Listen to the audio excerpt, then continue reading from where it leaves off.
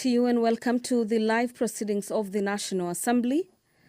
This being an afternoon sitting dated the 16th of April, the year is 2024.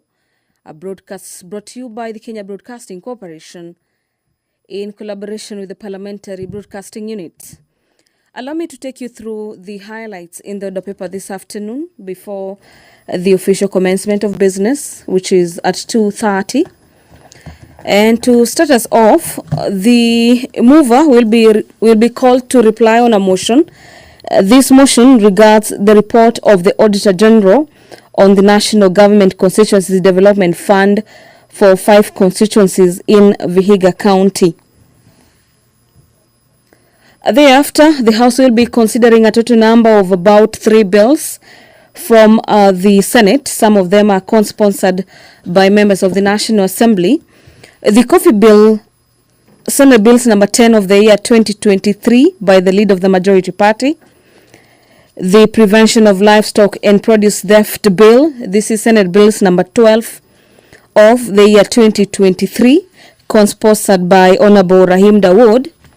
And the Parliamentary Powers and Privileges Amendment Bill, this is Senate Bills number 37 of the year 2023, co-sponsored by Honorable Jack Mwamboka, are bills that will be tabled for first reading this afternoon. To take you through some of the highlights in the bill is that the Coffee Bill 10/2023 will, among others, seek to address the establishment of a direct settlement system that will see farmers receive their money as soon as their produce is sold. In a nutshell, the Coffee Bill 2023 seeks to streamline the subsector and ensure farmers' earnings are increased. The Prevention of Livestock and Produce Theft 2023 is an act of Parliament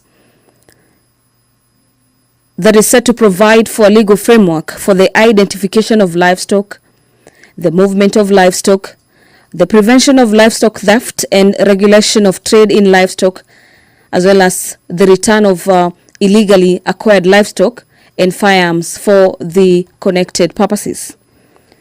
This bill is co-sponsored at the National Assembly by Honorable Rahim Dawood.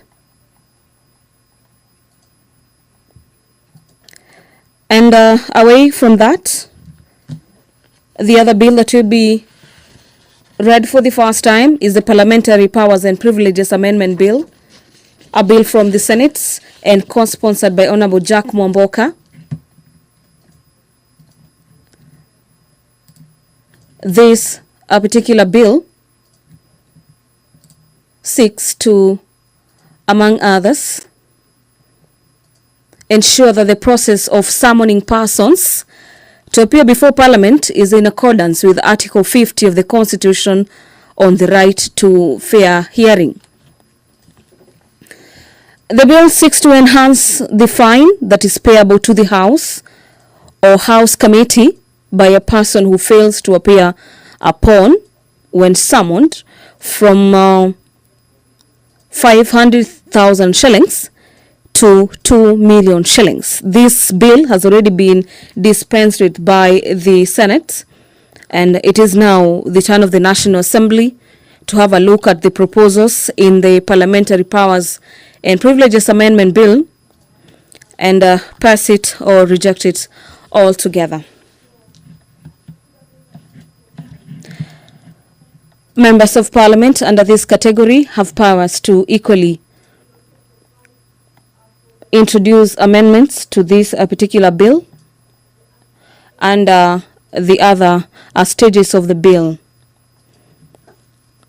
The Committee of the Whole at the National Assembly this afternoon will be considering the National Government Administration Laws Amendment Bill.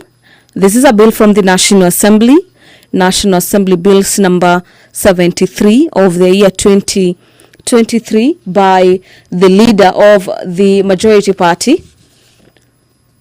After consideration of this crucial bill under the Committee of the Whole, the House will resume debate on a couple of bills. Among them is the National Land Commission Amendment Bill, National Assembly Bills number 43 of the year 2023 by Honorable Owen Bayer. The bill is currently at the second stage, as well as the County Licensing Uniform Procedure Bill. This is a bill from the Senate, Bill number 9 of the year 2022 by the Chairperson Departmental Committee on Matters Trade, Industry and Cooperatives.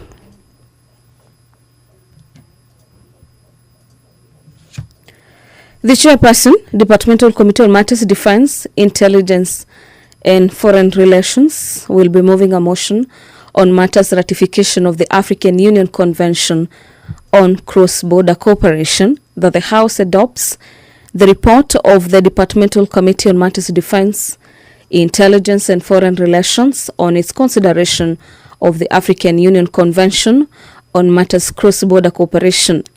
The committee laid its report on the table of the House on the 14th of March 2024, and that pursuant to the provisions of Section 8, Subsection 4 of the Treaty Making and Ratification Act 2012 approves the ratification of the African Union Convention on Matters Cross-Border Cooperation.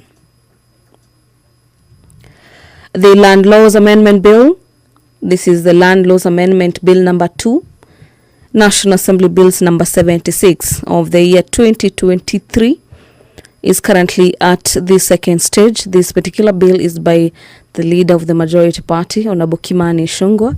And if in case you're just joining us, this live broadcast, the business of the National Assembly is just about to kick off.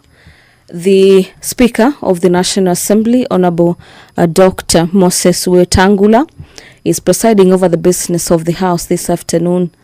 Allow me to hand you over so you can follow up on the developments coming from the chamber. Enjoy your viewing and good afternoon. Waheshimiwa, tuombe. Ewe Mwenyezi Mungu ambaye kwa hekima na wema wako umetoa nyadhifa za viongozi na mabunge kwa ustawi wa jamii na utawala wa haki wa wanadamu, tukusihi utazame kwa neema nyingi sisi watumishi wako ambao tumeridhika kukuita ili tutekeleze shughuli muhimu za jamhuri yetu.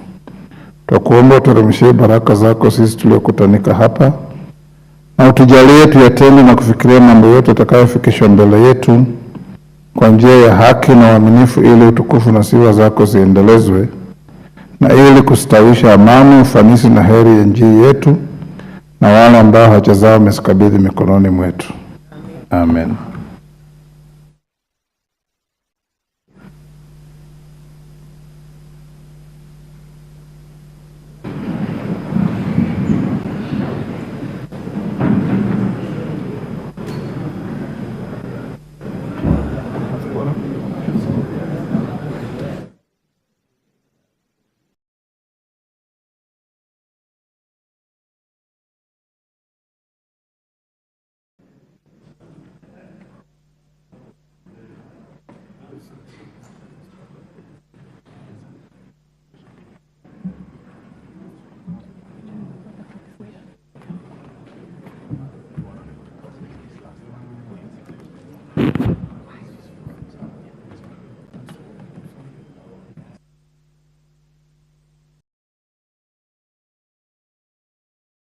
Honorable members, we have quorum to transact business. Clerk.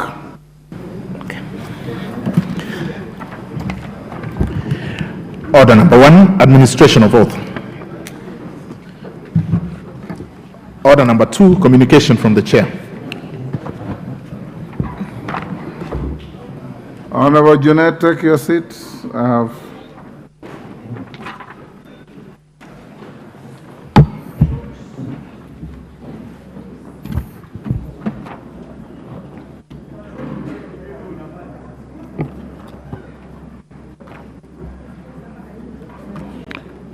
honorable members of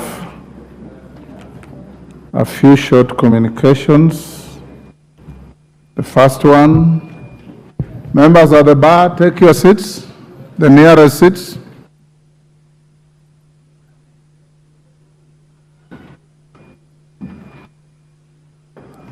Thank you. The first one is a recognition of a delegation from the County Assembly of Kisumu. Honorable members, I wish to introduce to you a delegation from the County Assembly of Kisumu who are seated in the Speaker's Gallery. The delegation comprises 9 members of the County Assembly Business Committee led by the Speaker, the Honorable Elisha Jack Oraro. They are accompanied by 8 members of staff led by the Clerk of the County Assembly, Mr. Owen Ojuok. The delegation is in the National Assembly to engage and learn on, among other things, the management and oversight of legislative business in the Assembly. On my behalf and of that of the National Assembly, I welcome the delegation to Parliament and wish them a fruitful engagement. I hope they stood up to be acknowledged. Thank you. You may take your seats. Honorable members at the bar, take the nearest seats.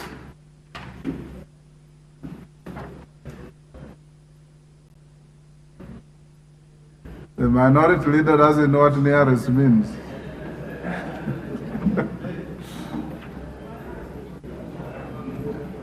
Alice Nganga, take the nearest seat.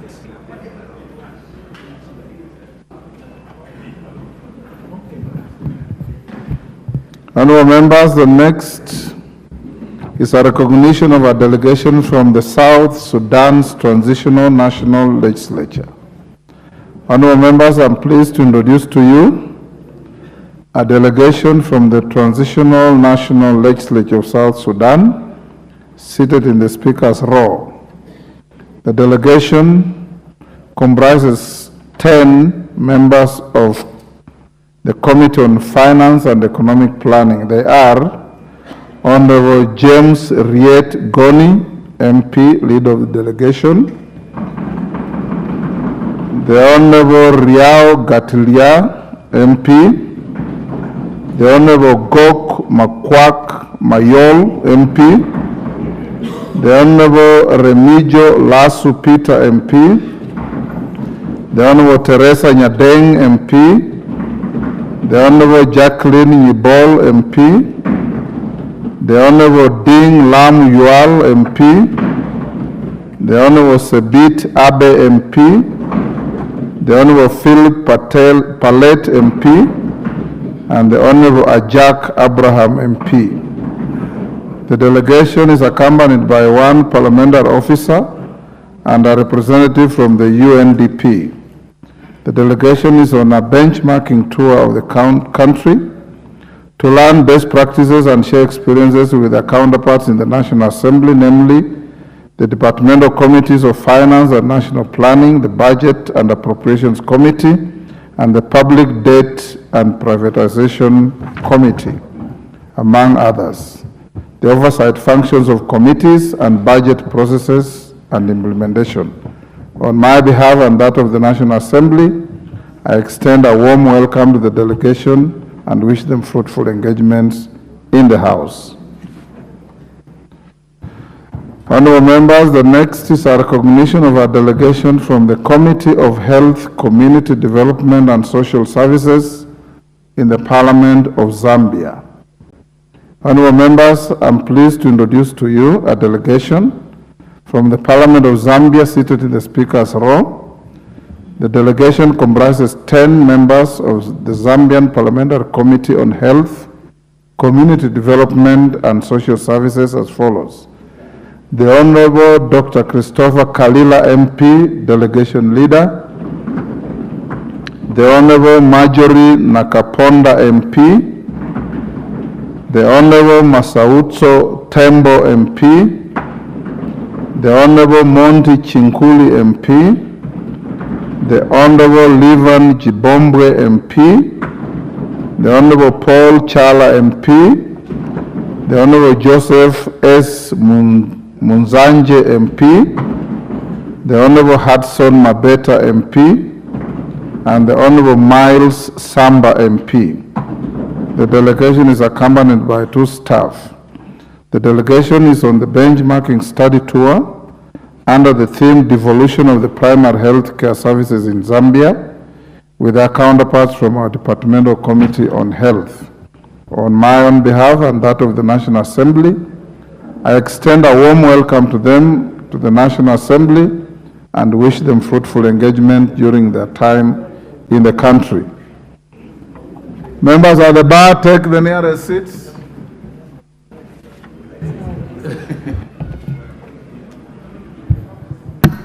The nearest seats.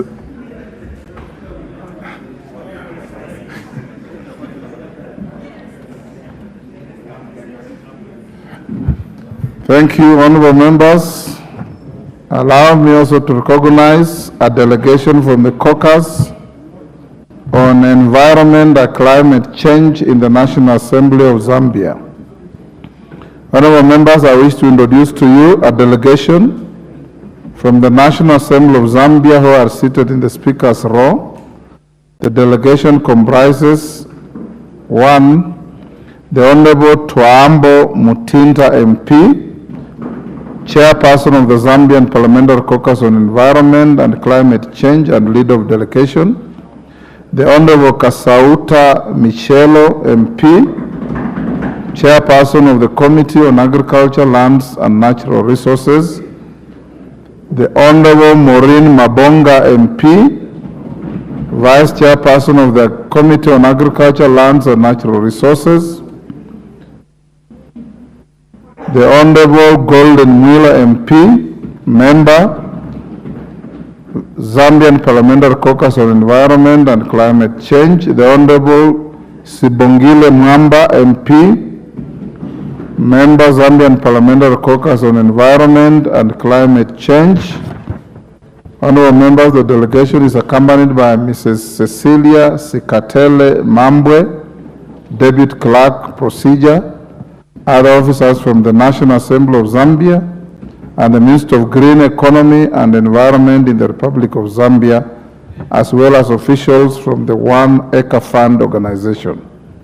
Honorable members, the delegation is in the country to learn from Kenya's experience on the implementation of the Climate Change Act of 2016. Notably, the National Assembly of Zambia is in the process of considering of a climate change legislation. On my behalf and that of the National Assembly, I welcome them to the Parliament and wish them a fruitful engagement during their stay. Thank you. Next order. Yeah. Okay, hold on, Kirui. Thank you.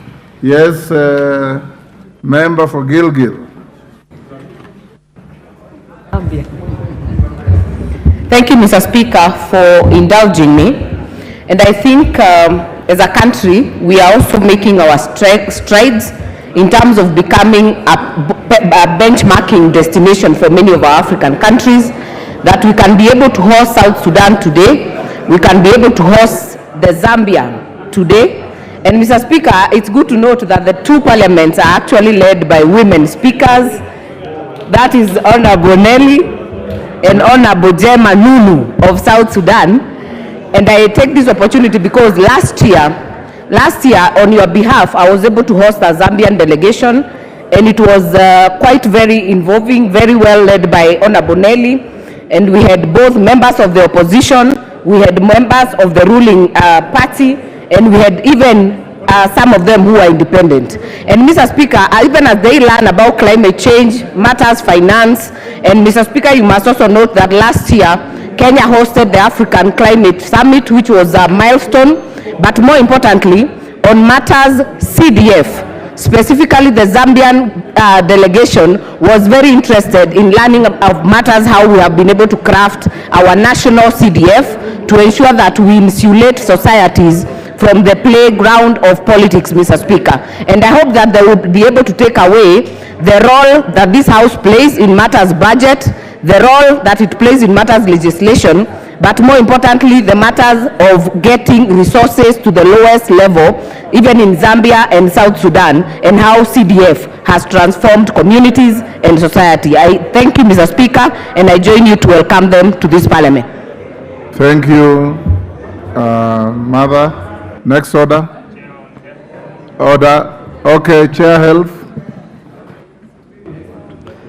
Thank you, Honorable Speaker. Honorable Speaker, I take this opportunity to welcome my colleagues from the Departmental Committee on Health from Zambia, led by Honorable Christopher. We had a very fruitful discussion in this chamber in the morning, Honorable Speaker, about the evolution and how they have developed their health and how we've also done since our new constitution of 2010. And we had shared a lot of experiences, hoping that they'll also be able to copy from us. Honorable Speaker, as you read their names, you realize even in Zambia you have Chinguli. When we have here Kenya, Honorable Sunguli. So we realize we are closely related as brothers. You heard of Maureen Mabonga. Mabonga is from Western Kenya. So this makes it that these are brothers and sisters, and therefore, as we share our experiences, I think that is good. They'll be visiting hospitals here within Nairobi. They'll be visiting our national hospitals and see how health has been developed in those facilities. Thank you, Honorable Speaker, and I want to join you in welcoming them again. Thank you. Esther Passaris. Thank you, Honorable Speaker. Honorable Speaker, I stand to welcome Honorable Miles Sampa, who is a member of the Pan-African Parliament, and he was also a contender recently for President of the Pan-African Parliament. So as Pan-African Parliament members, we welcome him to Kenya. Thank you. Yes, I'll come to you. Yes, Dr. Makale Mulu. Yeah, thank you very much, Honorable Speaker. Honorable Speaker, I want to take this opportunity also to welcome our colleagues from Southern Sudan, those who are here to interact with the Committee on Budget and Appropriations, the Committee on Finance and Planning, and the Committee on Public Debt and Privatization. I want to wish them well as we interact with them, Honorable Speaker. As you can see, they are meeting 3 committees which play a very big role in this House. So I want to join you and the rest of the members to say you're most welcome. Karibu sana Kenya. Minority Leader. The Honorable Speaker, thank you very much for your indulgence. I wish to take this opportunity on my own behalf and on behalf of my colleagues to welcome to the House of Parliament, specifically National Assembly, the delegation of the House Business Committee of the Kisumu County Assembly that is seated at the Speaker's gallery. The delegation, Honorable Speaker, is ably led by Speaker Elisha Oraro. Honorable Speaker, let me, as I welcome this wonderful delegation to this House, take this opportunity also to acknowledge that the Kisumu County Assembly is one of those county assemblies that has remained extremely stable, very stable, and has conducted its oversight role of the county executive very, very commendably. And I wish to encourage them and welcome them more and again to the Houses of Parliament. Thank you. You also should have acknowledged that Mr. Speaker allowed them to sit in our House Business Committee today. Which House Business Committee you missed today? Next order. Order number 3, messages. Yes. Order, honorable members standing in the walkway, take your seats. Honorable Mbadi, or is that Mbadi? Take your seat.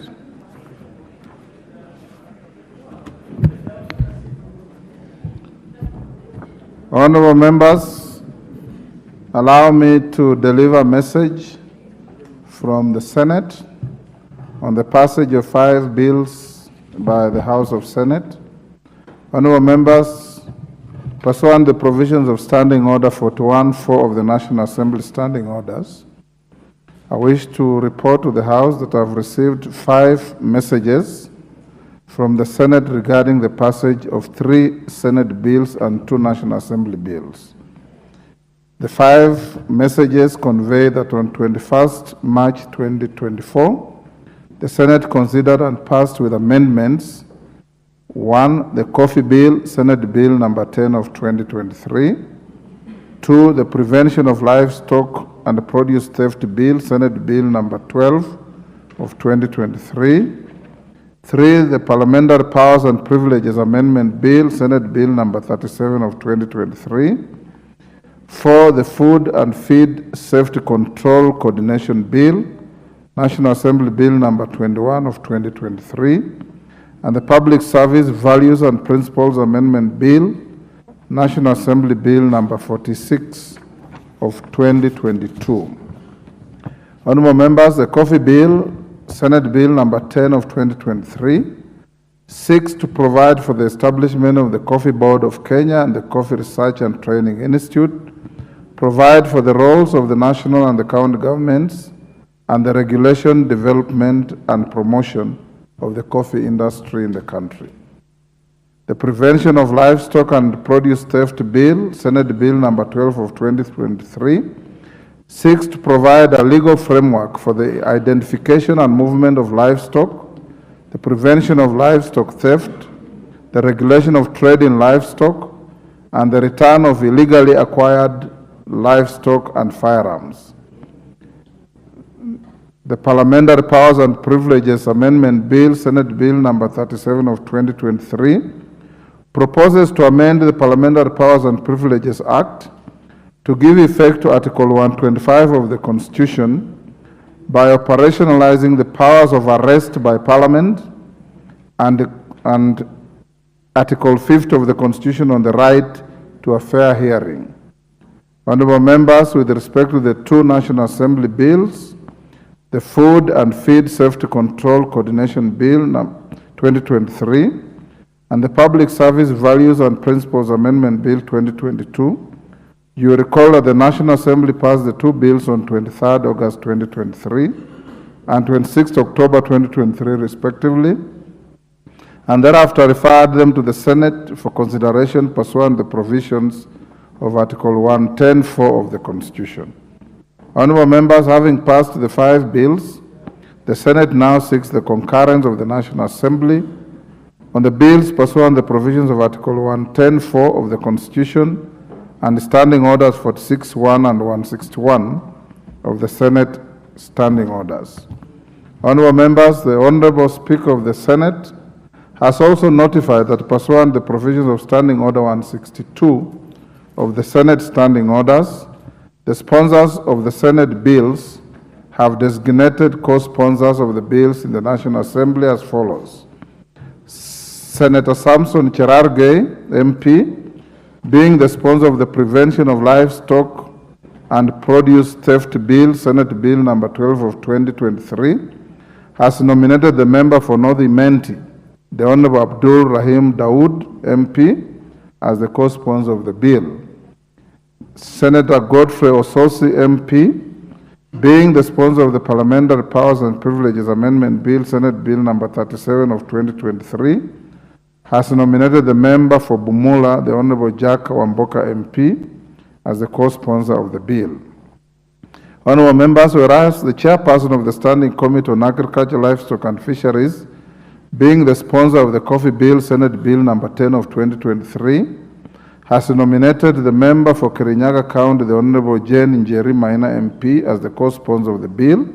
I'm aware of a prior arrangement and agreement between the National Assembly leader of the majority party and the Senate majority leader on the marshalling for consideration of the said bill.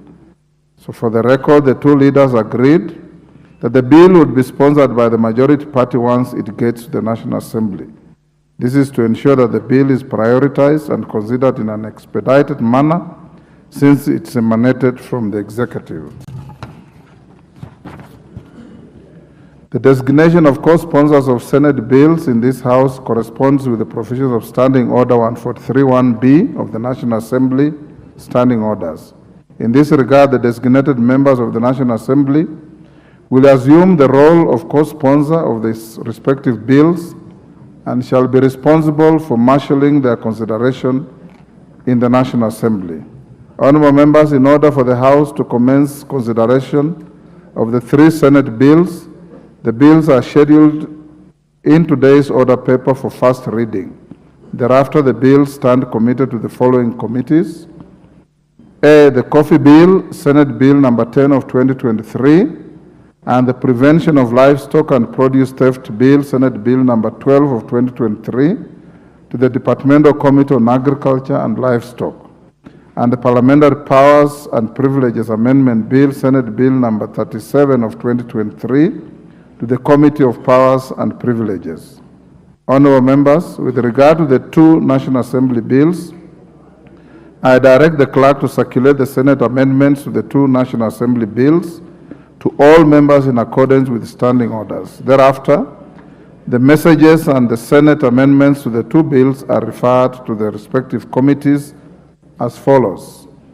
The Food and Feed Safety Control Coordination Bill, National Assembly Bill number 21 of 2023, to the Departmental Committee on Agriculture and Livestock, and the Public Service Values and Principles Amendment Bill, National Assembly Bill number 46 of 2022, to the Departmental Committee on Labor. I urge the committees to prioritize the bills in their agenda and report to the House as soon as practicable to enable the House to proceed with the next stage of the bills. The House is accordingly guided. I thank you. Next order. Order number 4, petitions. Order number 5, papers. Majority Leader. I thank you, Honorable Speaker. Honorable Speaker, this afternoon I beg to lay the following papers on the table of the House today, Tuesday, April 16th, 2024. Honorable Speaker, the first reports of the Auditor General and financial statements for the year ended 30th June 2023 in respect of 1. Nyayo T-Zone Development Corporation, 2. Kenya Dairy Board, 3. Non-Governmental Organization Coordination Board, 4. Technical and Vocational Education and Training Authority, 5. National Council for Nomadic Education in Kenya, 6. Mama Ngina University College, 7. Kenya Deposit Insurance Corporation, 8. Nairobi Center for International Arbitration, 9. Nursing Council of Kenya, 10. Kisii National Polytechnic, 11. Nyeri National Polytechnic, 12. Private Security Regulatory Authority, 13. National Authority for the Campaign Against Alcohol and Drug Abuse, NACADA, 14. Council of Governors, 15. The Technical University of Kenya, 16. Kenya School of Law, 17. Meru University of Science and Technology, 18. Kenya National Highways Authority, 19. Nyandarua National Polytechnic, 20. Lake Basin Development Authority, 21. Kenya Medical Research Institute, Cambridge, 22. Kenya Coast National Polytechnic, 23. Southeastern Kenya University, 24. Bandari Maritime College, 25. Technical University of Mombasa, and 26. Murang'a University of Technology. Honorable Speaker, I beg to lay. Thank you, Majority Leader. Chairperson, Departmental Committee on Transport and Infrastructure. GK. Thank you, Honorable Speaker. Honorable Speaker, I beg to lay the following paper on the table of the House today, Tuesday, 16th April 2024. Report of the Departmental Committee on Transport and Infrastructure on its attendance of the annual meeting of the African Network of Road Safety Registrators held in Kampala, Uganda from 2nd to 3rd May 2023. Thank you, Honorable Speaker. Thank you. Chairperson, Departmental Committee on Defense, Intelligence and Foreign Relations. Thank you, Honorable Speaker. Honorable Speaker, I beg to lay the following paper on the table of the House today, Tuesday, 16th April 2024. Report of the Departmental Committee on Defense, Intelligence and Foreign Relations on its vetting of nominees for the appointment as High Commissioners, Ambassadors, Permanent Representatives and Consul Generals. Next order.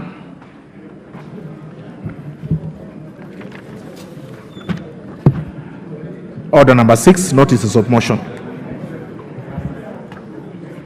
Chairperson, Departmental Committee on Defense, Intelligence and Foreign Relations. Give your notice of motion. Report on the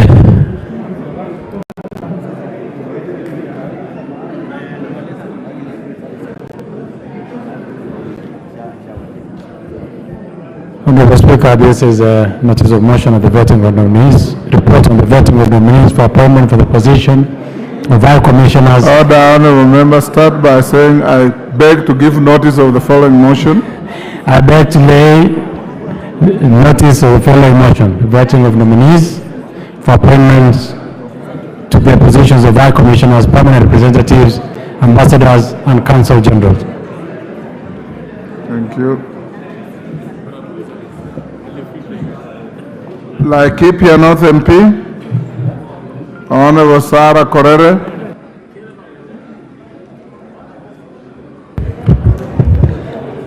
Thank you, Honorable Speaker. Honorable Speaker, pursuant to Standing Order 331, I rise to seek leave for the adjournment of the House for the purpose of discussing a definite matter of urgent national importance regarding the escalating state of insecurity in Laikipia County and specifically Laikipia North constituency.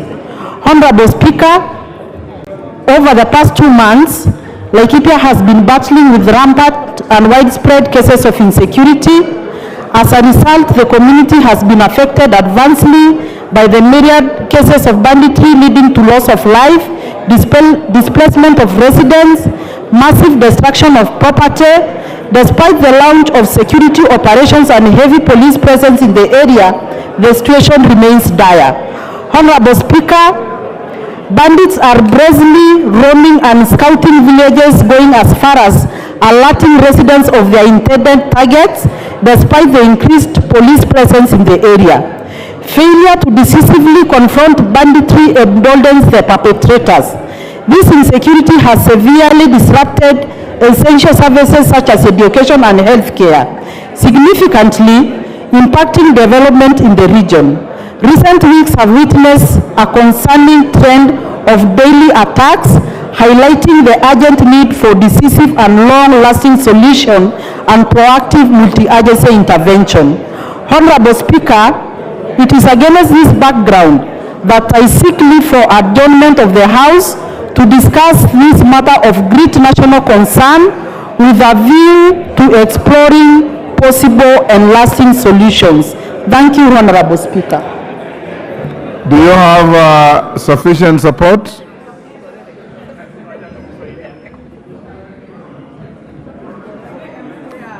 Honorable members, in fact, take your seats. This motion generates interest from Sarah Korere and Honorable Kunjuri of Laikipia East. So, and members of my panel who will be in the chair, the first bite after Korere should be Mwangi Kunjuri, then you open up the floor to anybody and everybody. Number 2, Sarah, you'll be, Honorable Korere, you should be ready to move your motion at 6.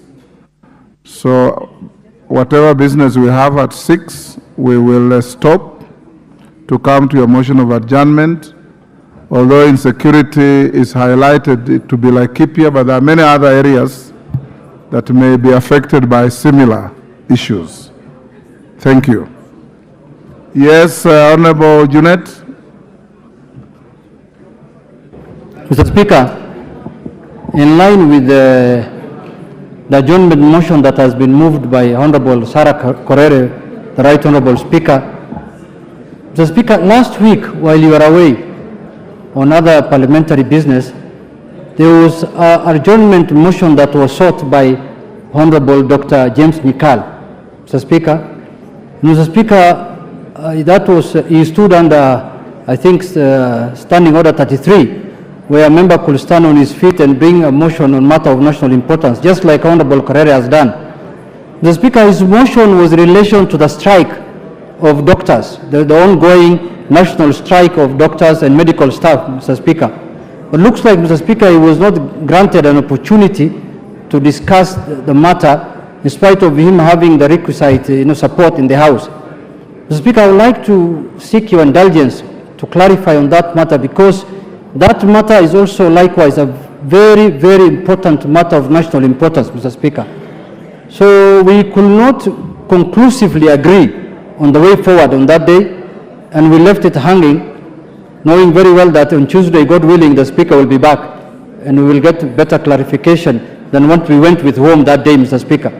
So, Mr. Speaker, this matter of national importance, as you know, are seasonal. A matter might be of national importance today, and it ends up becoming tonight a matter of county importance or non-important, Mr. Speaker. And as you are aware, Mr. Speaker, this doctor strike and medical personnel strike has been going on for the last almost now a month, Mr. Speaker, without any solution, and this house is the house that deals with matters of concern to the people, Mr. Speaker.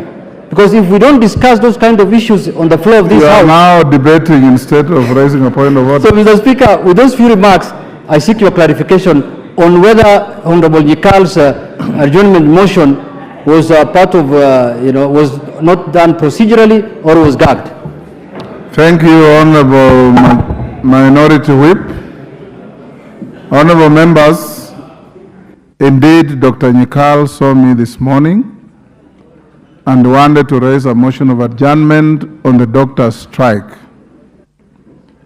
I later learned that last week there was a similar attempt to move a motion of adjournment, which motion had not been approved by the office of the Speaker.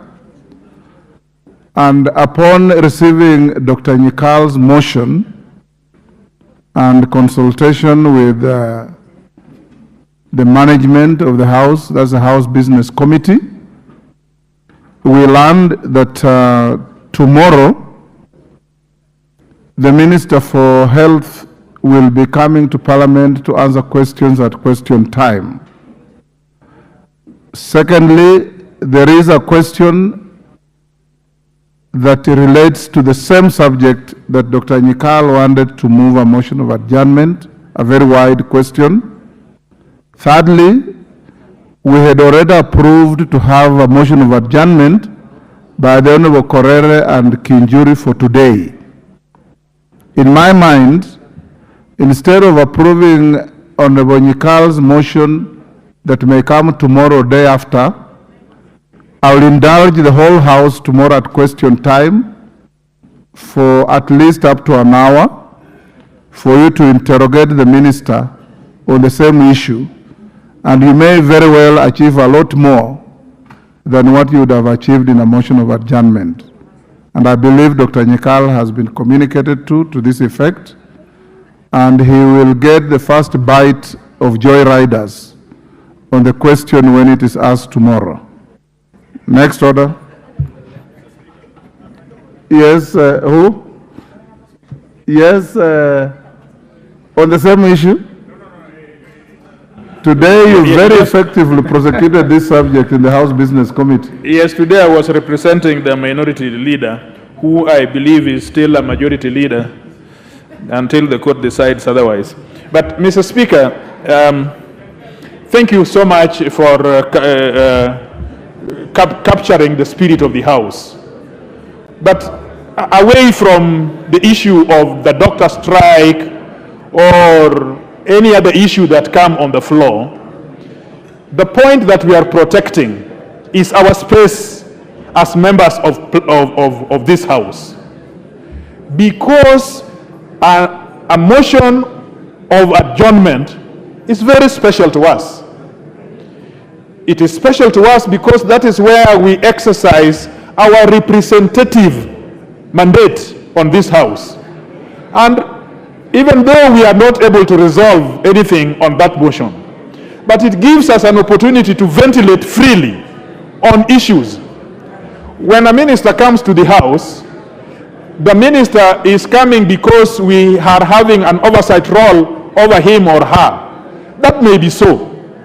But the space and the special space of this adjournment motion must never be clouded under issues of politics or the issues of the day. Because, Mr. Speaker, in your absence, a temporary speaker made a decision which you are now aware, that when proceedings are taking place either in committee or some other place in the presence of Parliament, that the plenary is unable to interrogate and discuss those issues. We just want you to preserve the standing order and our space to ventilate openly, even if we don't resolve anything. That opportunity in itself is so sacred to us, and this is the issue that we present to you on the sacredness of that standing order to a member of parliament, whether this side or the other side, on any issue that we think should be addressed. Thank you. I hear you. Honorable Koech, I understand you did not properly give your notice of motion. Can you go ahead now? Honorable Speaker, my apologies. Honorable Speaker, I beg to give the notice of the following motion, that taking into consideration the findings of the Departmental Committee on Defense, Intelligence and Foreign Relations in its report on the vetting of the nominees for the appointment as High Commissioners, Ambassadors, Permanent Representative and Consul Generals, laid on the table of the House on Tuesday, 16th April 2024, and pursuant to provisions of Article 132E of the Constitution, Section 22 of the Foreign Service Act 2021 and Section 3 and 8 of the Public Appointments Parliamentary Approval Act 2011, this House approves the appointments of the following persons as High Commissioners, Permanent Representatives, and Ambassadors. I will have them in cluster. High Commissioners: Ms. Catherine Kirumba Karemo, London, United Kingdom. Honorable Josh Mahangi as High Commissioner, Kampala, Uganda. Honorable Lilian Tomitom as High Commissioner, Lusaka, Zambia. Ms. Caroline Kamene Daudi as High Commissioner, Ottawa, Canada. Lieutenant General Peter Mbogo Njiru as High Commissioner, Islamabad, Pakistan. Ambassadors: Honorable Frederick Otieno Outa, Cairo, Egypt. Professor Anne Kisaka Nangulu, Dakar, Senegal. Mr. Timothy Kaluma Mcharo, Algiers, Algeria. Honorable Christopher Andrew Langat, Abidjan, Cote d'Ivoire. Mr. Jessica Mudhoni Gakinya, Rabat, Morocco. Honorable Alima Yusuf Mucheke, The Hague, Netherlands. Mr. David Kiprangat Kerich, Washington, D.C., USA. Ms. Evelyn Mwenda Karisa, Havana, Cuba. Dr. Peter Mutuku Mavuki, Moscow, Russia. Ambassador Moi Lemushira, Tokyo, Japan. Mr. Kenneth Milimo Nganga, Abu Dhabi, UAE. Lieutenant General John Amangi, Tehran, Iran. Mr. Abdi Aden Korio, Muscat, Oman. Permanent Representatives: Ms. Gertrude N. Angote, United Nations Environment Program, UNEP. Ms. Grace Atieno Okara, United Nations Habitat. Dr. Fancy Tor, Ambassador and Permanent Representative, Geneva. Mr. Kitala Erastus Locale, United Nations, New York. Consuls General: Mr. Ezra Chiloba, Los Angeles, USA. Mr. Adan Mohammed, Jeddah, Saudi Arabia. Mr. David Iboko Lokemer, Dubai, UAE. And two, that rejects the appointment of Mr. Charles Givingi Keiru as Consul General, Goma, Democratic Republic of Congo. And three, resolves that henceforth Consuls Generals should undergo vetting after their nomination by appointing authority, and that the appointing authority recalls the serving Consuls General not voted for the vetting and approval by the National Assembly. Thank you. Thank you, Honorable Koech. Honorable members, as we go to order number 8, allow me to rearrange the business on the order paper a little. Let's do order number 9, 10, and 11 being first reading. Then we come back to order number 8 for the mover to reply on the motion on NGCDF Vihiga County. Clerk.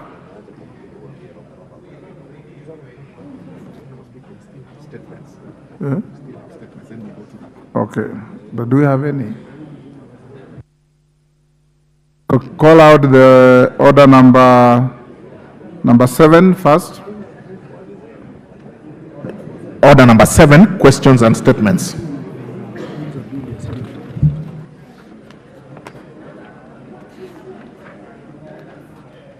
We don't have any.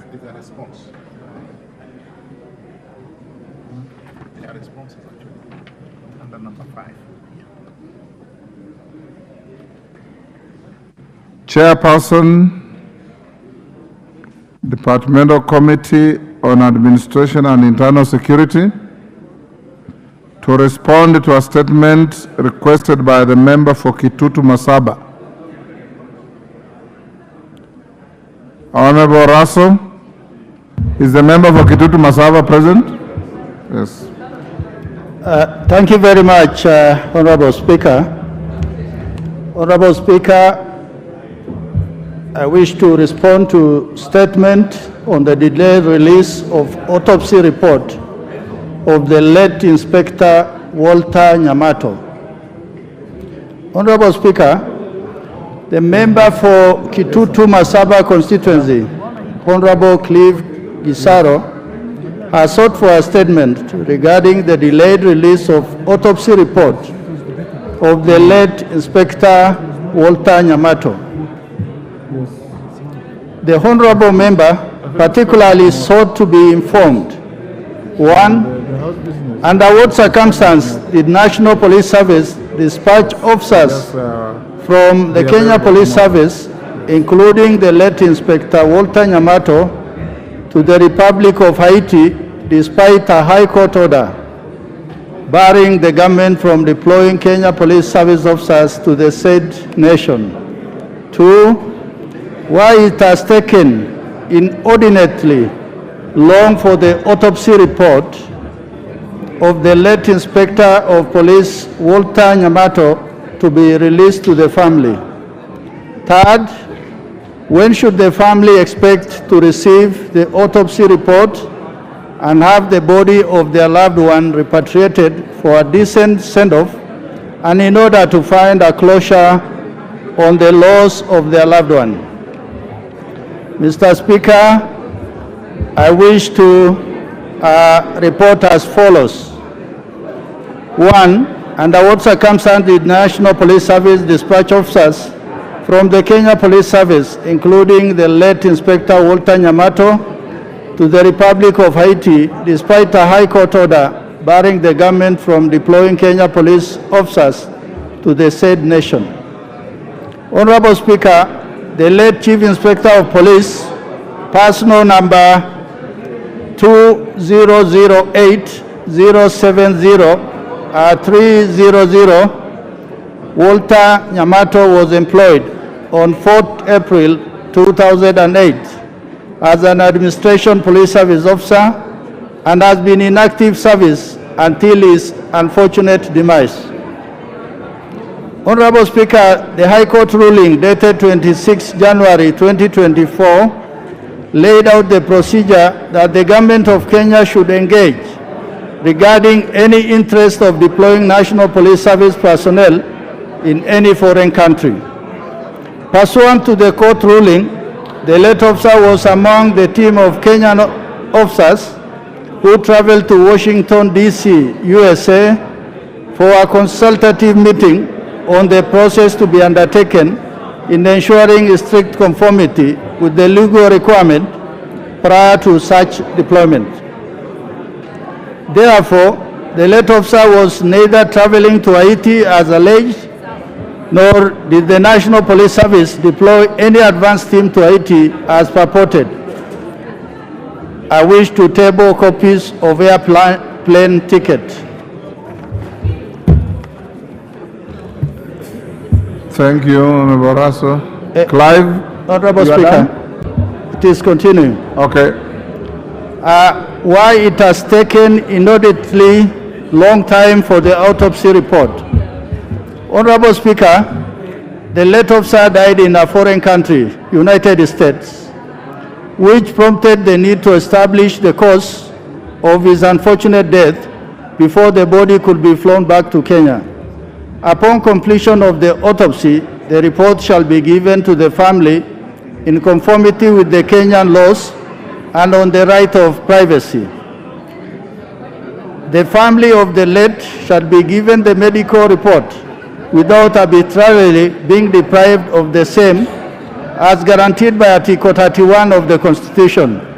This shall be done in a manner to ensure that authority releasing such information does not contravene the family's fundamental rights under the Constitution, which guarantees their inherent dignity. Finally, Mr. Speaker, the honorable member asked when should the family expect to receive the autopsy report and have the body of their loved one. Mr. Speaker, the body of the late officer arrived in the country on 7th March 2024 and was received by the family in the company of senior officers in the National Police Service. He was laid to rest on 15 March 2024 at his home in Nyamira County. The autopsy report shall be available to the family once received from the U.S. Thank you, Honorable Speaker. Thank you, Honorable Russell. Clive, do you have any issue with the statement which you requested? Thank you, Honorable Speaker. However, much I may not be very much satisfied with some of the responses given. On the first item, they have tried to answer the question of the mission in which the Officer Nyamato was involved in. Yes, he was not destined to Haiti, but the discussion and the agenda of his trip had to do with sending our police officer to Haiti, which I do believe is open for a wider discussion. On the second and third question, Honorable Speaker, Nyamato passed on sometimes towards mid of February. His body was received in Kenya and buried in mid-March, a month later. I attended the burial. It was right in my village. Honorable Speaker, as we speak today, a month later after the burial, the family is yet to receive the autopsy report. I didn't seek a statement on who did what. My statement was on what was the cause of the death of Inspector Nyamato. So if we are saying that 2 months later, the government does not know what killed its officer, whether it was a heart attack, whether it was a stroke, whether it was poisoning, that is all we want to know, what led to the death of Inspector Nyamato. Mr. Speaker, 2 months down the road, the government is waiting for a response from the United States of America. This leaves a lot of questions, more than the answers given. Thank you, Honorable Speaker. Honorable Russell, do you have the autopsy report? Thank you, Honorable Speaker. Honorable Speaker, I understand the concerns of the Honorable Member, but I think the issue that we both must understand, this officer died in a foreign country, where that information of autopsy may not necessarily be released to the government, but even if that is done, the person who must receive the information first is the family. I think the response by the Honorable Minister is very clear, that we must respect that the family must be given this information in confidence. But as it were, we even spoke to the CS that is in contact with the Kenyan Embassy in Washington so that they are able to get this autopsy report. Thank you, Honorable Speaker. Yes, Wandai. You know, this saga, Honorable Speaker, surrounding the death of Inspector Nyamato, raises a lot more fundamental issues, not just about Nyamato now, but any other Kenyan officer who in future might find themselves in a similar situation. Honorable Speaker, I think the relevant persons, through the chair, should take this matter a bit more seriously. You know, Honorable Speaker, it is thoroughly agonizing for a family to lose a loved one, and 3 months now almost, nobody is telling them what caused his death. You know, that is a simple thing the Honorable Gisairo is asking for.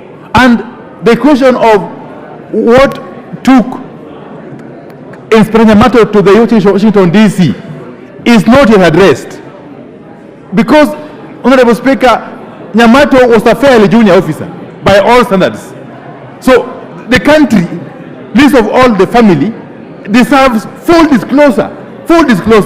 Even if we talk about national security issues. But we deserve full disclosure at what was the role that Inspector Nyamato, a fairly junior officer, going to play in Washington, D.C., if not Haiti. These are questions that have to be answered now or later, Honorable Speaker. Thank you. Yes, Dado. Thank you very much, Honorable Speaker. I think as a committee, we'll take it upon ourselves to make sure that we get the autopsy report as soon as possible. Thank you, Honorable Speaker.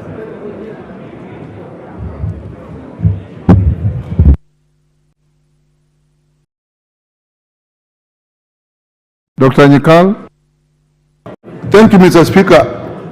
I think when a family loses a member, it's a very important issue. But there's a more basic issue, Mr. Speaker, that I would really like you to listen to. This process we have created of seeking statements from chairs of committees, Mr. Speaker, I think we are giving ourselves a raw deal, because we read written statements. As MP, as members of parliament and chairman of committee, we do not have information.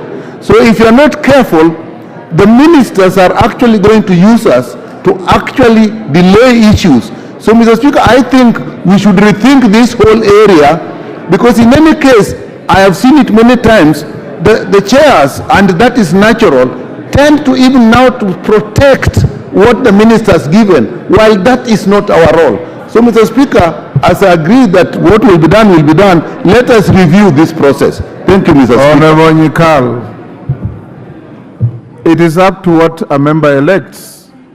When I communicated to this House that the ministers will be coming here to answer questions, I also gave members an option. If you wish to seek for a statement through a committee chair, which information may be inadequate or may not have sufficient material to answer supplementary questions, you get what you ask for. Because ministers come here routinely. In fact, on the list of ministers to come, as indicated to me by the majority leader, the Minister for Interior will be here in the next 2-3 weeks. So if the Honorable Clive had elected to fire a question to the minister, what you are complaining about would not be there. He chose to file a question to the committee, and the committee has brought what the ministry has given them. So it's a matter of choice. Choose well, you get a good answer. Choose badly, you may get an inadequate answer. Yes, Kamket, we are coming to your statement. The next statement is in response to your request. So there's nothing out of order at this point. Dida Raso. Next, not Raso.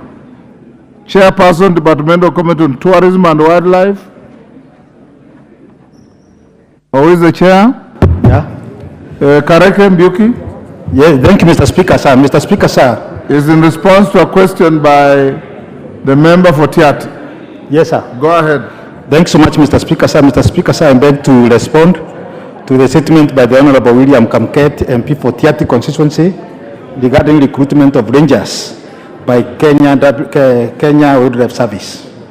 Mr. Speaker, sir, pursuant to the provision of Standing Order 44.2c, the above honourable member requested for a statement from the chairperson of the Departmental Committee on Tourism and Wildlife regarding the above subject matter on 11th April 2024. The committee resolved to write to the Cabinet Secretary, Minister of Tourism and Wildlife, on a letter dated 12th of April, inviting the Cabinet Secretary to appear before the committee on 16th of April 2024 to respond to the specific matters raised in the statement.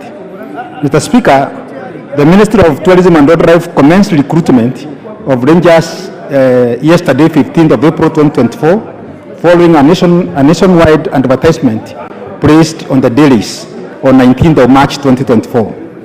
Honorable Speaker, during the committee meeting which was held today, and whereby we had invited the Honorable William Kamket, and actually he was present, the Cabinet Secretary reported to the committee that extensive effort were undertaken in order to mobilize resources for the ongoing recruitment.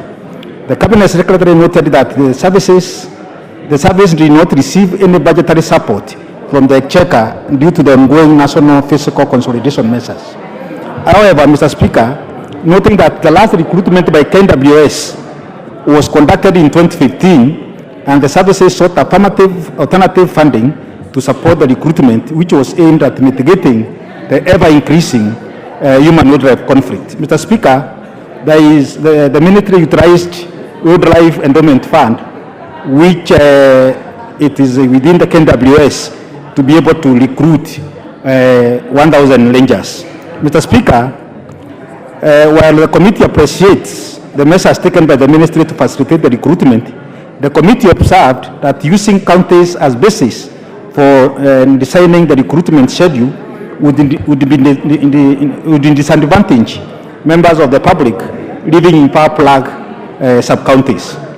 Mr. Speaker, Article 21(3) of the Constitution provides that all state organs and all public officers have a duty to address the needs of the vulnerable groups within the society, including youth and members of the minority or the marginalized communities. Mr. Speaker, further Article 56 mandates the state to put up press affirmative action program designed to ensure that the minorities and the marginalized groups are provided special opportunities for access to employment. Mr. Speaker, the Cabinet Secretary indicated that the services resolved. The Cabinet Secretary indicated that KWS resolved to conduct the recruitment at the county level due to the prevailing budgetary constraints. It submitted that the ministry has implemented a centralized recruitment process designed to allocate slot per constituency in order to guarantee fair and adequate distribution of successful recruits, Mr. Speaker. Mr. Speaker, the implication of this is that it is only the recruitment which is centralized at the county headquarters level, but each and every constituency will be able to have their own fair share, and they will be able to have separate recruitment per constituency, but in a centralized location, Mr. Speaker. Mr. Speaker, the members of the committee raised additional concerns relating to the recruitment, including lack of equal opportunities for youth and at the constituency level, particularly outlining the sub-counties which have limited opportunity. The Cabinet Secretary indicated that the ministry has implemented mechanisms to ensure that appropriate corrective measures will be taken where the disparities are identified, including adjusting numbers of recruitment to address the gaps. He submitted that the measures designed to address any possible shortcomings will ensure fair representation of the minority and the marginalized community, and also, Mr. Speaker, considering the population density of each and every sub-county, Mr. Speaker.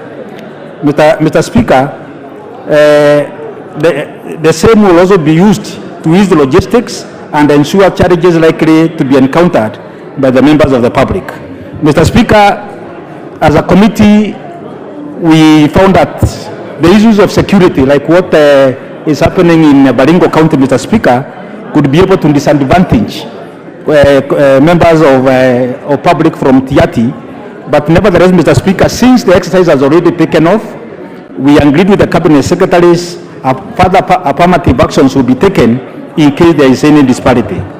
Mr. Speaker, the Cabinet Secretary also submitted that the Ministry has established an affirmative action for counties bordering national parks and mostly affected by the human wildlife conflict. Mr. Speaker, these counties which will be able to get extra numbers due to, by virtue that they are bordering counties, are Nairobi, Nakuru, Kajiado, Meru, Bungoma, Garissa, Taita Taveta, Narok, Makueni, Homa Bay, Turkana, Trans Nzoia, Machakos, and Siaya counties.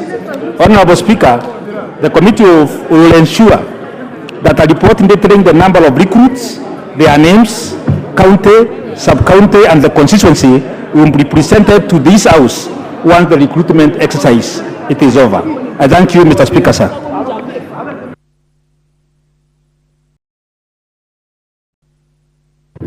Kamket, you satisfied with the response? Give Kamket the mic. Thank you, Mr. Speaker. Indeed, Mr. Speaker, I appeared before the committee in the morning as a friend of the committee, and the response by the chair captures what the minister said, except, Mr. Speaker, that there are no guarantees. What is happening, Mr. Speaker, from the explanation of the Cabinet Secretary, what seems to be happening is that the ministry has decided to transfer the burden of cost from the ministry to the hustlers themselves. Instead of the ministry going down to the sub-counties, they have gone to the counties in order to save costs.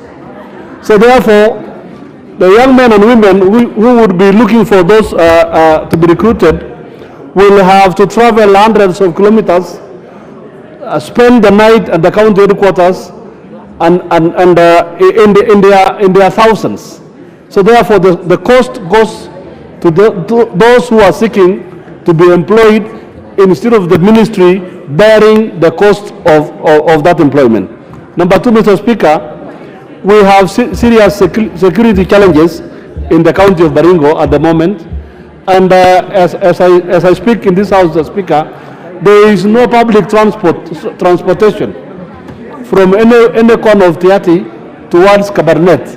And that's a problem that our people, the people I represent, it is guaranteed that they will not be able to be employed or to be recruited at Kabarnet during this recruitment exercise. But as you mentioned earlier, when Honorable TJ raised on the matter of statement vis-a-vis question. Mr. Speaker, the problem we have is this.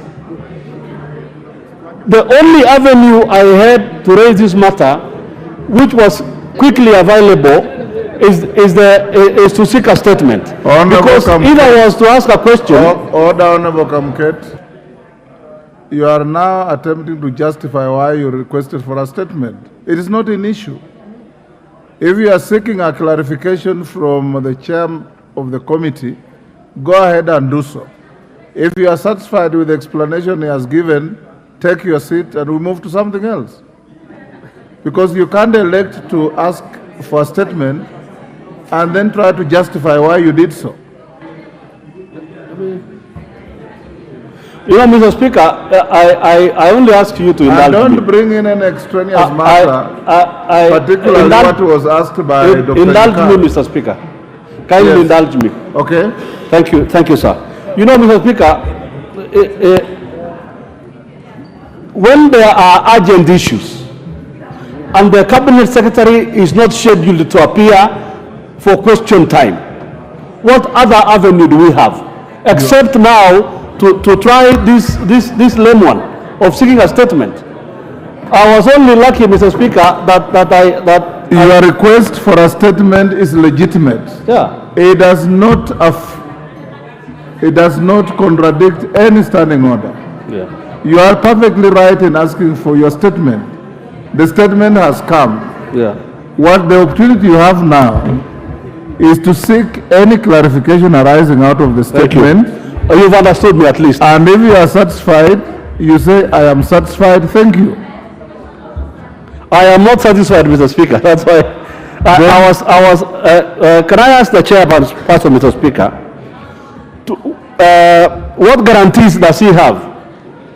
What guarantees can he give that the people of Tiaty shall be recruited at the county headquarters, given the problem of insecurity that we have in the county at the moment? That is good. Yes, Milemba. Kareke Mbuki, take... Thank you, Honourable Speaker. Though the Honourable Member of Tiaty looks at this as a weak link, I want to ride on his having asked for this statement, because it gives me a great platform that we have the same challenge in our constituencies in Vihiga and more specifically Muhaya, where I represent. That members and the young people in this state of the nation where employment is very difficult, everyone is very keen about any opportunity that arises for employment. And members in my own constituency, Muhaya, were told to walk all the way to Kidundu, which is very far, and that actually limits the number of young people who would go to actually sort for this employment and jobs and opportunities provided for by KWS. So yes, we get the statement, and I want to thank the member of Tiaty for having sought for this statement. I want to ask the chair that which guarantee moving forward is there that in future, or even now, if it's possible, this business of recruitment for KWS can be done at the constituency level, which is the baseline where everybody can actually access the opportunities, because we want to give equal opportunities to all the Kenyans. And number two, now that it was done at the level of county, given that they are saving the costs, which guarantee do you have for us and Kenyans outside there that we shall have a list printed out to show how the distribution will have been done per constituency where we wanted it to be done? Honourable Speaker, those are my two issues I want to raise. Thank you. Thank you. Clap. Thank you, Mr. Speaker. I wish to acknowledge that there are security challenges in Baringo, and also agree with the chairman for tourism and wildlife.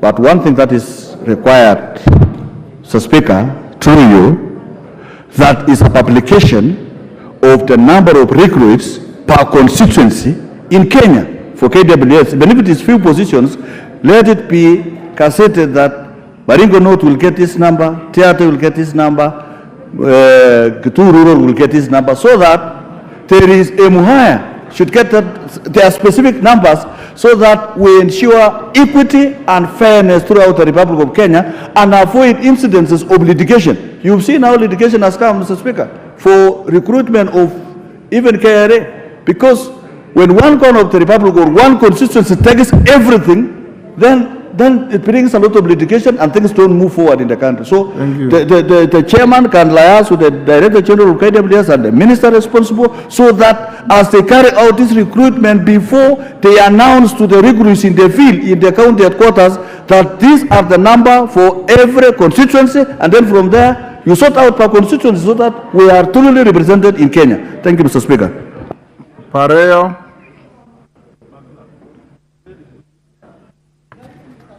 Giving me this opportunity, and I want to add my voice to what the members have said, because when it comes to an opportunity like this one, we want all Kenyans to enjoy the opportunity, and when it is done in a way that you don't even understand who is being hired, and even reaching to the people that are needed to be employed. For me, I see that I am an MP of two sub-counties, that is Narok North sub-county and Central sub-county. And when you look at Narok North, it is a hardship area that even this youth cannot come to Central Division. So for me, I just want to these vacancies to be shared equally, so that as we move from here, we will know that each constituency will have this number, other than having a blank thing that were even after the interviews, after our youth running for the whole day, 2 days, finally none of them will get an opportunity to be employed. So I also support that there is a need for these shares to be shared equally. Thank you. Kangogo.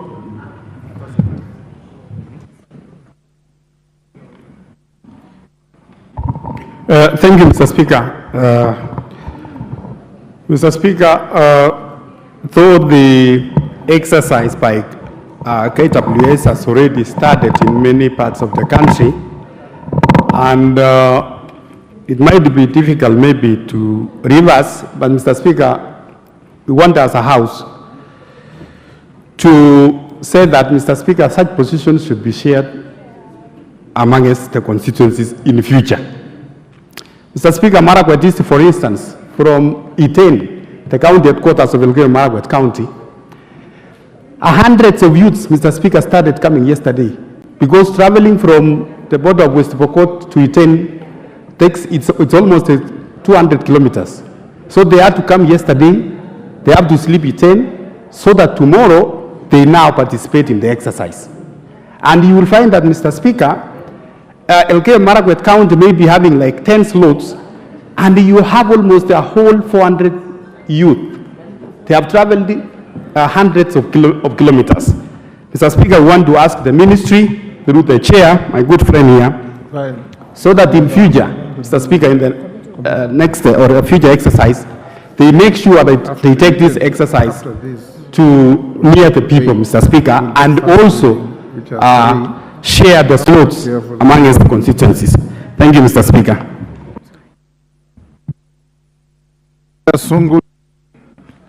Kareke, I hope you are recording all the interventions. Mr. Speaker, I want to thank the chairman of the committee for the very eloquent statement. Mr. Speaker, I hope that I've heard the chairman say, but they are engaging the chairman too much. I heard the chairman say that certain constituencies, certain counties which are bordering national parks and game reserves will get a priority, will get affirmative action. And that's a very good thing, Mr. Speaker. I just want to urge the chairman that I hope that is not lip service to those particular counties, because the people of Narok County have looked after the wildlife so much, and they treasure that particular responsibility to be employed by KWS. We hope that that statement will be adhered to. Of course, it's a pity that people from Kilgoris will be asked to go to Olentimama Stadium, which is so far away. They have to come across through Kisii, Bomet, in order to get back to their Narok headquarters. And it would have been much easier for the KWS to wait for funds to go and recruit people on site. But that being the case, we hope that this will be a transparent exercise and that we can actually get to know the report of how affirmative action was conducted. Baya, you're the last on this. Timothy Kangogo has asked about Marakwet. I believe it covers you. Honorable Speaker, thank you very much for this opportunity. Honorable Speaker, what we need to do, especially in the recruitment of people to the armed forces, is to create greater accountability, and such that every Kenyan has an equal opportunity like any other Kenyan to be recruited into the forces. Honorable Speaker, what happens, the recruitment officers will come to Kilifi, and they will, at the end of the day, leave, and we do not know who has qualified, who has not qualified. At the end of the day, when they go report, there is nobody from Kilifi. But, Honorable Speaker, what we need to is, we want at the end of the recruitment exercise, just like we do in elections, we want the list of those that have been selected to be pasted on the wall of an office, so that everybody knows in this village, in this sub-county, so and so and so were taken from that rigorous competition. Honorable Speaker, imagine those people come, they run, they do all those kind of things. At the end of the day, you know I have qualified, but you are told to taken to a chamber there, and you are told, you know, we can't take you because you failed in a urine test. And yet you did a urine test the previous day, which actually showed you are clean. But on that particular day, and then they say, you know, if you run for a long time, your urine changes color. On that aspect, a person from Kilifi is left, because we know that that probably they have already a list somewhere else. So, Honorable Speaker, we must, as members of Parliament, demand greater accountability in the recruitment of armed forces. When people go to, we want to know how many slots have been allocated for Kilifi and how many Kilifians have been recruited into that. That then we will rest easy knowing that no corruption or malpractices have been. So the committee, please, as KWS goes on this, we want greater accountability on the numbers recruited. We want to know how many will be recruited beforehand, and we want to know how many have been recruited. And that is the best way to bring accountability. I thank you, Honorable Speaker. Karaka Mbuki, I think most of the concerns are the same. Thank you so much, Mr. Speaker. Mr. Speaker, sir, I would like to appreciate all the sentiment raised by the members. Indeed, Mr. Speaker, they are extremely very varied. And Mr. Speaker, sir, it's good to note that during the morning session, we were with the MP for Tiati, the Honorable William Kamket, and we had a very good conversation with the State Department of Wildlife, headed by the Cabinet Secretary. Mr. Speaker, I want us as members needed to appreciate the initiative taken by the Ministry of Tourism and Wildlife toward the recruitment of rangers. Because, Mr. Speaker, the last time KWS recruited was in 2015, and to date, up to date, Mr. Speaker, there is their need of more rangers and other personnel by KWS, Mr. Speaker. Mr. Speaker, as I indicated earlier, KWS is faced with serious financial constraints. That's why, Mr. Speaker, they could not be able to afford, in terms of the budgetary constraint, they could not really be able to go at the sub-county level. And also, Mr. Speaker, we need to appreciate how many number of recruits are being recruited, Mr. Speaker. We are talking of 1,000 recruits, Mr. Speaker, as compared to KNDF or Kenya Police Service, who normally recruit more than 10,000 plus. Mr. Speaker, on average, Mr. Speaker, we expect each constituency to recruit 3 rangers. And Mr. Speaker, you can be able now to imagine the logistics of now going to do all this recruitment at the sub-county level. Mr. Speaker, it is because of the same that the ministry decided they will be able to do recruitment at the county level. But even at the county level, Mr. Speaker, each and every constituency, if I thought they have gone to Nyayo Stadium, each and every constituency in Nairobi will be able to do their own independent recruitment, but at a centralized level. Mr. Speaker, I want to give a commitment that immediately after the recruitments are over, I'm going to table the list of all the recruits who have been recruited across the entire country in all the 290 constituencies, Mr. Speaker, which I'm going to table in this House. Mr. Speaker, at the same time, I want to give a commitment that each and every constituency will be able to get its own fair share of each and every recruit in their respective constituency. So, Mr. Speaker, basically the members were so much concerned what will really be able to go to each and every sub-county or each and every constituency. But, Mr. Speaker, this is a learning lesson.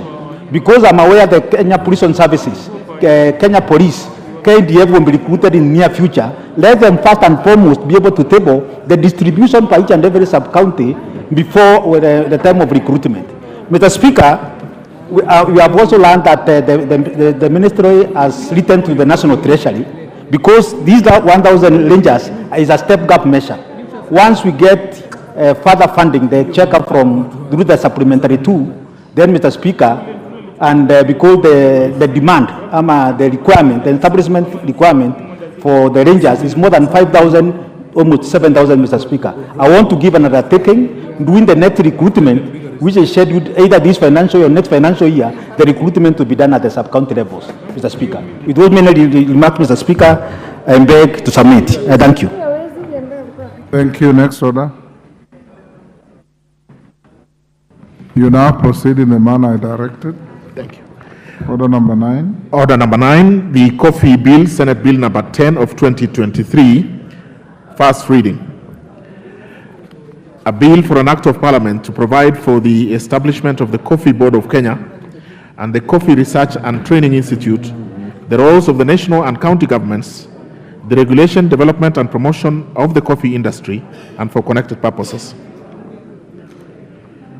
Order number 10, the Prevention of Livestock and Produce Theft Bill, Senate Bill number 12 of 2023, first reading. a bill for an act of parliament to provide for a legal framework for the identification of livestock, the movement of livestock, the prevention of livestock theft, the regulation of trade in livestock, the return of illegally acquired livestock and firearms, and for connected purposes.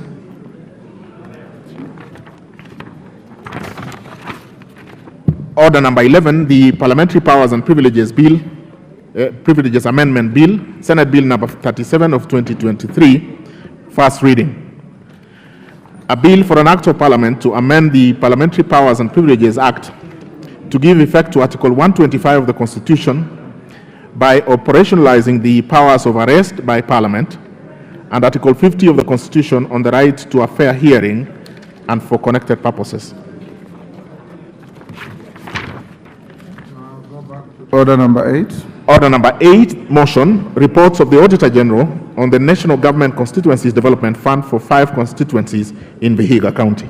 Mover to reply. Muliongi, is that you? Yes, Mr. Speaker. You may reply. Mr. Speaker, I wish to thank members who contributed to the debate on Decentralized Funds Accounts Committee report on audited accounts for 5 constituencies in Vihiga County for 3 financial years, 2013-2014 to 2015-2016. The constituencies examined included Vihiga, Sambatia, Amisi, Emuhaya, and Luanda. Honorable Speaker, I wish to take this opportunity to thank the constituency committees, the fund account managers, and the project management committees for utilizing the money given to them well on behalf of the people of the 5 constituencies. I also wish to thank the honorable members for these constituencies for patronizing the funds well. Honorable Speaker, it has come out clearly from the debate that NGCDF is the only development fund that is visible in all the remote villages in Kenya. That NGCDF benefits the most vulnerable school-going children in the villages, and it is indeed an economic stimulus fund that benefits and backs the common mwananchi in the remotest corners of the villages in Kenya. Honorable Speaker, it has come out clearly from the debate, and like the notion with those naysayers against NGCDF, MPs have no role in NGCDF monies and accountability. Projects are identified by the communities, processed by the constituency committees and the fund account managers, and implemented by the project management committees. MPs are only involved with oversight, like they do with all the other national government projects by the ministries and state agencies. Honorable Speaker, in the context of this report processed by my committee, I wish to congratulate the people of Vihiga, Amisi, Emuhaya, Sambatia, and Luanda for the good projects they implemented. Live examples of the projects which are testimonies of the good work include St. Ursula Chamakanga Girls High School in Sambatia, Chebutulu Police Post in Amisi, Kilingili Secondary School in Emuhaya, Ekwanda Secondary School in Luanda, among many other projects. Honorable Speaker, I support the sentiments made during the debate that our county governments should do benchmarking like what Kisumu has done today and emulate NGCDF policies in the implementation of their programs. Honorable Speaker, CDA projects are the only projects which are fairly and equitably distributed across the country. They are well implemented on time, benefits the poor and the vulnerable, and reaches the most remote villages in Kenya. Last but not least, Mr. Speaker, I propose that CDF should be expanded to include other development programs like electricity, agriculture, water, roads, among others, in order to benefit all the communities in Kenya. Finally, Mr. Speaker, I thank the members for their contributions and support, and you in particular for scheduling and facilitating the debate. With those remarks, Honorable Speaker, I beg to reply. Thank you. Thank you, Honorable Mulungi. Members on their feet, take your seats. Order. Order, members on your feet, take your seats.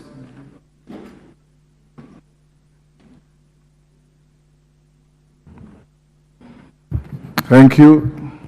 I now put the question at order number 8, which is that this House adopts the report of the Decentralized Funds Accounts Committee on its consideration of the reports of the Auditor General on the financial statements for the National Government Constituencies Development Fund for 5 constituencies in Vihiga County for financial year 2013, 2014, 2014-2015, and 2015-2016, laid on the table of the House on Wednesday, 14th February 2024.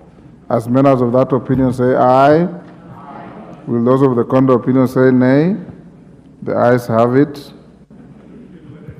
Next order. Order number 12, Committee of the Whole House. Order, honorable members, will you be upstanding?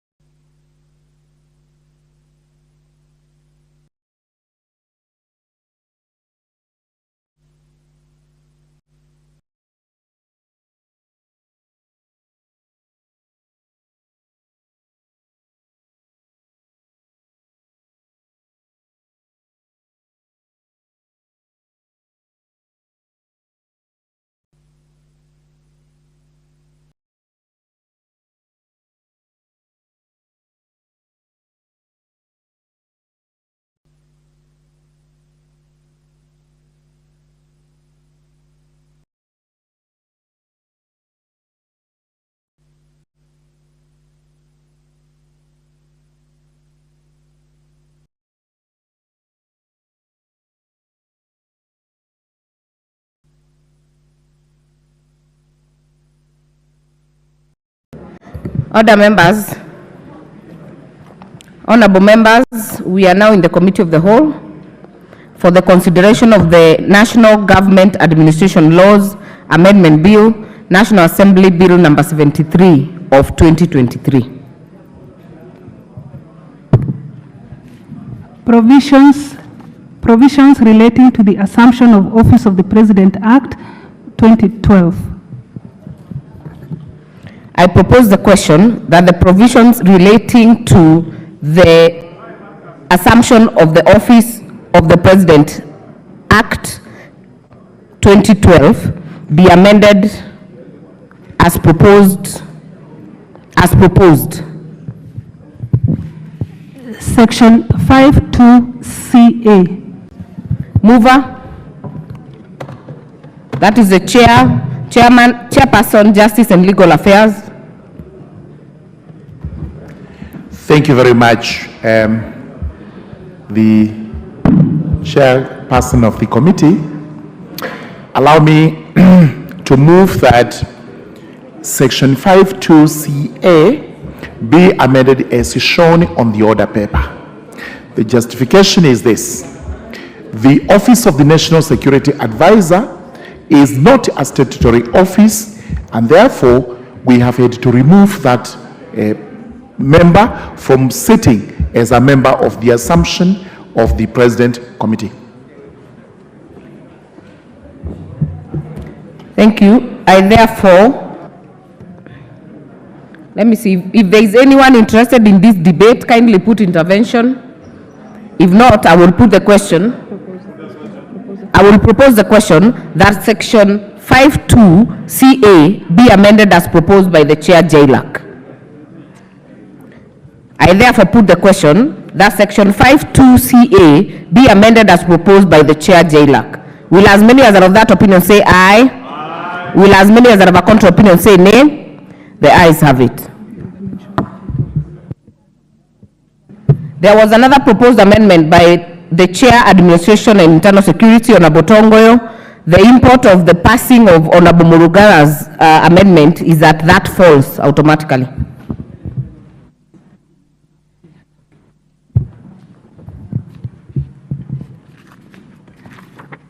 Section 5(2)(c)(b) and R. This one have no amendment. I will therefore propose the question that provisions relating to the assumption of the Office of the President Act 2012 be amended as proposed.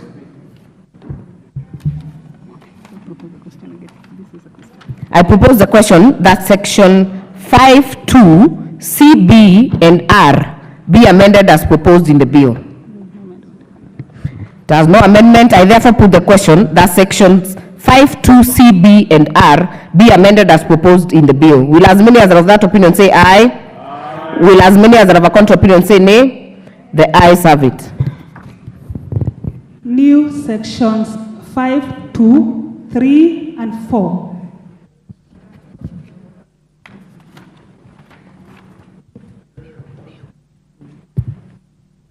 Mover, kindly move the second reading of the new section. Thank you, Chairperson. I do move that the proposed amendment be read a second time. The justification is that we have to regularize the membership of the assumption of the Office of the President Committee in line with the current provisions of law and allow broader representation of the President-elect in the membership of the committee.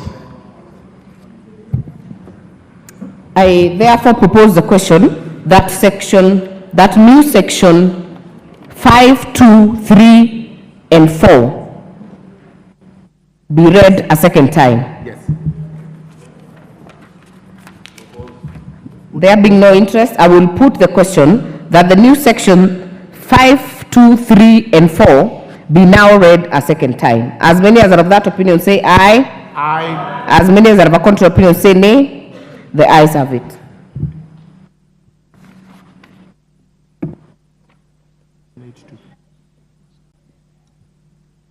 I therefore put the global question that section 5(2), 3, and 4 be part of the bill.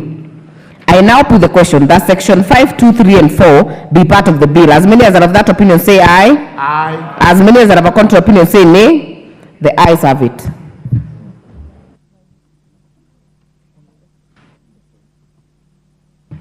Again, as earlier, the proposal by Honorable Tongoyo was similar to Honorable Murugara's, so that one falls automatically. New section 8(2). Mover? Yes. To move second reading. Thank you, Madam Chairperson. I beg to move that section 8(2) of the bill be read a second time. What we are doing here is purely to delete the words 3 and substitute therefore the word 6. And the justification is just what I have given, that the President-elect may have a greater say in the Committee on Assumption of Office. Thank you. I therefore propose the question that new section 8(2) be read a second time. I now put the question that new section 8(2) be now read a second time. As many as are of that opinion say aye. Aye. As many as are of a contrary opinion say nay. The ayes have it. I now propose the question that new section 8(2) be part of the bill.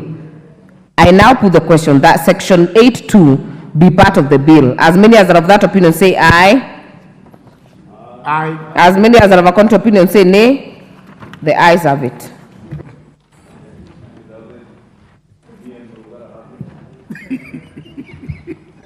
Provisions relating to the National Security Council Act 2012.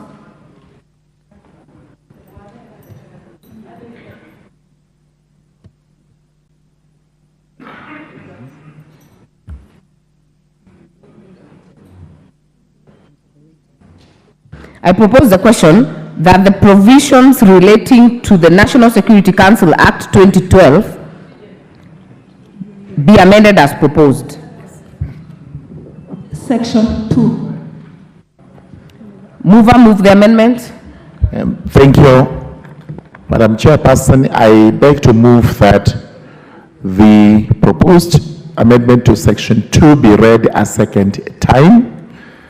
The justification is that we have to ensure that there is conformity of the proposals in the bill with the Article 240 of the Constitution, which establishes the National Security Council. Wait, Honorable Mulugala, what did you move? Section 2. It is the National Security Council Act. Yes. Section 2. Section 2, which is to define committee and also define the National Security Advisor. Mulugala, please confirm, because section 2 is a deletion. It is not moving for a second time. By the order paper is a deletion. Yes, that we actually delete section 2. We delete section 2 of the proposed amendment.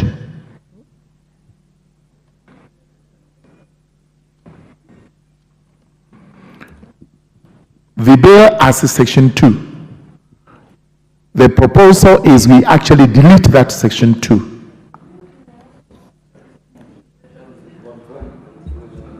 Yes, so that we can conform with the provisions of Article 240 of the Constitution, such that we are now entirely removing the new provisions to provide for the committee and the National Security Advisor, which are the sections that will follow. Well, I then propose the question that section 2 be deleted as proposed by the mover. Honorable Russell. Thank you very much, Honorable Chair. I stand to support this amendment. I think in the principle suggested bill was to define the committee and the National Security Advisor. And in the context, this was in violation of Article 240 of our Constitution. For that reason, if it is then declined by the committee, it means in the substantive, then it falls. Thank you, Chair. Thank you, Honorable Russell. Majority Leader. Chair, I also rise to support, and Honorable Chair, as I support, I just wanted clarity from the Chair. Affected by that deletion of section 2, or the section 5 now will remain as it were in the Principal Act. Majority Leader, we have actually a proposed deletion for yes, 5. of section 2. For even 5. Or even 5. So hold on, yeah, it will be a next. Thank you, Honorable Speaker. I had not had section 5. I was going to ask 5 and 7. We prosecute one by one. Together. Yeah, so we are doing 2. We are not doing them together because it's a decision of the House. They can decide to keep one.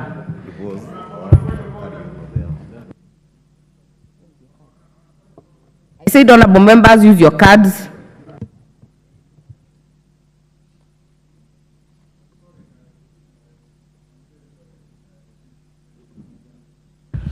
I don't remember which house I took my rest last night, so I'm trying to find out where I left. Always keep them in the Mikai's house, Honorable Kajwa. I'm trying. I will know where my card was left. But Mr. Chair, we just want guidance so that we understand. You see, Section 2 of the Principal Act has many other things which was proposed in the bill. So maybe the chair of JLAC should tell us, because you see. Honorable Kajwang, just to tell you, we are deleting what is in the bill, not the parent. Yeah, I'm saying, so in the bill is proposing several definitions which will affect the parent act. So for example, there is that word committee, meaning the something in section 5 and 7. So what he does does it affect, is it limited only to the definition of that committee, or does it go to National Security Advisor, so that we just read to know, let him help us to understand where he is, so that we can make informed debates on every single point that he is raising. Yeah, so if he is talking about everything, let us know. If he's only talking about specific definitions, because we are entitled to discuss each of those definitions as they arise. Honorable Kajwang, I hope Honorable Murugara, you are listening so that you can respond. But I want to guide the House that the proposed amendments or deletions have been separated per section. So we will have you move a deletion of section 2, then you get to section 5, then you get to section 7, one by one. So now we are prosecuting section 2, the deletion of section 2. Would you respond to the concerns raised by the Honorable Member for Ruaraka? Thank you.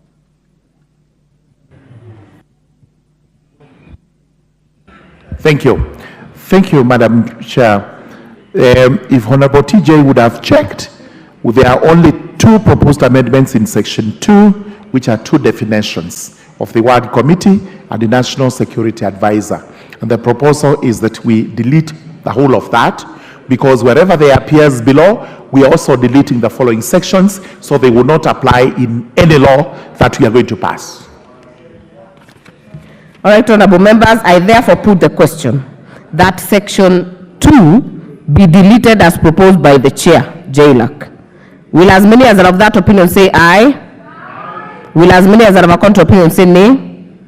The ayes have it. The import of that is that Honorable Tongoyo's amendment again falls.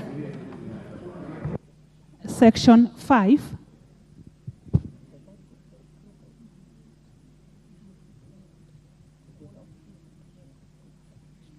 Mover, move the proposal. Thank you. Chairperson, I beg to move that section 5 be amended as shown on the order paper, which is a proposal that we delete the entire section 5 with its subsections. And again, this is to align this proposed bill with Article 240 of the Constitution. It was the feeling of the committee that some of these members being introduced here cannot sit in any National Security Committee or even council, because the article is clear on the composition of the National Security Council. I therefore propose the question that section 5 be deleted as proposed by the chair.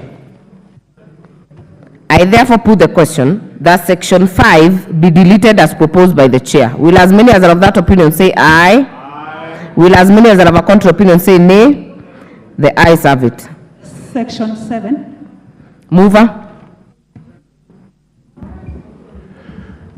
Madam Chairperson, I beg to move that section 7 be amended as shown on the order paper, which is a proposal that that section be deleted.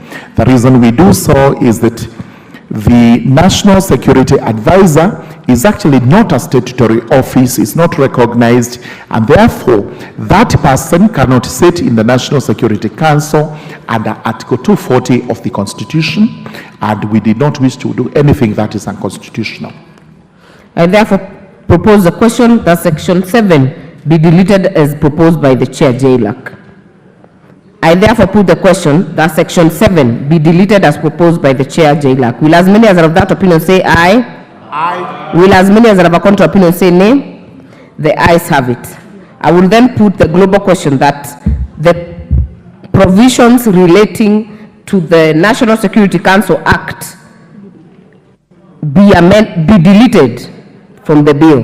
Will as many as are of that opinion say aye? Aye. Will as many as are of a contrary opinion say nay? The ayes have it. Of the Attorney General 2012.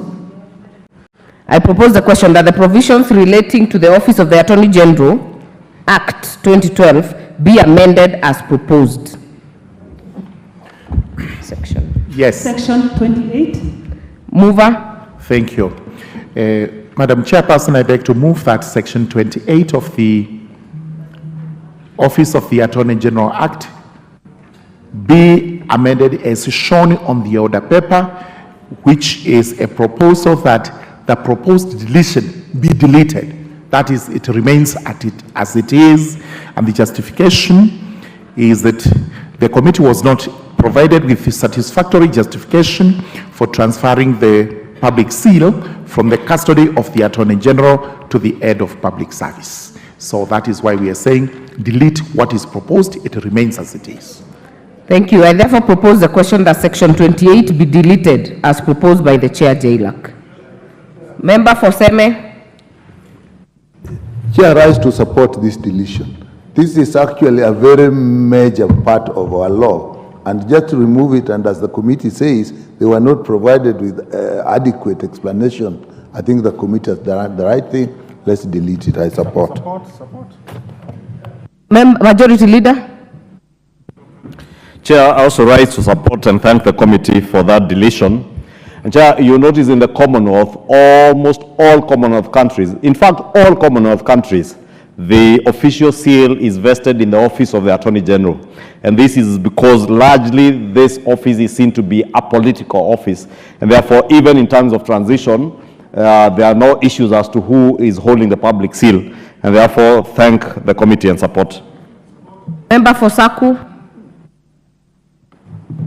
Thank you very much, Honorable Chair. Honorable Chair, I beg to support this particular amendment.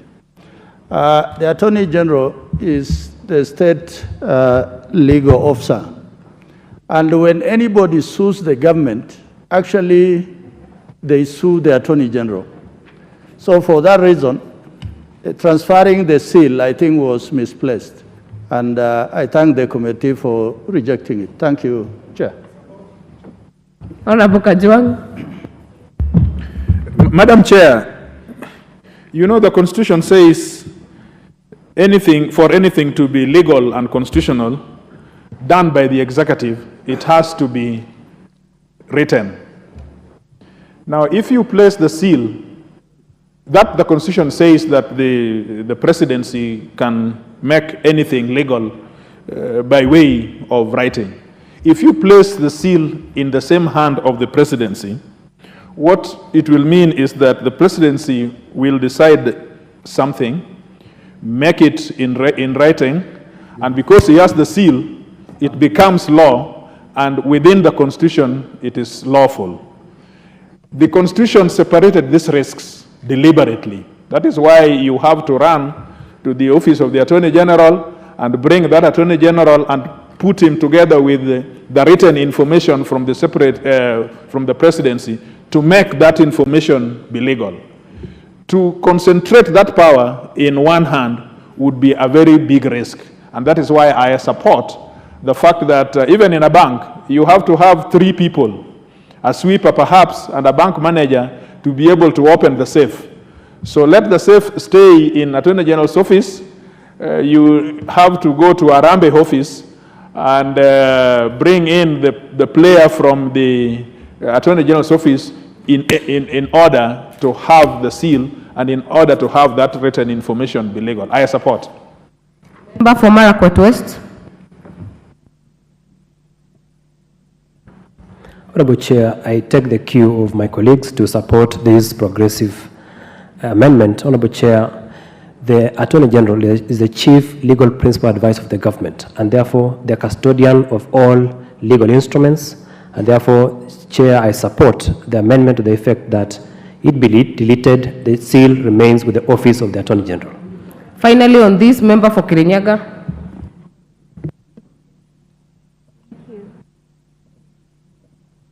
Thank you, Honorable Chair. I beg to support. Honorable Chair, governments exist in perpetuity. It is therefore in order to have the seal in custody of the Attorney General. Honorable Chair, having it in the office of the President would create a clear conflict of interest. Thank you. I therefore put the question that section 28 be deleted as proposed by the chair, JLAC. Will as many as are of that opinion say aye? Aye. Will as many as are of a contrary opinion say nay? The ayes have it. I therefore put the global question that the provisions relating to the Office of the Attorney General Act 2012 be deleted from the bill. Will as many as are of that opinion say aye? Aye. Will as many as are of a contrary opinion say nay? The ayes have it. Yes, the import is the same. The proposed amendments by Honorable Tongoyo falls because they were similar with Honorable Murugaras. Provisions relating to the National Government Coordination Act 2013. I propose the question that provisions relating to the National Government Coordination Act 2013 be amended as proposed. Sections 2, 8, and new 12A. Mover, kindly move. I beg to move that the National Government Coordination Act 2013 be amended in sections 2, 7, and 8 as shown on the order paper. The purport of the proposed amendment is to amend the provisions governing the nature, functions, and qualifications applicable to the post of the head of public service. Under this amendment, the head of public service is established in the executive office of the president. The order of the office is to be recommended by the Public Service Commission for appointment by the president. It's also to assign the head of public service the role of the chief of staff to the president in the executive office of the president. And also further, the amendment saves and translates the rights and legitimate expectations of the person who was appointed as the head of public service by the president before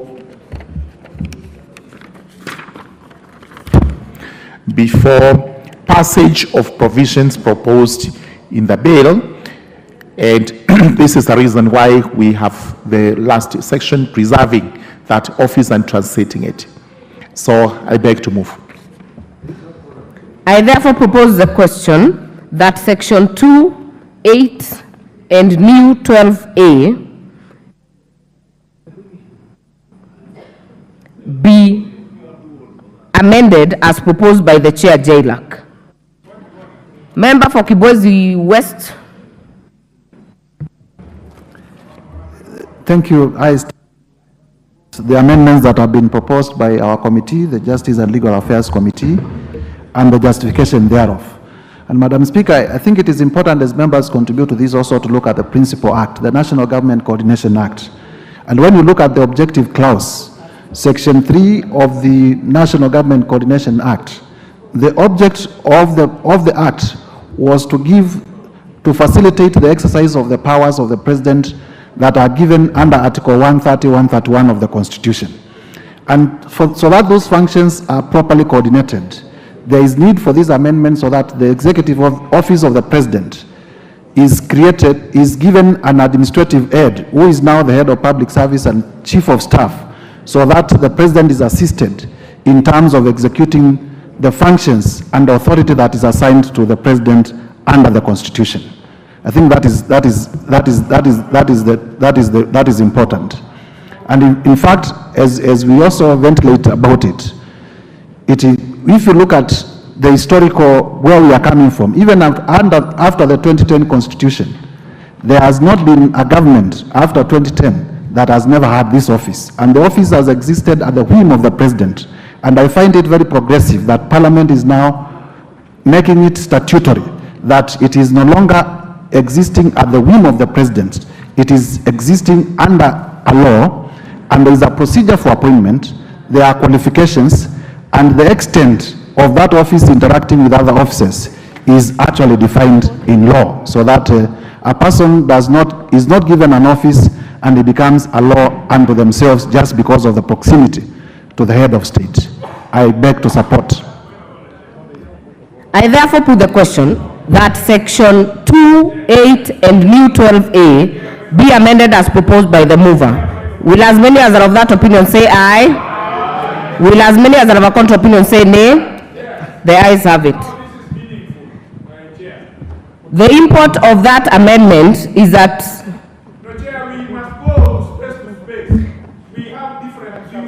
before I give the import, Honorable Kajwang, take your seat. You are now becoming disorderly. I've indulged you. You don't even have your card. Kindly take your seat. I have already put the question. I will now put the global question that the provisions relating to the National Government Coordination Act 2013 as amended be part of the bill. Will as many as are of that opinion say aye? Will as many as are of a contrary opinion say nay? The ayes have it. The import of that amendment is that the proposed amendment by Honorable Tongoyo falls because it was similar to Honorable Morugara's. We have a new section.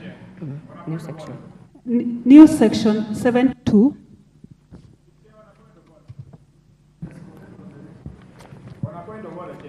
Mover, please move the amendment to new section 7.2.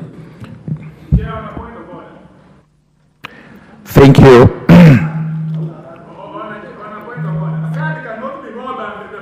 Thank you, Madam Chairperson. I move that the new section 7.2 be amended as shown on the order paper, and we've given the justification. Chair, you're supposed to move second reading. You're supposed, because it's a new, it is a, yes, you're supposed to move second reading. Yes. There is nothing possibly out of order when the mover is moving. Honorable Kajwang, you're being disorderly.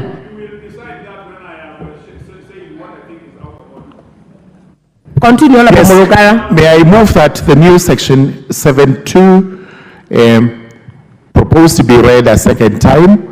Again, the justification is what we have actually given as regards these offices. I therefore propose the question that new section 7.2 be read a second time. I will hear member for Kibwezi West. May I be heard,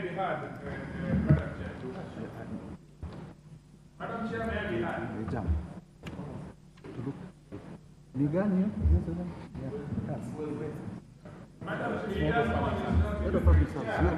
I'm looking at my board. Honorable Raso. Honorable Chair, this is a sister clause to the one that we had ventilated before, and therefore my contribution to the same is similar to what we have said before, because it is just defining what the head of public service will mean in law.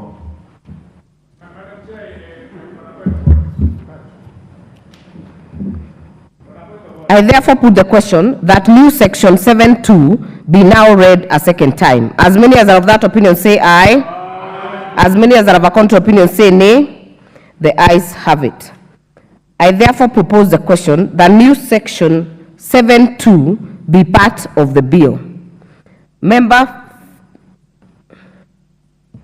Madam Chair, can I be heard? You're being disorderly, Honorable Kajwang. I said you take your seat, and you have actually stood all that time.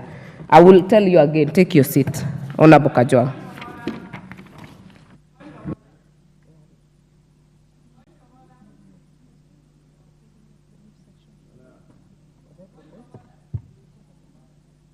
Allow me to propose again that new section 7.2 be part of the bill. I put the question that new section 7.2 be part of the bill. Will as many as are of that opinion say aye? Aye. As many as are of a contrary opinion say nay? The ayes have it. There.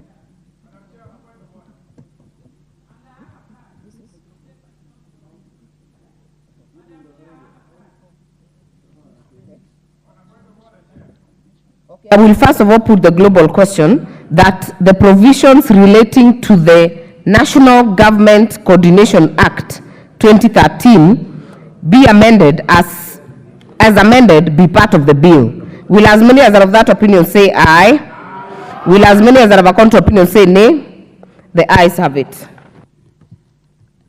Clause 2.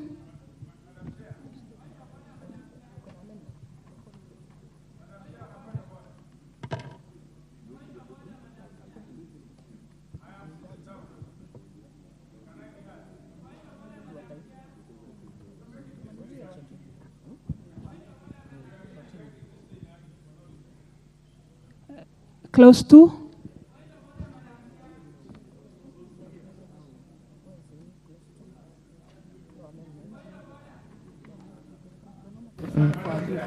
Allow me to propose the question.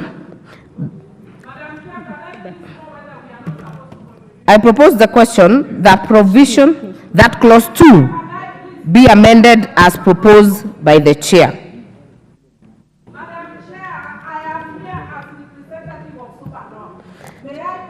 Be in your place, Honorable Millie.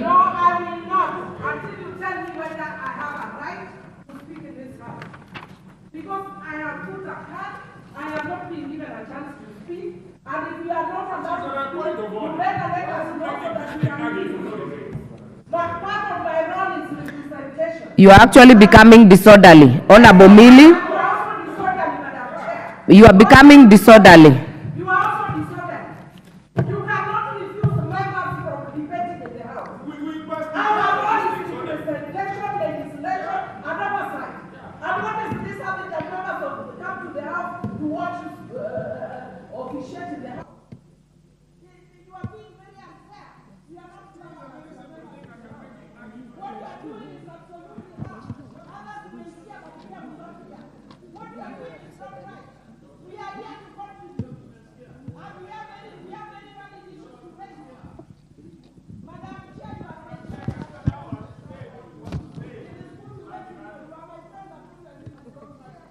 Honorable Millie, I had not even gotten to you. You have become disorderly and you have come to shout at the chair. It is disorderly.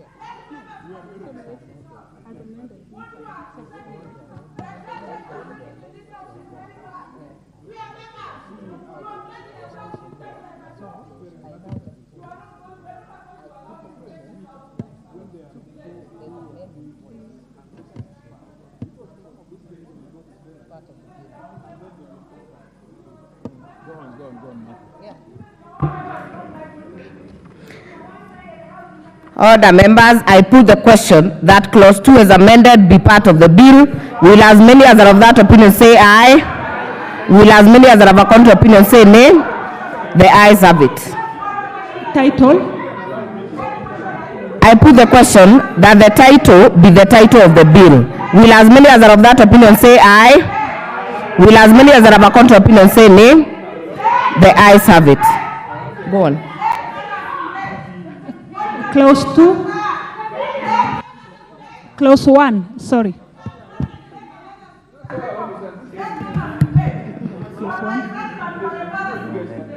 I put the question that clause 1 as amended be part of the bill. Will as many as are of that opinion? I put the question that clause 1 be part of the bill. Will as many as are of that opinion say aye? Will as many as are of a contrary opinion say nay? The ayes have it.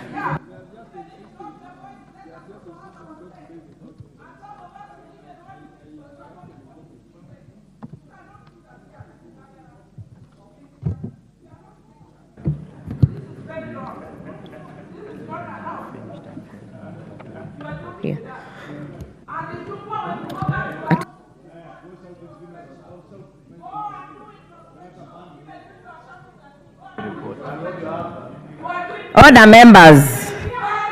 members, we are done with the committee of the whole. I will ask the mover to move reporting. Move reporting. Thank you, Honorable Speaker. Honorable Chairperson, I beg to move that the committee do report to the House its consideration of the National Government Administration Laws Amendment Bill, National Assembly Bill number 73 of 2023, and its approval thereof with amendments. I therefore put the question, which is that committee do report to the House its consideration of the National Government Administration Laws Amendment Bill, National Assembly Bill number 73 of 2023, and its approval thereof with amendments. As many as are of that opinion say aye. Aye. As many as are of a contrary opinion say nay. The ayes have it.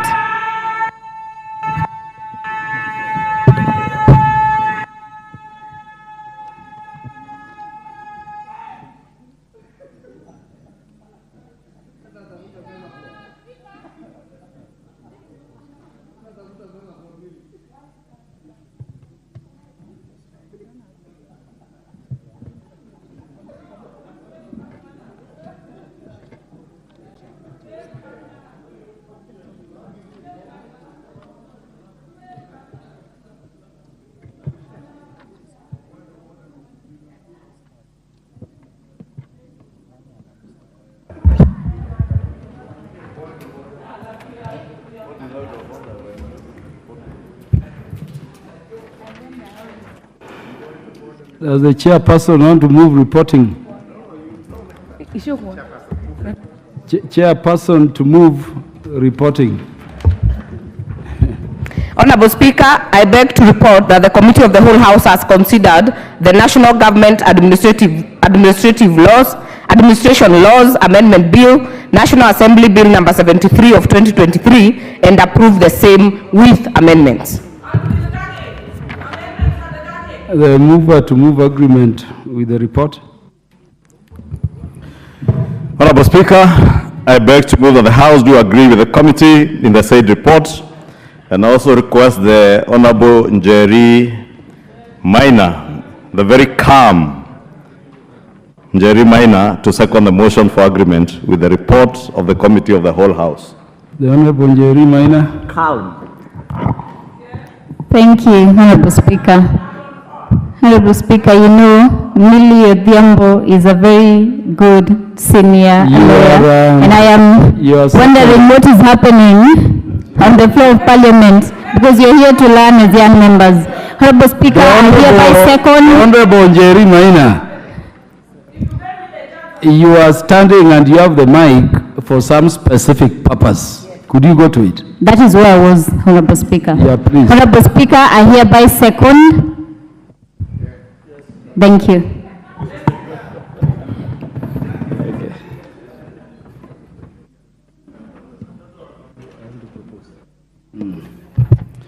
Yeah, honorable members, I propose the question, which is that the House do agree with the committee in the said report. Mr. Speaker.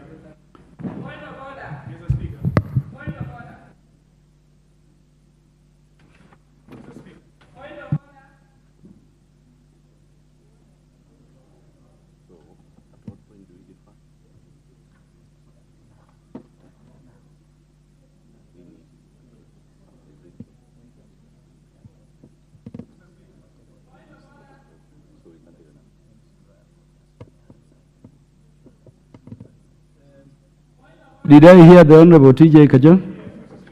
Yes.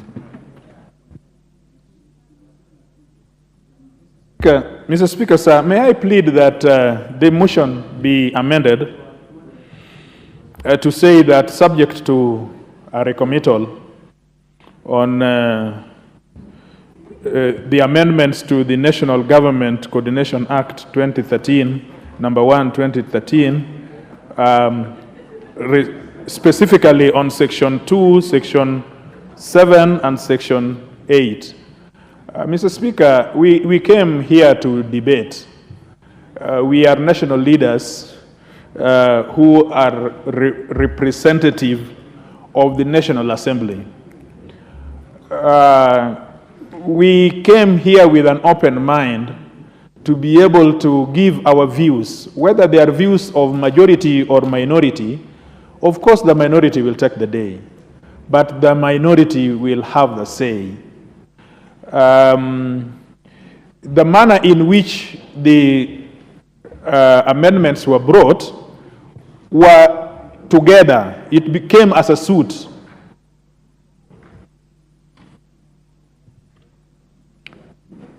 Mr. Speaker, it came as a suit that the mover or the chair was allowed to move Section 2, Section 7, and Section 8. While some of us have no views, adverse views against Section 2, some of us could have opinions on Section 7. And some of us also could have Section 8. All we are asking is that they should be separated and debated differently. So that Section 2, which concerns the CAS, I also want to be a CAS one day, and I accept that. But Section 7 and Section 8, I have a problem of concentrating powers in the office of the civil service at the same time being the chief of staff. Because these things are different rubrics, and they are unconstitutional. We pass them today, they will come back to us. Because one person goes through the rigors of head of service, another person is a mutu wa mkono for the president. Head chief of staff is somebody that the president will appoint. So how do we oversight as a house? How do we oversight a chief of staff who has been brought by the chair? So this is the point I'm making, that could we recommit this to the house in committee so that we can debate it, whether we are minority or whether we are majority. Let the majority have it, but let minority be heard. Thank you. Yeah, Honorable Kajwang, as I give the other members opportunity to speak to the matter that you are raising, because I proposed the question. You are an old member of the House. I wanted to request you to approach the clerks so that if you indeed intend to recommit, you are fully compliant with the standing order provisions on recommittal. And I don't think that should be a problem. If you want to recommit, decisions of the House ultimately are made on the vote, isn't it? Honorable Millie Odhiambo.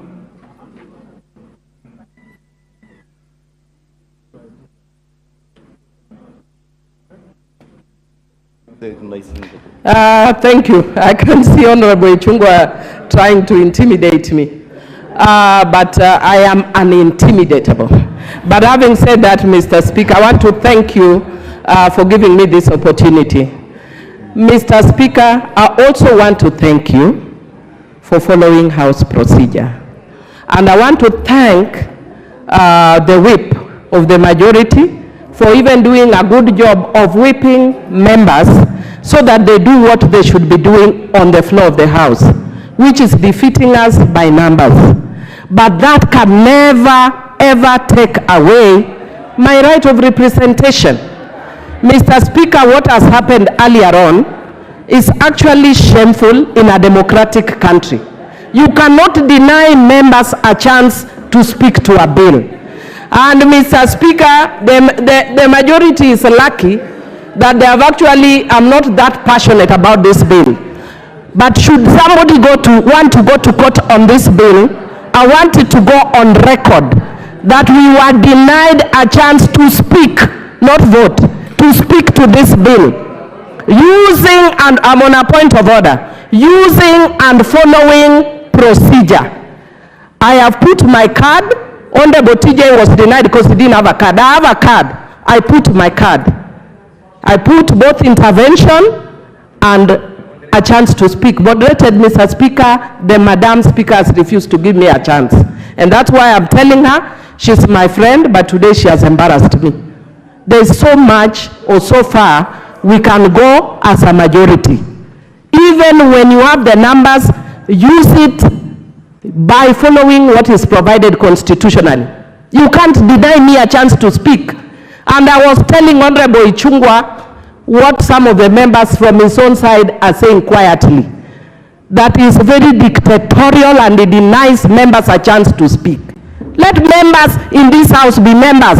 They are very intelligent members who have degrees here. But you are making people look here like vegetables. They cannot contribute in this house. What are we making this parliament? This parliament is becoming a joke of a house. That's why some of us hardly are in this house. Let this house be a house of debate and representation and oversight. So you can't make members come here and you make us look like flower girls. We refuse to be plaggards and we refuse to be intimidated. When I am here and I've come here to contribute, let me contribute when I've actually put my button to speak. I know. This is a joke. You are going Don't make this parliament a joke. You will. Yes. Honorable Millie Odhiambo, your time has lapsed. Honorable Millie Odhiambo, your time has lapsed. Majority Leader, I did not give you opportunity because Honorable Millie Odhiambo was on a point of order. Those are the few things you wanted to stand on a point of order on. By way of leadership, we can still deal with them under our standing orders. I want now, so that we make progress. Order. We want to make progress. And the way to make progress is to allow Honorable Kajwang move the recommittal under the standing orders. We take a decision on it and we proceed. Honorable TJ Kajwang. Mr. Speaker, sir. Would the majority leader approach the Speaker in the meantime? Mr. Speaker, sir. I beg to move that the motion for agreement with the report of the Committee of the Whole House be amended by inserting the words subject to recommittal of the provisions relating to National Government Coordination Act. I also request Honorable Nyikal to second.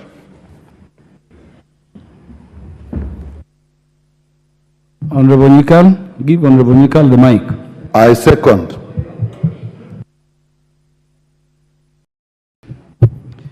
Yes, so honorable members, I now propose the question, which is that the motion for agreement with the report of the Committee of the Whole House be amended by inserting the words subject to recommittal of the provisions relating to the National Government Coordination Act. Will as many as, no, I proposed the question. So I will allow some contribution.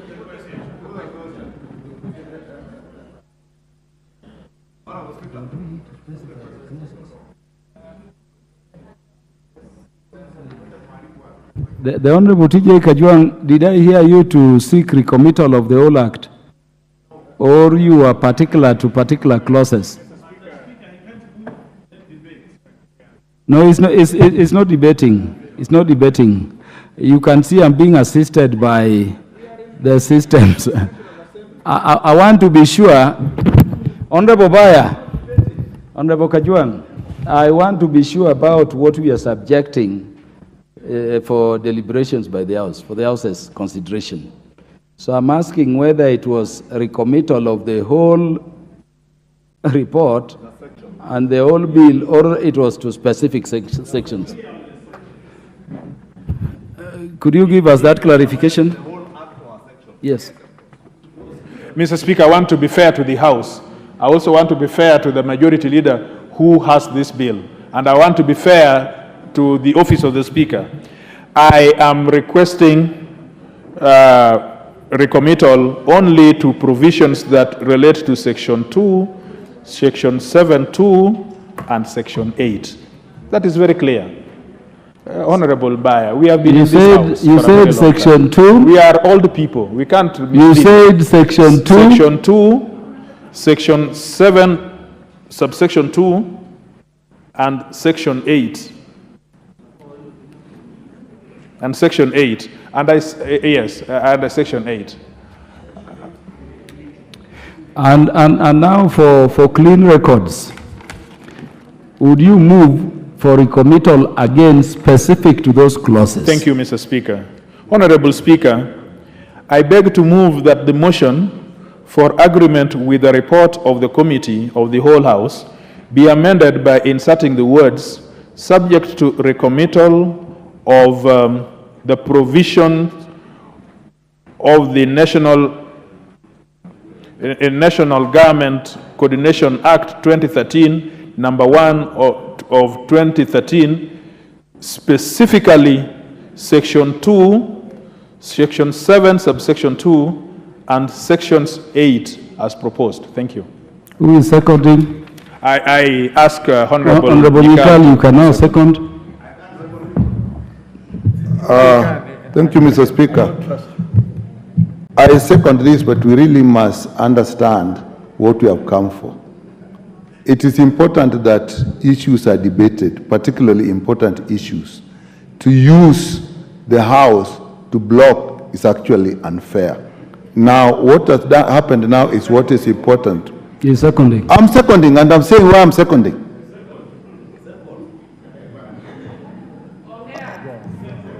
And it is important that in this House, we discuss what has happened now is what is important. Members who have been whipped to come in now have a chance to understand, to contribute.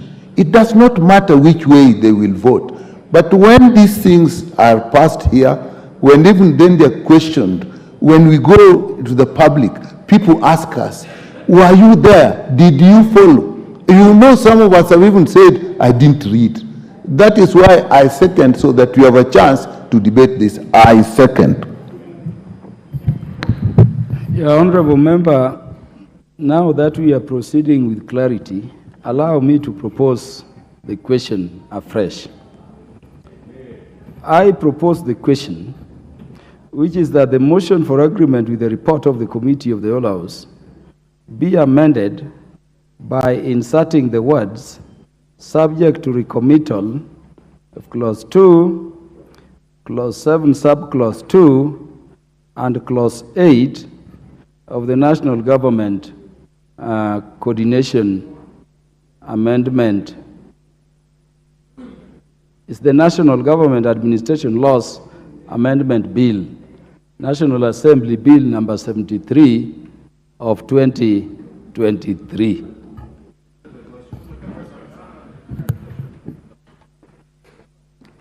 So, do we have interest on this?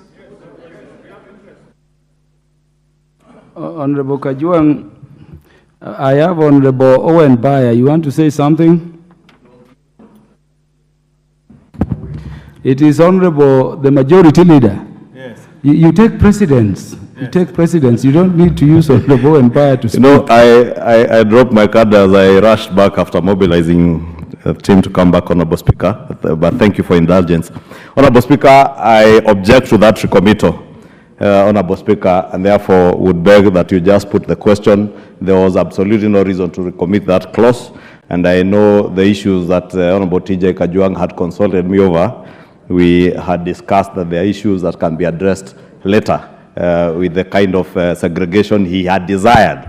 And since he's a member of the committee of JLAC that considered this bill, is among the issues that would also have been considered by the committee at the committee stage, Honorable Speaker. And it's also not true, Honorable Speaker, that members have not had an opportunity to debate this particular bill. We are not in second reading. We're in the third reading of this bill. Committee of the Whole, Honorable Speaker, and therefore members, including my good friend, the Honorable Millie, had an opportunity to debate all the clauses and all the provisions of this particular bill. And therefore, Honorable Speaker, we should not sit here as elected members of Parliament to listen to people telling us that they will go to court. Courts are open every day for people to go walk to court and do whatever you want to do in court.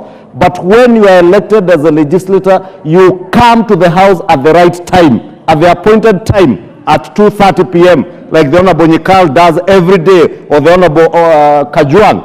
They are always here at 2:30. I was with the Honorable Kajuang here at noon for the House Business Committee. But a member cannot walk into the chamber at 5 p.m., demand to speak, then go on a tantrum, Honorable Speaker, throwing epithets at even the person of the Speaker, Honorable Speaker, including going to the extent against our own standing order number 87, to attempt to discuss the person of the Speaker or someone chairing the committee of the whole House as a Speaker, Honorable Chair, as a chair of a committee. Honorable Speaker, I know the Honorable Millie may not want to hear this, but young members like the Honorable Njeri Minor from Kirinyaga, who is calm and willing to learn from older members, ought to see more and better maturity from the older members. And I would really beg the Honorable Millie next time to exhibit the kind of maturity expected of her as a grandmother of the House, Honorable Speaker.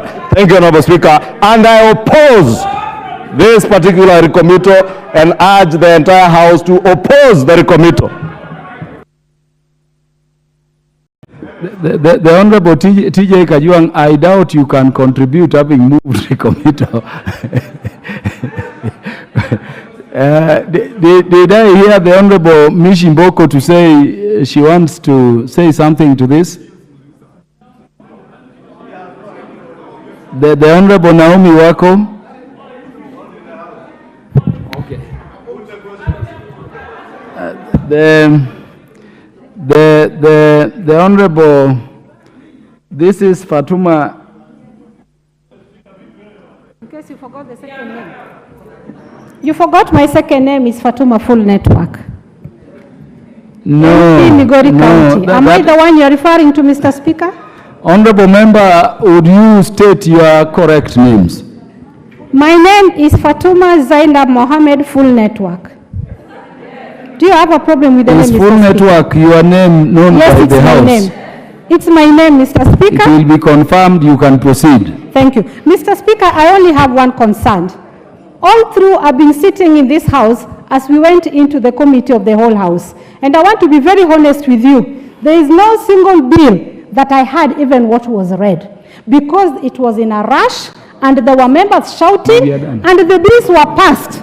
And so I'm wondering, as a member of Migori County, if I happen to meet this bill, what will I say? I am speaking out of honesty, and I can swear to it, wallahi billahi. There's nothing that I had, and I'm not the only one who didn't hear. I didn't even want to contribute, but I wanted to hear what is being read. What I'm trying to say, Mr. Speaker, Mr. Ichungwa, just to be a man, men don't shout back at women. Honorable Fatuma, you always address the Speaker and you keep to the standing orders in terms of relevance. You are addressing recommittal proposed by Honorable Kajuang. You are not addressing the majority leader. And the majority leader, for purposes of decorum in the House, is Honorable Ichungwa, not Mr. Ichungwa. Sorry, Honorable Ichungwa, I'm sorry about that. Through the Speaker, please accept my apology. Still, you are a minister because you are a decent man anyway. But my point is this, Mr. Speaker. I am a first timer, and I sit in this House so that I learn. What I have learned today, if I was to walk outside and tell my people in Migori County about the bills that are passed in the House, I would say the bills are read and the majority say yes. What was read, I don't know, and I'm not the only one who doesn't know. Please, Mr. Speaker, may we behave in a manner that wananchi expect us.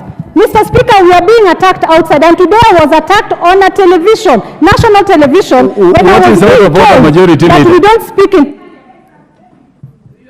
Honorable Speaker, on standing order 87 again, the Honorable Member for Migori is right in a place to stand and say that she is a new member and she ought to learn.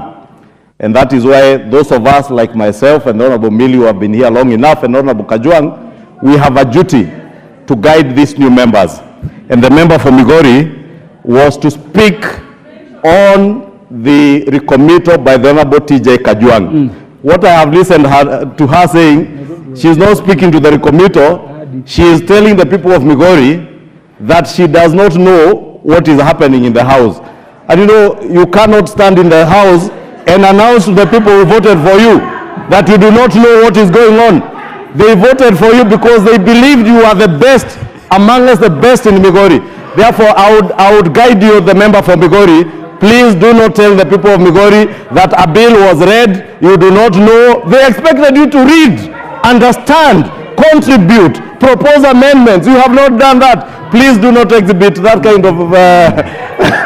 Honorable Speaker, I really beg the member for Migori to contribute to the recommittal by the Honorable TJ Kajwang and not Honorable Fatuma, contributing to the people of Migori. Thank you, Majority Leader. Honorable Fatuma, you have 1 minute to conclude. Mr. Speaker, I stood on a point of order and I did not even put my card.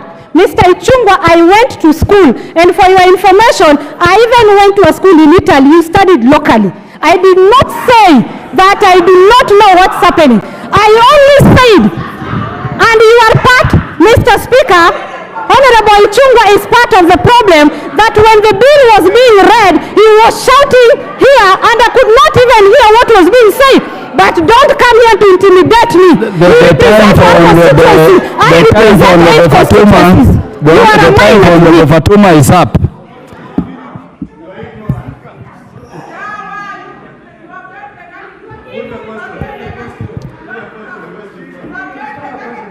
Order.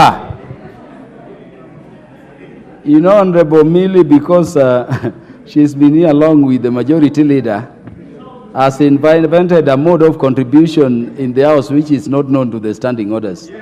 I saw her dance at the Majority Leader.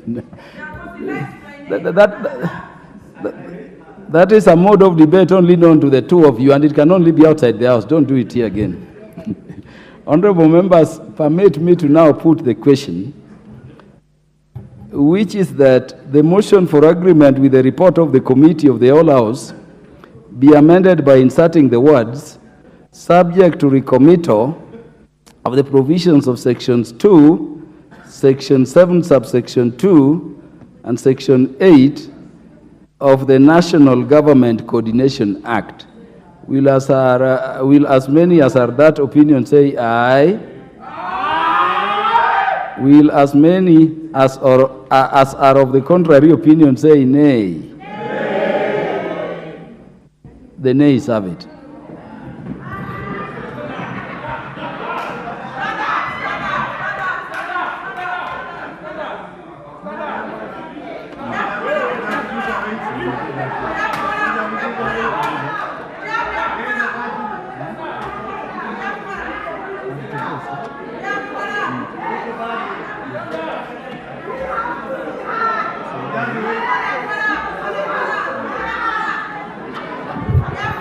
Order. Order, honorable members. Order. Order. Honorable members, we revert to reporting, and I now put the question, which is that the House do agree with the committee in the said report. As many as are of that opinion say aye. As many as are of a contrary opinion say nay. Nay. The ayes have it.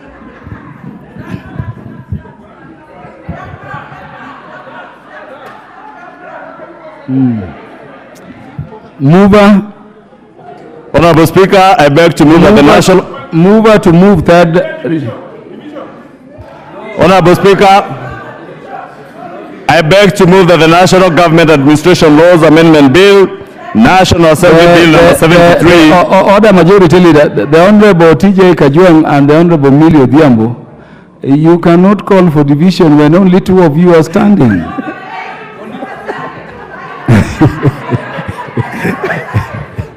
Yes. Honorable Speaker, notably, even including the majority leader, you don't meet the number required by the standing orders to first division. And you know, let's move the third reading. Thank you, Honorable Speaker. And you know I am never confused. So I can never have been standing for division or standing to move for third reading, which I now do. And I beg to move that the National Government Administration Laws Amendment Bill, National Assembly Bill number 73 of 2023, be now read a third time. And I also request the Honorable Pauline Lenguris, the member for Samburu, to second.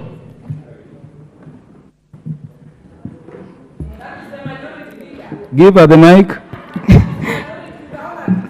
Thank you, Majority Leader. I second. Did I hear Honorable Millie say you are the majority leader? I second.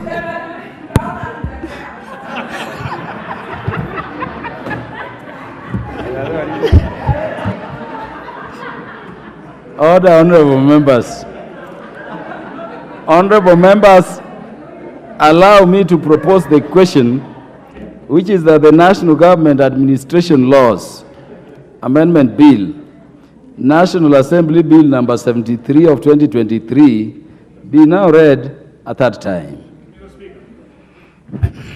Yes, Honorable Tom Joseph Francis Kajwang, and this one you can be at. Mr. Speaker, sometimes being in this house for a period of time arms people with experience.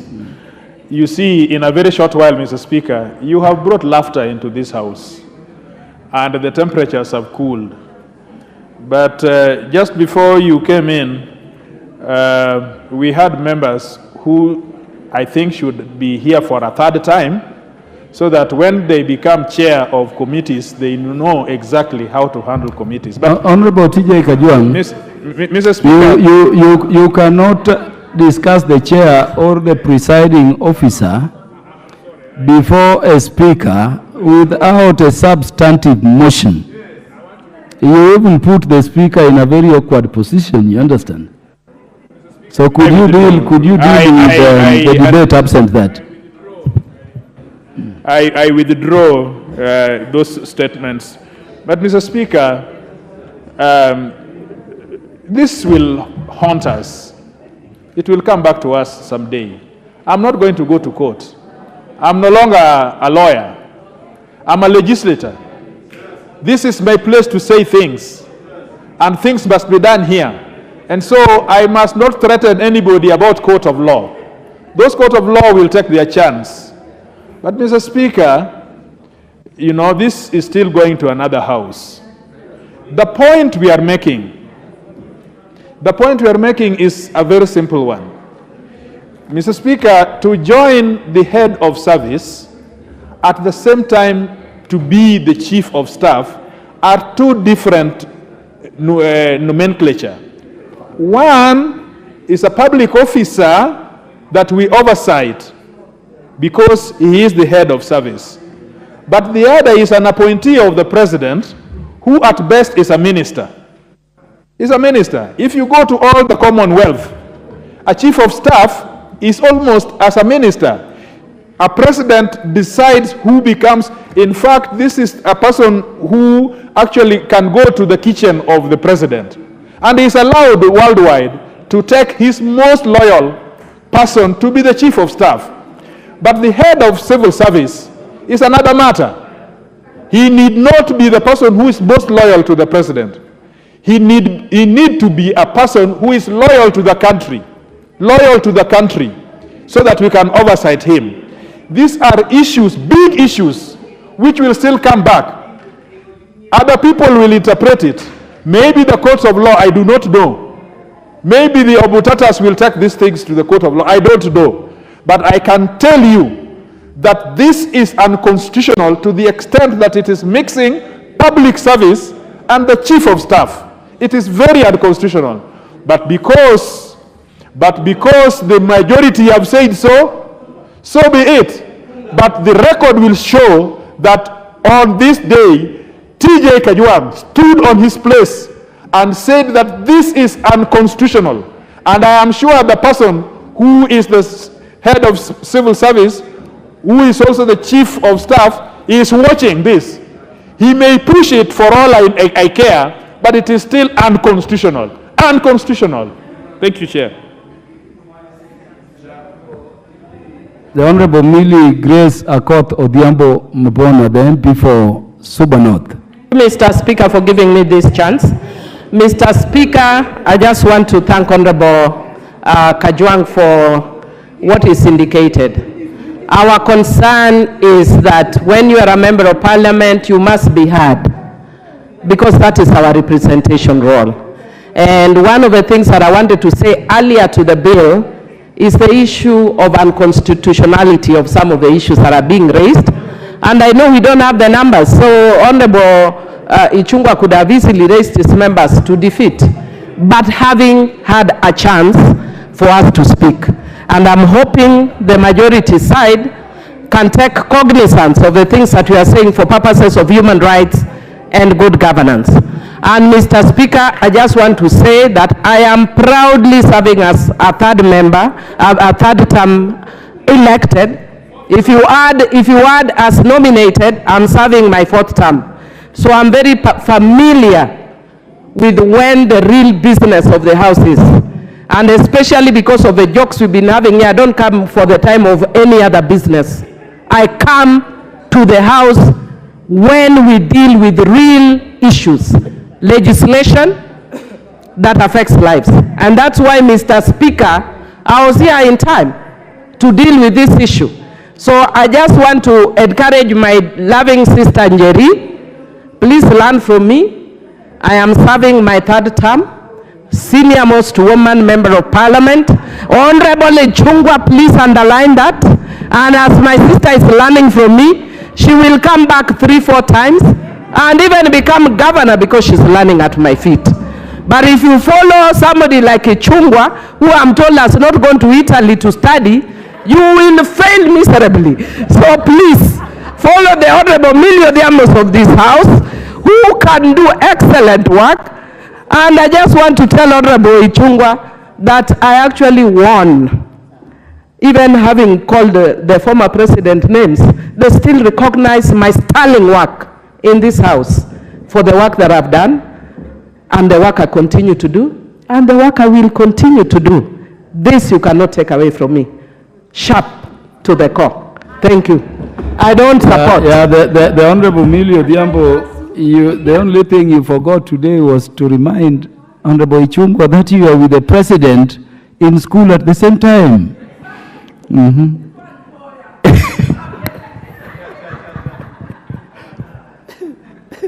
Honorable members, allow me now to put the question.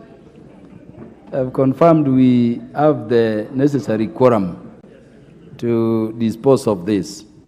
And I therefore put the question, which is that the National Government Administration Laws Amendment Bill, National Assembly Bill number 73 of 2023, be now read a third time.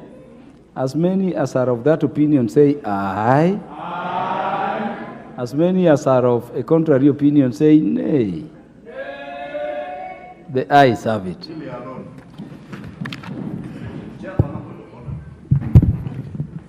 A bill for an act of parliament to make various amendments to statute law on national government administration and for connected purposes.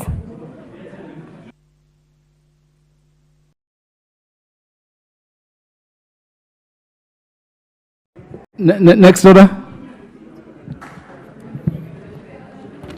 Order number 13, the National Land Commission Amendment Bill, National Assembly Bill number 43 of 2023, second reading.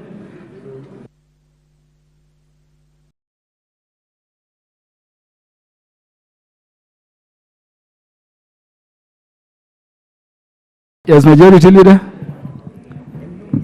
Thank you, Honorable Speaker. Honorable Speaker, I again rise on standing order number 87. Because, Honorable Speaker, as was being canvassed by the Honorable Millie, those of us that have been here long enough have a duty of care to those who are new. And it is not fair, Honorable Speaker, if you can protect me from that noise. Order. those members who are engaging in other national duties outside the House can leave quietly. It is a member for Soy. They can leave quietly. Those members, the Honorable Ngeleche, I know you are busy with some other parliamentary duties outside of the plenary. You may leave quietly so that the majority leader can be heard in silence. Honorable Speaker, I was saying, and you've rightly put it, when the Honorable TJ attempted to take that route of discussing the conduct of a chair of a committee of the whole, who is sitting in on behalf of the Speaker. But Honorable Speaker, during the committee of the whole, the Honorable Millie Odhiambo attempted to do the same, to not only discuss the conduct of the person, of the chairperson, but to throw epithets at the person who was chairing the committee of the whole. And I want to agree with Honorable Millie that the likes of the Honorable Njeri have a lot to learn from those of us who are older here, and therefore we must not leave it to pass. And we must Honorable Millie Odhiambo, allow the Speaker to listen to the majority leader. Well, if you have something to say, you will surely have your chance to do so.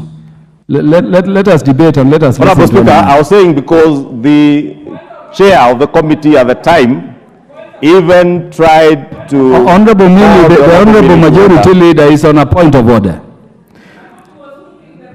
And I can assure you, you risk being declared disorderly.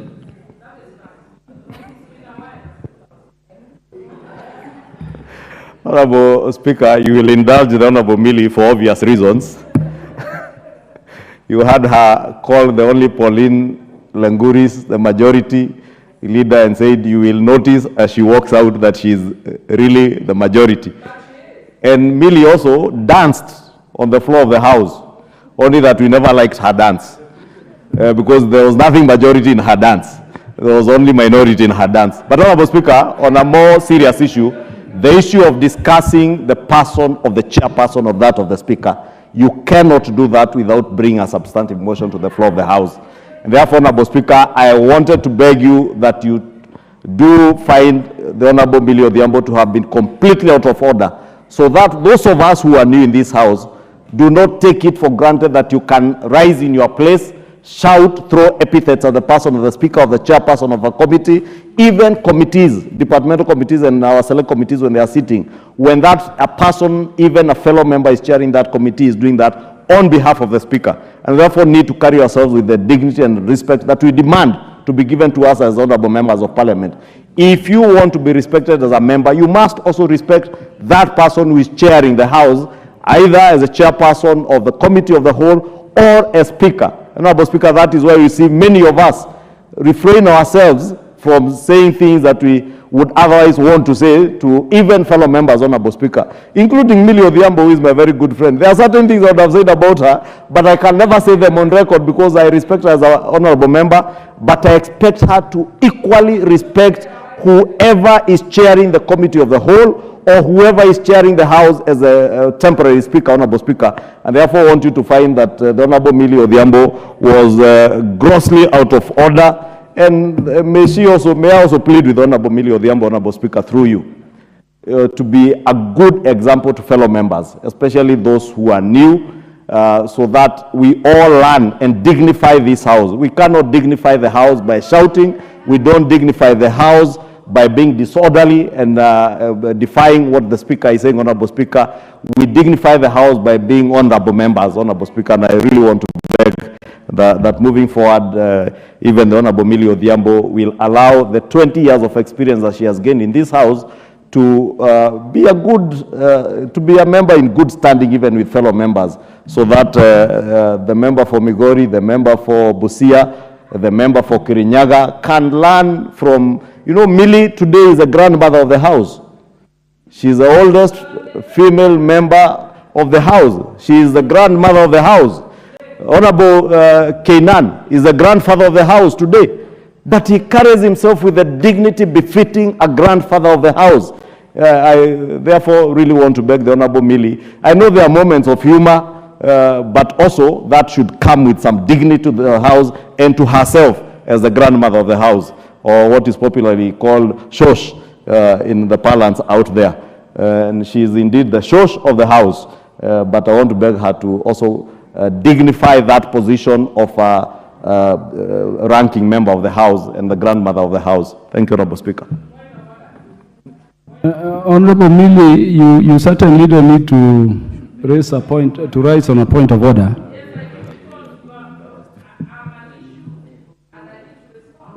You can be sure you have a right to respond, not as a matter of point of order. In fact, I was coming to you.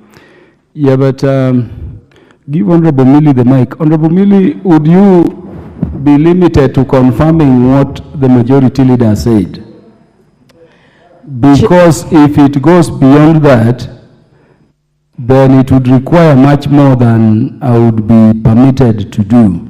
Thank you, Mr. Speaker. Mr. Speaker, it becomes very difficult to confirm what the Speaker, the majority leader was saying, because he said so many things. He talked about another member being the majority leader, and that you will see it when she's walking out. And from where I sit, she is majority leader. You can see it when she's walking out, so I can confirm that. And secondly, he also mentioned, you know, that I'm the shosh of the house. No, I'm not the shosh of the house. I'm the Dani of the house. And I'm very proudly the Dani of the house. I'm not the shosh of the house. But you also mentioned... Honorable Millie, what is shosh, Dani? What are those? Shosh. Make the speaker understand your contribution. I know as a lawyer sometimes you speak in Latin, but I've not met those in Latin. Yes. My understanding is shosh is grandmother in Kikuyu. I am just clarifying that I am Dani, which is grandmother in Luo. So I'm not shosh. I am grandmother in Luo. And Dani is also a very fond word because I look like my grandmother, Aringo Meja Nyobiero, Nyamin Captain. So yes, I am Dani of the house. I'm Dani Nyobiero Meja Ringo. Okay. So I am okay. I get you, Honorable Millie. Honorable Millie. But now, can I also confirm the other issue that he raised? Please, Honorable Millie. Yes. Just say it. You remember I stood you up and I limited your response to either confirming what the majority leader raised or denying. So did I hear you to deny? Mr. Speaker, I have talked about some of the issues. Because Honorable Millie, so I am getting to another one. Honorable Millie, the third one. Honorable Millie, get yes. If you deny, there is a particular way the Speaker wants to direct we proceed. If you confirm, there is also a particular way the standing orders mandate the Speaker to proceed. So can you take a side so that... Yes, Mr. Speaker, actually that is what I'm in the process of doing. And you are a lawyer, and if you are even in a court of law, you hardly told yes, no, because you have to explain yourself. Mr. Speaker, I want to thank the majority leader for bringing the debate this way. And the reason he's done that is that he's actually anchoring his discussions on democracy and governance principles, meaning we must be heard. When you are not heard, you will use any other means to be heard. Nonetheless, I just want to challenge the majority leader to bring the Hansard and see on record. Tell me what I said on record, because I was never given a chance. No record, please. Honorable Millie. No record, give me what I said. Millie. On record. Order. So you deny what the majority leader says. You don't confirm. This is the direction. Honorable Millie, I've understood you. Honorable Millie, that you will withdraw. Withdraw that so that the Speaker can give the appropriate directions on the matter raised by the majority leader. You may not be on record, but you are audibly heard. And then can I also draw it? Honorable Millie, would you withdraw the word delusional in reference to the member you used the word? Chair, In line you with the must, standing you must orders. be fair as a lawyer. If I said something on record, I withdraw it on record. If I said it off record, I withdraw it off record. Honorable Millie, the records bear you saying somebody within the House, a member, is delusional. And I'm saying that word is unparliamentary. Make it easy for the Speaker to preside over the House. Okay, Chair, I want to replace it with the words that is not entirely truthful. Just withdraw it. It cannot be used in reference to any member. No, I've just said it's not entirely truthful. That's very close. I want the word, and I've directed Honorable Millie, that the word delusional as applied in reference to a member of the House be withdrawn by you. Chair, Just withdraw it. It does not hurt. Just withdraw it. Chair, it hurts, but I will withdraw. It hurts thoroughly because I believe it is, but I withdraw. It hurts. Thank you for withdrawing. Yeah, so honorable members, allow me.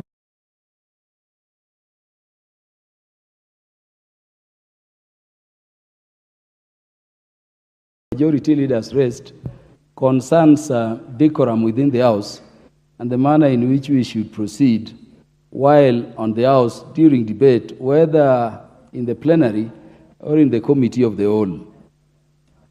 The difficulty the Speaker finds himself in is that he was not in the House when those matters that the majority leader mentioned were raised. And so the Speaker, now presiding, is not fully informed. These matters were also not part of the report from the Committee of the Whole, which all members present would agree were restricted to the consideration of the bill that was on issue. Now, because of that, we cannot make a firm direction, regrettably, requiring the member accused of having made those actions or conducted themselves in that manner to withdraw or apologize. I want to leave it at that and confirm that because everything that happens in the House is recorded, if it is not reflected in the answered, we have other processes that allow necessary inquiry and establishment of the truth. I would request that if there were any instances of misconduct or behavior that is unparliamentary in the Committee of the Whole as indicated by the majority leader, they took those approaches. And those approaches include our proceeding under the standing orders to name if there can be evidence, or even proceeding under the act governing the immunities and privileges and the code of conduct to which members are bound. So I want to direct that the matter rests because it would be impossible for the Speaker in these circumstances to conclusively determine what truly happened, but leave it open to the majority leader or any other member concerned at how we should behave at one another, or towards one another while debating in this honorable House, to pursue it through those other avenues prescribed under the standing orders. I think I want to leave it at that. We were in the next order.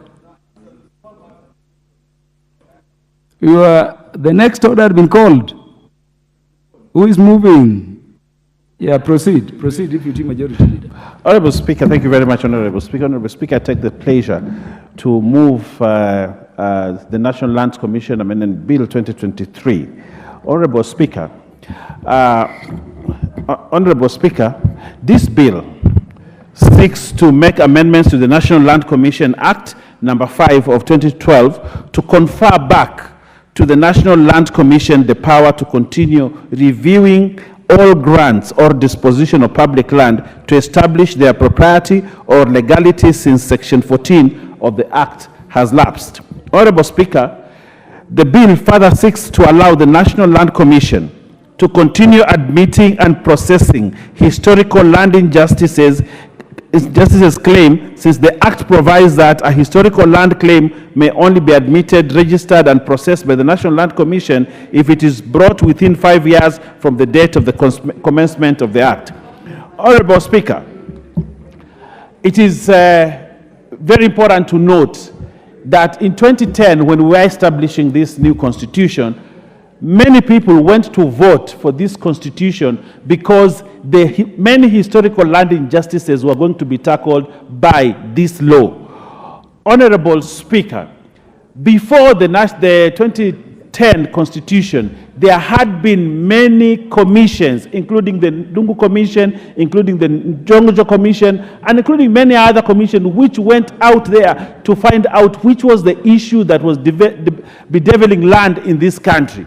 Honorable Speaker, it was established that there were very many cases of historical land injustices at the coast, in the Rift Valley, in Central, and the whole of this country. And the conclusion was we needed a body, an institution that would handle historical land injustices in this country. And therefore, the National Lands Commission was born with one of the key mandates under Article 67 to look and establish what were the issues and tackle them and give the people a reprieve. And that is why, Honorable Speaker, the National Lands Commission was born. But then, the new law that came in, the National Lands Commission Act, came in and limited the operation of the Constitution by putting a limit, a time limit to it. And yet, the Constitution did not put a time limit. But a statute of this House was prepared under the National Lands Commission bill, and that bill put a time limit on handling historical land injustices. It put a limit also on review of grants, which actually a court in this country has ruled that this law or that section which gave a limit, a time limit to investigating historical land injustices was actually unconstitutional. Honorable Speaker, we have an opportunity today as we move in this bill to actually right that wrong, that we put a time limit to historical land injustices in the law. So what does this bill what does my amendment mean? Honorable Speaker, the National Land Commission Act, Section 14, subsection 1, which reads that subject to Article 68C4 of the Constitution, the Commission shall, within 5 years of the commencement of the Act, on its own motion or upon a complaint by the national or county government, a community or an individual, review all grants or disposition of public land to establish their propriety or legality is amended by deleting the expression within 5 years. So what we are doing in this law is to delete the expression within 5 years. This expression within 5 years has actually killed National Lands Commission. And yet, National Lands Commission is a constitutional body which the Constitution did not give a time limit, but a law within this House that was done in this House actually gave a time limit. And it has many people, especially at the coast and many other places, have lost hope, Honorable Speaker, because of that time limit. So what we are going to do in this law, in my amendment, is we are going to strike out the part that reads within 5 years of the commencement of the Act and leave it open so that as many cases can be received by the National Lands Commission, they can be handled and determined. And that is the essence. Secondly, Honorable Speaker, the bill further proposes to amend Section 14 of the National Land Commission Act by deleting subsection 9, which provides that the Commission may, where it considered it necessary, petition Parliament to extend the period for undertaking the review specified in subsection 1. Honorable Speaker, when the law lapsed, no other body came to this Parliament to request an extension. But by the virtue that we are deleting that section that says within 5 years, therefore subsequently we also must delete part 9 or section 9 of that law. Honorable Speaker, currently the Commission receives a budget from this National Assembly. The Commission has officers and all that, but its work is impeded from addressing any complaints dealing with public land and providing redress even where there are clear and apparent cases of illegality in the disposition relating to public land because of the time limitation. Honorable Speaker, today as we speak, the National Lands Commission is a lame duck, is a dog that cannot bite. It's an institution that is there that is not helping. Because of that, the many cases that were received actually from the coast on public land that was stolen, on reasons why today there are so many squatters, that this government is allocating a lot of money to go and buy land, which on its own should not have been bought, is because we have killed National Lands Commission.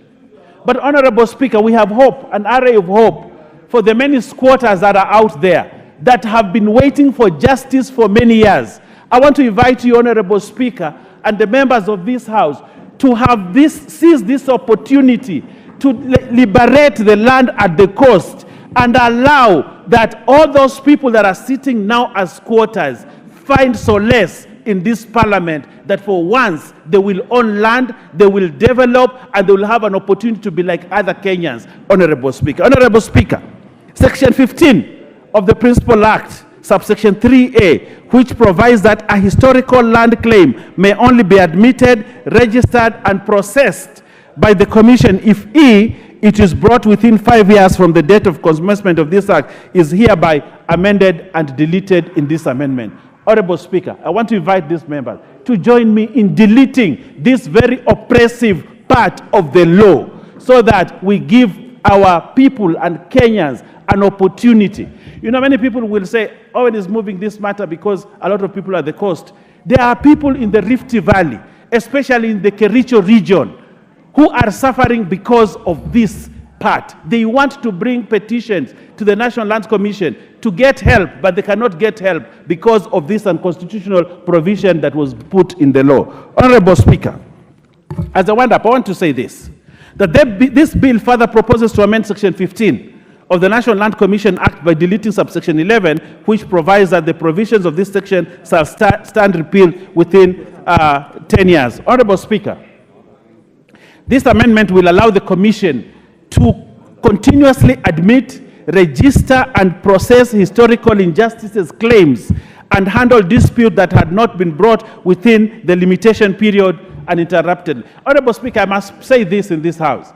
There are many people who are afraid out there, and they are peddling lies that Owen's amendments will actually make people investigate private land. I want to put it on record in this House. All that private land was once public land. And how it transitioned from public to private is what we want to know. Just that. Why are people so afraid? Why would you be afraid of this amendment? Honorable Speaker, I want to say that these historical land injustice hearings have been there. It has not done any harm to anyone. The National Lands Commission has been doing listening and all that, and nobody has really been targeted or anything. But today we are bringing this amendment and people saying, oh, you know, we are targeting. We are not targeting. We want squatters in this country to have an opportunity to own land. Those people who have historical claims, those who went to the Nchonjo Commission, those who went to the Ndungu Commission, those people who went to many commissions, we have a reprieve in the National Land Commission, Honorable Speaker, where we can take our claims. They will be heard by the commissioners and a determination will be made. If you did not steal any public land, you will have your land. But if you stole public land and that land had people who were there before, please give it up because it belongs to those people. Honorable Speaker, as I conclude, the amendment to Section 15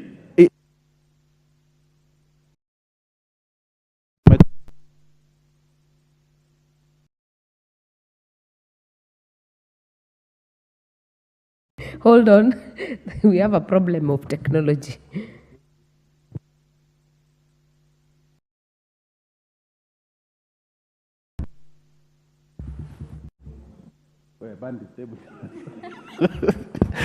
Honorable Speaker, sorry, you know Cupcake is my friend, so I can say a few things to him. Honorable Speaker, I want to say this. All the above stated amendments that we want to make will be a significant change, will bring significant change as we'll transform the review of the commission from a bounded, time-limited endeavor into an open-minded, ongoing activity, since until today, there are many cases relating to grants and disposition. Honorable Speaker, I want to say this, and I want to say this because it's very important that I say it. Courts in this country, the judiciary system, is very expensive for the peasants at the coast and many other places. They cannot afford to hire a lawyer to go and defend a case in court. They don't have that luxury. The National Land Commission was actually formed as a quasi-judicial form to give an opportunity to the poor people to be heard. Today, today you have people who come, they go to court, claim that this land is theirs, and because this is a poor person from the coast or other region, they cannot get justice at the courts. But the National Land Commission gave people an opportunity to be heard, both the rich and the poor. For us to kill the National Land Commission using a law, a statute of the House, and yet the Constitution gave the people an opportunity to be heard, is being unjust to this country and to the holoi polloi of this nation. Honorable Speaker, I want to urge members, this is the opportunity we must stand up to defend the poor people who cannot afford funds to go to court to claim their land. This is the opportunity, Honorable Speaker, that those for a long time have been oppressed historically have an opportunity to get a solution to their problems. Honorable Speaker, this is the opportunity that as members of parliament, we must stand with the spirit of the 2010 Constitution and be counted as people who stood up when everybody else did not want the poor people to be represented. Honorable Speaker, I beg you that as we move forward, that these members, these honorable members who sit in this chamber, look at those people who have suffered historically, those who have never seen a title deed from 1963, those whose title deeds have been quashed by other bodies, those whose lands have been grabbed by people who only know how to grab land. Honorable Speaker, even the freedom fighters, the Mau Mau, fought the war of Mau Mau, but when they came back, the land that they owned had been taken away by those people who sided with the British.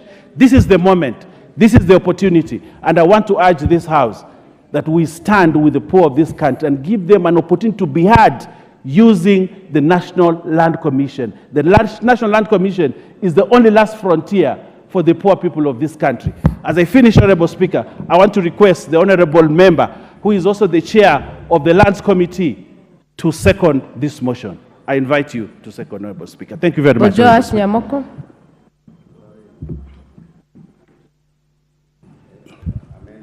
Thank you, Madam Speaker, for the opportunity for me to second this motion.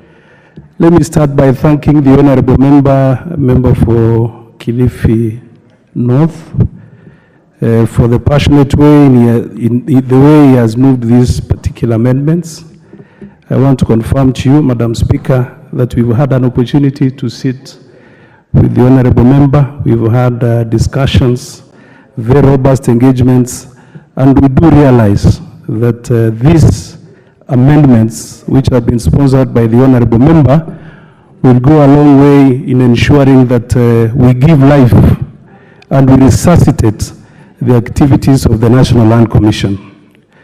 Madam Speaker, let me say that the objective of this particular bill is the amendments of Section 14 of the National Land Commission Act, number 5 of 2012, to restore the National Land Commission's power to review grants and positions of public land for the propriety and legality. In addition, the bill seeks to amend Section 15 of the Act to enable the Commission continue admitting and processing historical land injustice claims which lapsed in September 21st, 2021. The Commission's power to review grants and process historical land injustices expired, leading to a gap in its mandate. As a result, many historical land injustice claims remain unsolved due to time limit, necessitating the restoration of the Commission's authority in this regard.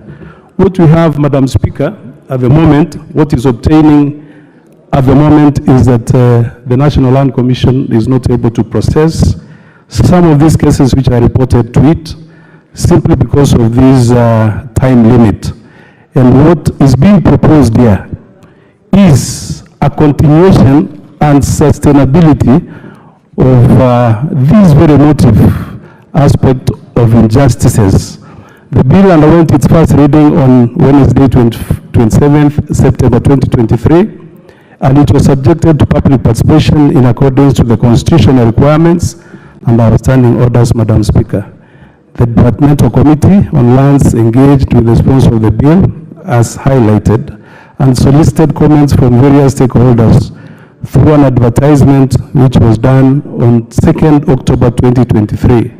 We did receive a number of memorandum from various stakeholders, including the National Land Commission, the Institution of Surveyors of Kenya, the Kenya Land Alliance, and also the State Department of Lands and Fiscal Planning. Madam Speaker, I want to thank the members of the committee for their dedication, for their diligence in examining the bill, and I also want to thank the Office of the Speaker, the clerks who have served the committee for their leadership and guidance throughout the legislative process. I also want to thank all those who are involved in processing this particular bill. I want to end by saying that this is a very crucial exercise, actually the two amendments which are going to be done, and it will give life to the National Land Commission. At the moment we have so many cases which have been reported. Some are reported to the National Assembly, some go to the Committee on Petitions, and some even go to the National Land Commission. By ensuring that we're able to effect these amendments, I'm very sure it will be a reprieve to the citizens of this country. With that, Madam Speaker, I want to second.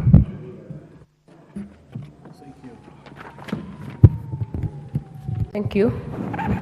I therefore propose that the National Land Commission Amendment Bill, National Assembly Bill number 43 of 2023, be read a second time.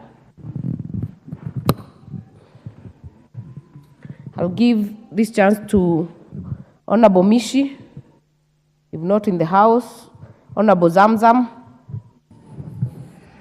Asante sana Mheshimiwa Spika kunipa wakati huu na mimi kuweza kutoa mchango wangu katika mambo ya tume ya National Land Commission. Mheshimiwa Spika, mimi nataka niweze kumpongeza ndugu yangu Owen Baya. Tumeangalia historia hasa katika ukanda wa Pwani. Mheshimiwa Spika, hii tume ya kuangalia mambo ya mashamba, Mheshimiwa Spika, imekuwa ikisaidia sana na ikatoa uwazi wa mambo halisi yalivyo kule chini. Mheshimiwa Spika, watu wetu wanateseka sana.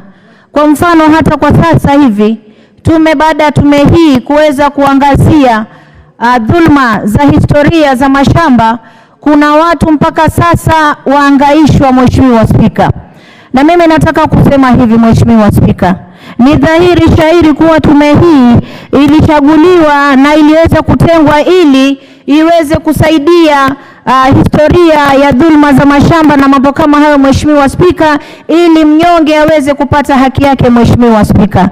Na mpaka sasa hivi tunavyozungumza Mheshimiwa Spika, hata sisi pia tumeleta malalamishi ambayo yametoka katika kaunti zetu, na unajua ukanda wa Pwani Mheshimiwa Spika imekuwa ndio chanzo kikubwa cha kupata dhulma za kihistoria za mashamba Mheshimiwa Spika. Watu wetu wamekaa kama squatter, na ukiangalia katika mashamba yale Mheshimiwa Spika, kuna watu wamekaa zaidi ya miaka 200 Mheshimiwa Spika, lakini ile dhulma ambayo wanafanyiwa, hasa ukiangalia wakazi wa pale Majengo, pale Mwembe Kuku, kuna kule Bondeni, Kiziwi, hawa ni wakazi ambao wanalalamika mpaka sasa Mheshimiwa Spika hawajapata haki yao. Na hii tume ikiweza kupunguzwa muda ama kuwekwa muda rasmi, itakuwa hawana mwanya wa kuweza kujieleza zaidi Mheshimiwa Spika. Mheshimiwa Spika, hawa watu itokeza tu yeye amepotea, amekaa nje miaka yote, lakini anakuja kunadi kuja kuwapatia wale wazee wasiwasi, akiwaambia atawavunjia nyumba zao waweze kuondoka, wakati ambapo wamekuwa wakilipa kodi kwa zaidi ya miaka 50. Mheshimiwa Spika, sheria iko wazi kuwa Wakenya waweze kupewa ithibati ya shamba, Wakenya waweze kupata hizi title deed, wakae kwa amani. Mheshimiwa Spika, lakini unapata kuna watu wanawanyanyasa, na ndio maana tume hii iliwekwa ili kuweza kuangalia masala haya. Licha ya kuwa mimi naweza kusupport mjadala huu Mheshimiwa Spika, ili tume kama hii iweze kukaa na iwekwe wazi, siwekewe vizingiti ya miaka 5, iwe itaweza kuhudumu miaka yote, ndio tupate shida ambazo Wakenya wanapata. Mheshimiwa Spika, lakini nawapa wale tume ya shamba, mimi nawapa changamoto. Mmefanya kesi nyingi, mmesikia mambo mengi ya mashamba, mmesikia vilio vya watu wengi, mmefanya kitu gani mpaka sasa kuhakikisha kuwa hawa watu wetu wanapata haki zao? Mheshimiwa Spika, hii tume ni nzuri sana, lakini pia mimi naomba iwe inaweza kujikwamua kuweza kutatua matatizo yaliyoko, Wakenya waweze kupata haki zao, kama vile tunavyoona wazee wetu Council of Elders Mombasa wamelia sana. Mzee Sumba amelilia mashamba mpaka saizi anazeeka, umri umekwenda, lakini anatoa machozi, wanavunjiwa wakati serikali imenyamaza. Mheshimiwa Spika, kwa hiyo Mheshimiwa Spika, mimi nataka nimwambie ndugu yangu Owen Baya, tumetoka sote ndani ya pwani, tunajua matatizo ya watu wetu, na ndugu yangu Owen Baya uko katika mrengo wa serikali, mimi naomba uingilie kati pia, hata kama tunatetea National Land Commission, na wao pia waweze kujibidiisha kuhakikisha kuwa zile haki za wanyonge na wao wanajua, waweze kuzipigania, hawa ndugu zetu waweze kupata title deed, waweze kukaa kwa amani. Mheshimiwa Spika, Mheshimiwa Spika, wakati mwingine mimi nikikaa huanza kulia machozi nikiona vile watu wangu wanavyodhalilishwa. Wazee, makaburi yao, mahali ambapo wamelala, wanaangaishwa. Mtu anatoka kule Oman anakusanya hapo rent hapo ndani ya Mombasa, na yeye hata nchi yake ni nyingine. Mheshimiwa Spika, kwa hiyo na mimi naomba pia National Land Commission waweze kuangazia kwa serikali, waambie hawa ni Wakenya wazaliwa, hata kama ni wanyonge, hawana pesa za kwenda kotini, hawana pesa za kuweza kujitetea, lakini serikali itoke kuwatetea wanyonge ambao ni Wakenya, waweze kupata haki yao. Kwa hiyo mimi leo Mheshimiwa Spika, naunga mjadala huu wa leo nikisema National Land Commission iweze kuachwa ifanye kazi bila kuwekewa vizingiti vya wakati, lakini pia nayo ijibidiishe kuweza kutoa ile matukio ambao wamepata na kutupatia uthabiti wa kuwa watu fulani tuliwasikiza vilio vyao, na leo tumetoa utatuzi, wamepata hati miliki za shamba. Pengine mtu alipokonywa shamba yake ameregeshewa shamba lake, lakini ikiwa watakuwa wanakaa tu Nairobi, kuita watu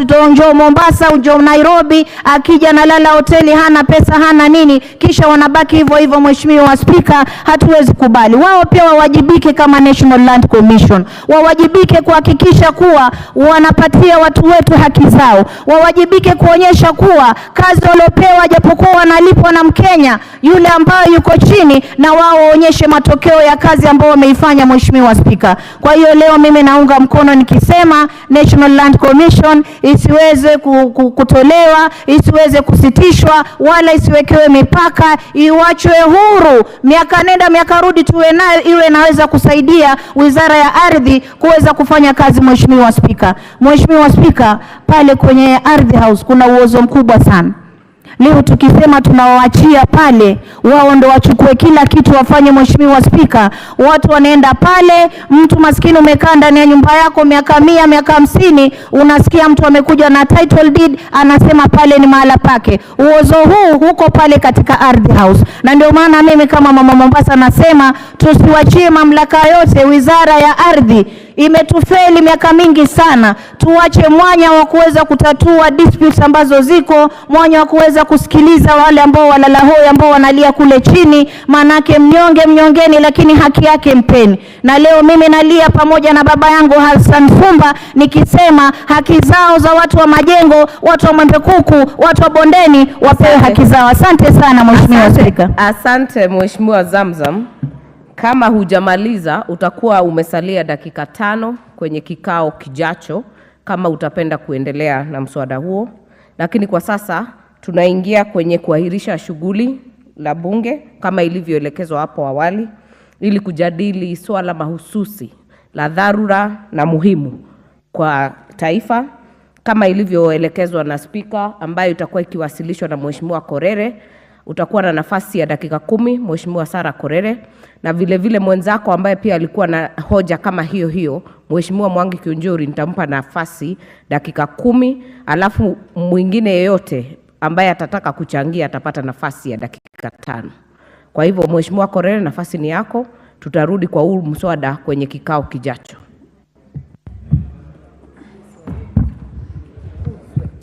Thank you, Madam Speaker. Madam Speaker, I moved a motion of the notice of adjournment of the House on the definite matter of urgent national importance regarding the escalating state of insecurity in Laikipia. Madam Speaker, we are all aware that security of the citizens of Kenya and their property is a constitutional right. And as we speak, Madam Speaker, the residents of Laikipia North, and especially Mgogodo East and parts of Segera Ward, have been denied that very important and constitutional right. Madam Speaker, it's very difficult for members of parliament to go on their daily duties while the people we represent are actually being terrorized in their own homes.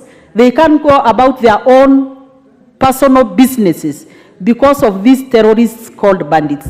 And Madam Speaker, sometimes I really wonder what this thing called cattle rustling is. Whatever it is robbery with violence. And if it is robbery with violence, the robbers must be met by equal violence from the state. Madam Speaker, as I stand on the floor of this House today, the residents of Laikipia North, from December last year to date, actually we've been visited by terror, a group that has rained a lot of terror on the constituents. And Madam Speaker, nobody is safe. Even our security agencies on the ground are not safe. As I speak here, Madam Speaker, on 6th of February 2024, Mediako Meshami was attacked in his home at Tripoli. They drove away 80 herds of goats, and he was left nursing a gunshot wound on his leg. Madam Speaker, on March 2nd, Abraham Lepiet, a Class 6 people, was attacked by bandits, and 78 goats from their family were driven away, and the boy was left with serious gunshot wounds. Madam Speaker, on March, 15th March, Lolmarik farm was attacked and 200 herds of cows was driven away, and nothing has been recovered to date. Madam Speaker, in December 29th of 2022, Mr. Getumbe's 61 cows were driven away, and to date, nothing has been recovered. Madam Speaker, I can go on and on and on. But Madam Speaker, on 31st of March, residents of Sanga were attacked, and the home of Chief Kisio and his family was attacked. 400 herds of cattle were driven away, and a 12-year-old boy, one John Lesalaun, was left to fight for his life. As I speak on the floor of this House, that boy is still in ICU, fighting for his life. Madam Speaker, on 8th of April, again they attacked a homestead in Gratton and shot one Brian Kenywa, a 17-year-old boy who is still nursing gunshot wounds at the Cottage Hospital. Madam Speaker, what am I saying? All our cattle and goats and sheep and camels which are being driven away by this ruthless militia is driven into Mugogodo Forest. Mugogodo Forest is one of the most indigenous and well-preserved forests in this country. Courtesy of the Yaku people and the Rungwesi people who have used traditional knowledge to preserve that forest. But as we speak today, that forest is a no-go zone for those people.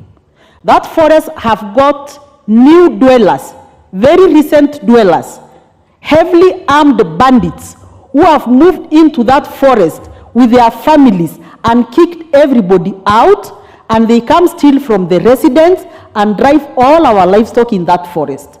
My question, and I'm begging an answer from the government, is Mugogodo Forest not in Kenya? What does the Kenyan government lack to do a thorough operation in Mugogodo Forest? And Madam Speaker, these bandits are so ruthless. When they attack homesteads, which they know nobody is armed, you wonder why they can't just drive the livestock away and leave these children to go about with their daily lives, go to school without killing them, maiming them, and leaving a lot of pain behind. And Madam Speaker, you know, we just came out of a very bad drought that has not been witnessed in the last 40 years or so. And 90% of our livestock was swept away by the drought. And Madam Speaker, for those people who still have livestock today, they did a lot of sacrifice to have those livestock. Some of them drove their livestock to Mount Kenya forest. They braced the cold of Mount Kenya forest, the diseases in Mount Kenya forest. Some of them bought hay for their animals. Some of them hired grass from the neighboring ranches just to make sure that they save those little livestock, which is their main source of income, Madam Speaker. Those livestock is what we sell to educate our children. Those livestock is what we sell to get food. Those livestock is our life, Madam Speaker. And as we speak, what was left by the drought is being taken away from us forcefully in broad daylight. Madam Speaker, the other day, His Excellency the President was in Laikipia on 12th, and we raised the issue with him. And the President is so passionate about making sure that Northern Kenya is secure. And as the President was addressing the issue in Rumuruti, in broad daylight, at midday, they shot dead Daniel Karisho, who is a very successful farmer, who is an NPR, you know, at midday. When the President is on the other side of the county, the bandits are putting an operation on the other side of the county. And Madam Speaker, we'll be burying Karisho on Friday. You wonder, what has he done to deserve that kind of death? Madam Speaker, I would want to beg this House that we cannot keep on crying on the floor of this House. Baringo is crying, Samburi is crying, Laikipia is crying, Elgeyo Marakwet is crying, Sijui West Pokot is crying. I don't know whether Tietie is laughing, but Madam Speaker, I'm just asking, for how long? What does the government lack to deal with these bandits once and for all? And Madam Speaker, we cannot be, you know, sometimes those operations that are normally done in these areas. And when these operations are done, we hear a lot of noise, a lot of human rights activists. I want to ask IPOA and the human rights Member activists. for Tiati, what is out of order?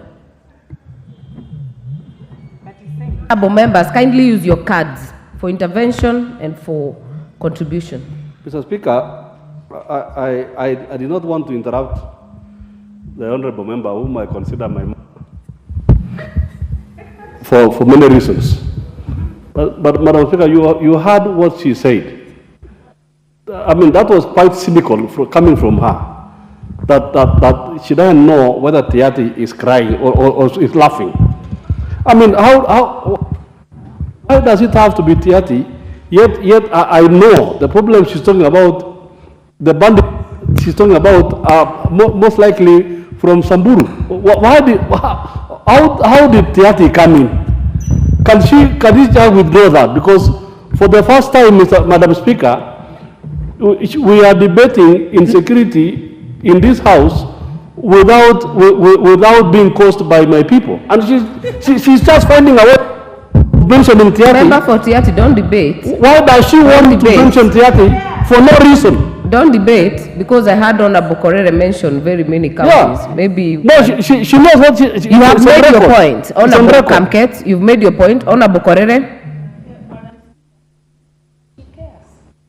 As I wind up, I think Kamket is quoting me out of context. I just looked across the aisle and I saw him laughing, so I'm sorry. I don't mean anything. Madam Speaker, as I conclude, these bandits are ruthless. And they know no other language other than ruthlessness.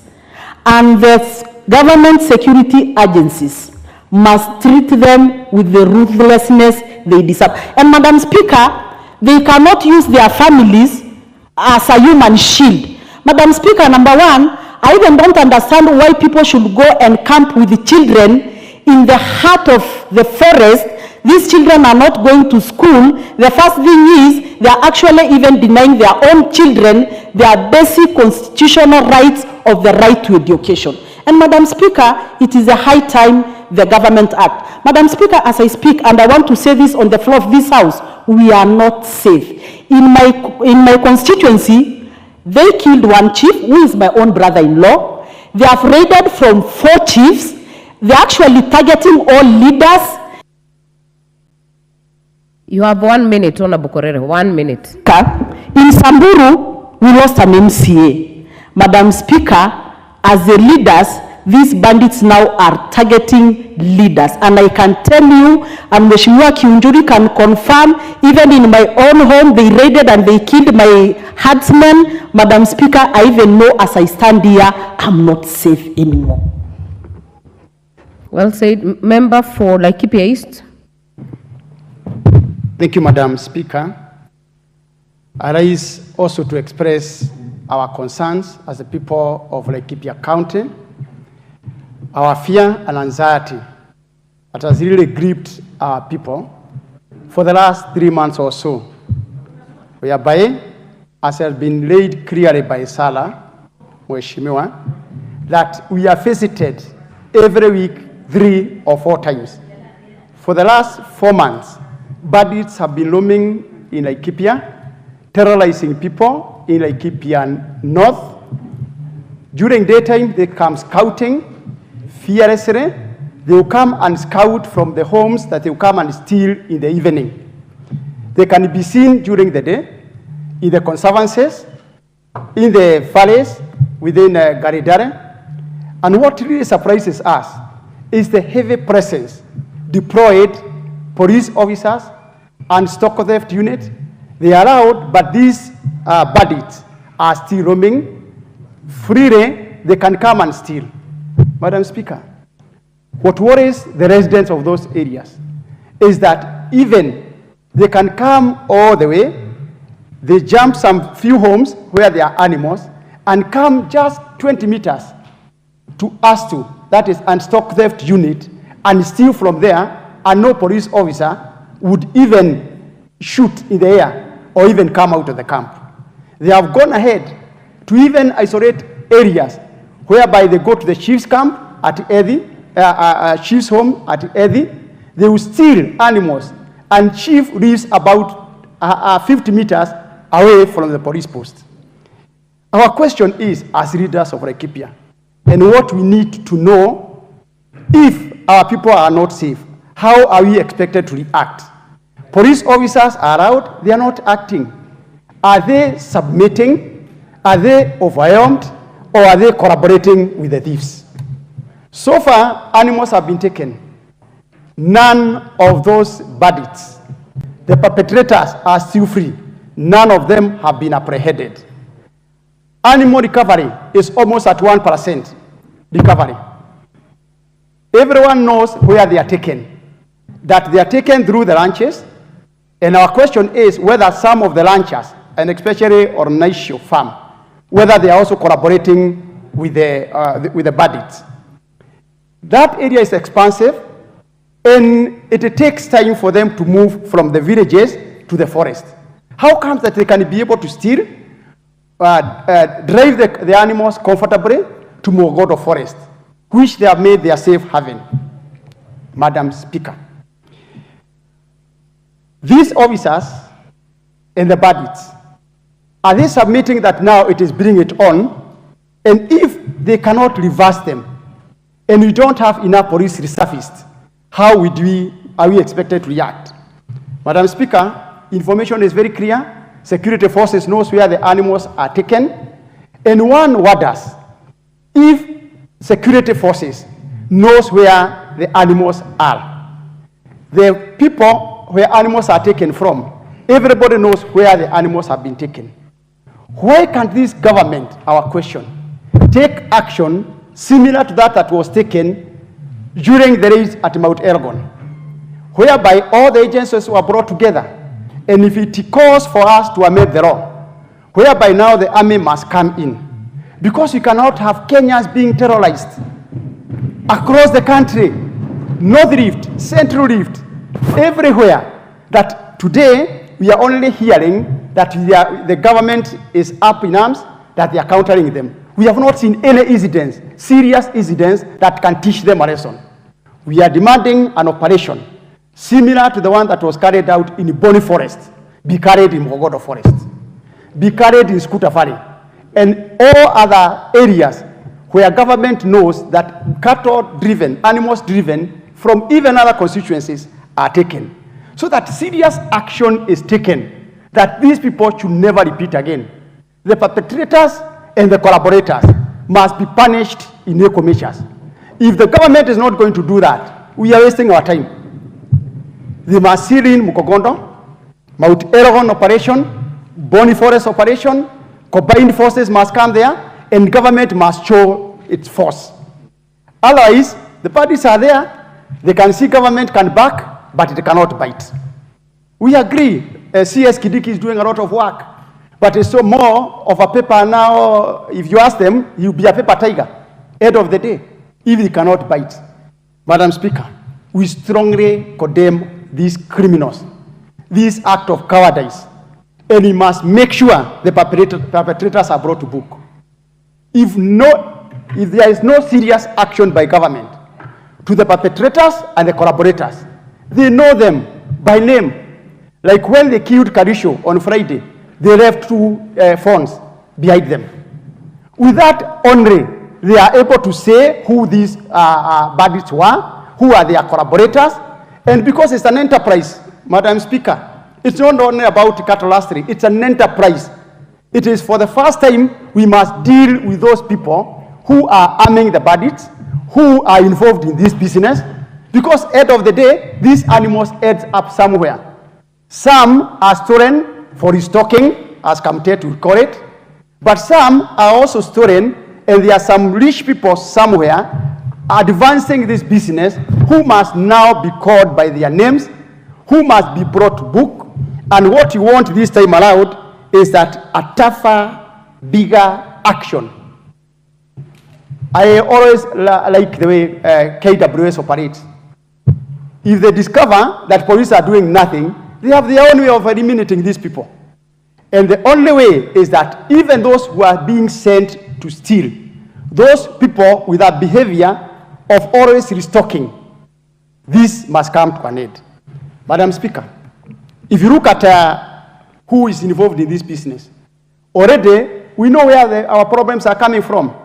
Go to Kibish, Kipsing. Look at the farmers around, they are armed. Where animals are being taken away, all the farmers around, they have more than 40, 50 police reservists. They have security armed by the same government. Madam Speaker, it is the high time this government sits down and reconsider its decision on whether they will continue arming those farmers, and especially those ones who cannot stop this kind of an attack to the people of Laikipia. Lastly, Mr. Speaker, for us, we are agreeing the government is taking action. We are agreeing that forces are being employed. However, how do we now gain confidence of government if the same officers who are being employed with command cannot take action? Those answers must be given to us. And the only way we can agree and accept the government is taking action is recovering our animals. It's to see people brought to justice, to see people being punished. Those who make other people cry must also cry. They should not steal our animals at their own leisure and have the pressure to go and enjoy the route. With those few remarks, Madam Speaker, I beg to support and seriously ask this House to consider, even if you are going now to amend the laws that are necessary to ensure that there is combined forces, that action can be taken with no boundary. The army should come in, police should come in, other security forces must come in. I support. Thank you. Minority Leader. Thank you very much, Madam Speaker. Let me join my two colleagues, the Honorable Sarah Korere and the Honorable Mangi Kiunjuri, in expressing my disgust at these incessant acts of banditry and cattle or livestock theft in these areas. And I want really to subscribe to their sentiments to a large extent. But Madam Speaker, you know, we need to look at the root cause of all this. I am not really privy to what goes on there in detail. But from my understanding of what I'm being told, this is no longer just a way of life, as we were being made to believe when we were young, that cattle theft or banditry is a way of life. No. It has become a pure economic activity that therefore calls for more in-depth look into what then can be done to address the economic situation of the people living in those areas. Because if they got more gainful economic engagement, they would perhaps slowly get away from these nefarious activities. But that is food for thought, and it's the duty of the government of the day to really address those concerns. But secondly, Madam Speaker, and tied to the first issue, you know, if this banditry was contained, it would actually create an environment, conducive environment, for more meaningful economic activities to happen, to take place. That would, in the long run, help not only the people living in those areas, but help the whole country, really. Because every single part of the country, if is economically active or productive, would contribute to the overall economic development of the country. So I think it's incumbent upon the government of the day to really address this issue, but in a holistic manner. What we have tended to see from time to time are knee-jerk reactions that seem not to be yielding fruits, Madam Speaker.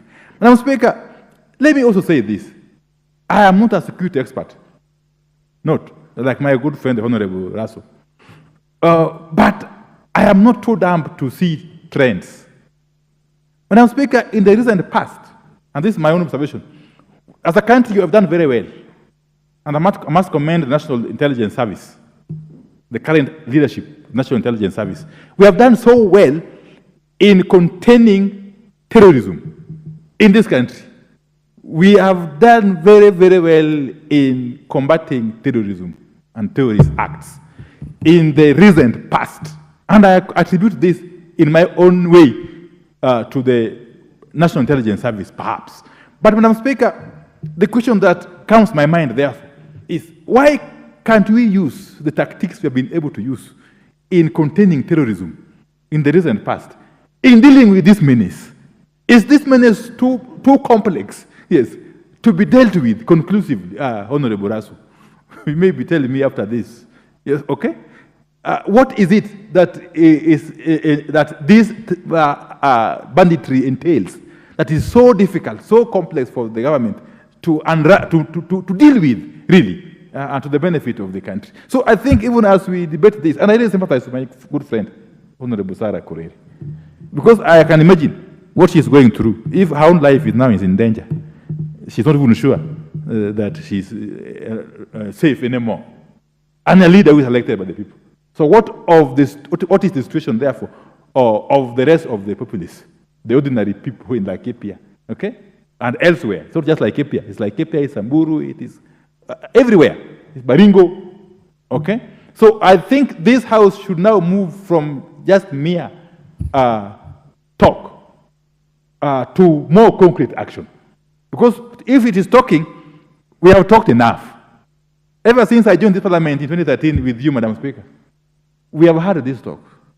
Yes, every other session of parliament we have talked about this insecurity situation, about the banditry, about the cattle rustling, but we seem not to be getting anywhere.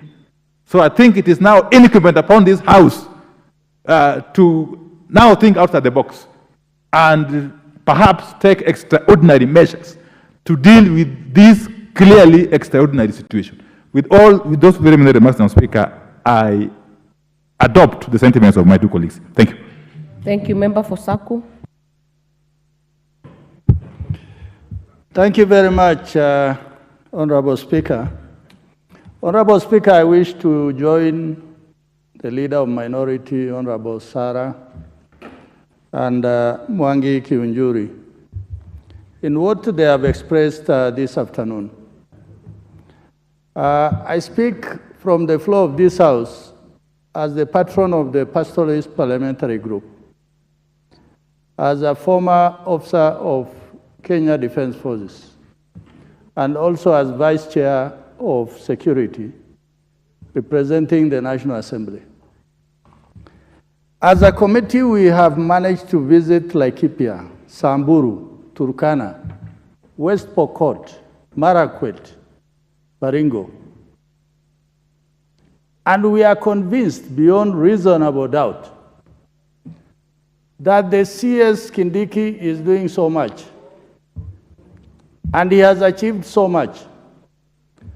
But the 20% of work that is undone, cooperation of security forces, administrators, and a lot of cartels who have made the issue of insecurity internally in Kenya totally unbearable for quite sizable part of the Kenyan population.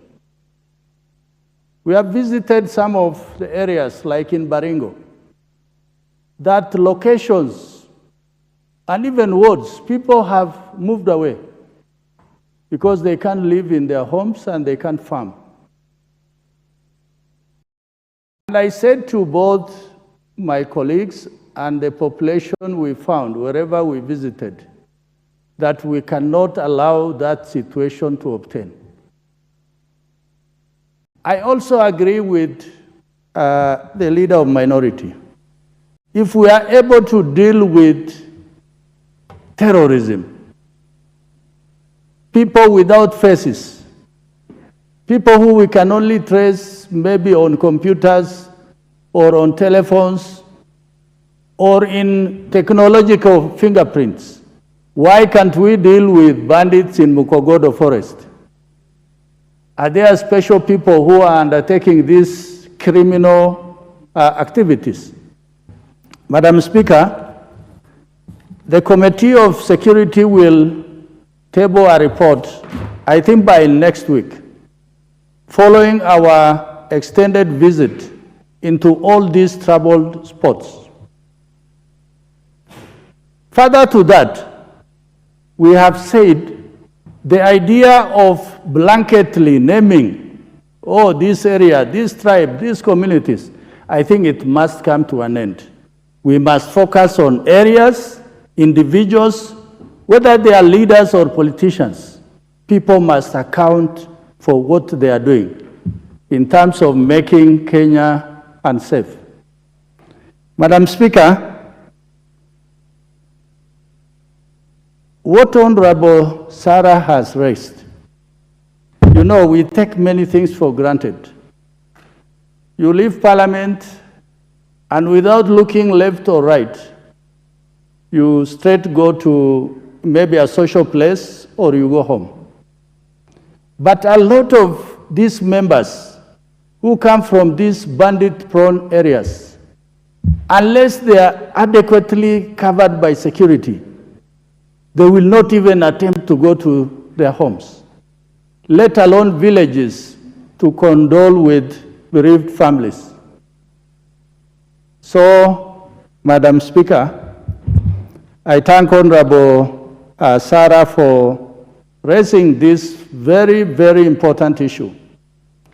But I want to assure the House as a committee, we are going to name names, we are going to name pockets of troubles in this country, and we are going to stop at no point, even administrators, if they are part of this problem. With those remarks, I thank you, Honorable Speaker. Thank you. Member for Karachuonyo.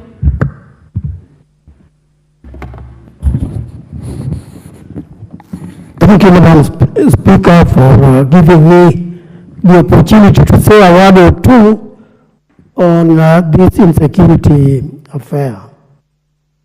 Madam, it's a very sad thing to listen to the story of what's happening where this insecurity is prevalent.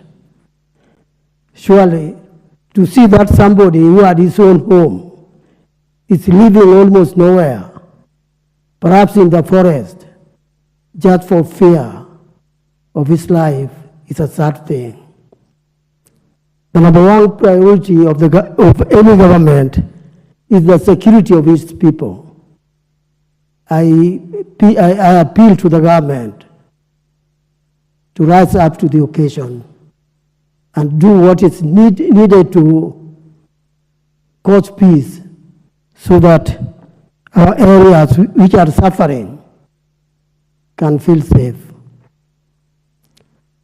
Madam Speaker, I know that there are causes, like the minority leader said, there must be causes for all this.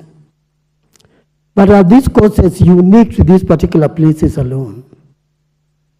It is possible these causes are in other parts of this nation as well. But those places have not taken to arms in order that they can fight the battle going on elsewhere.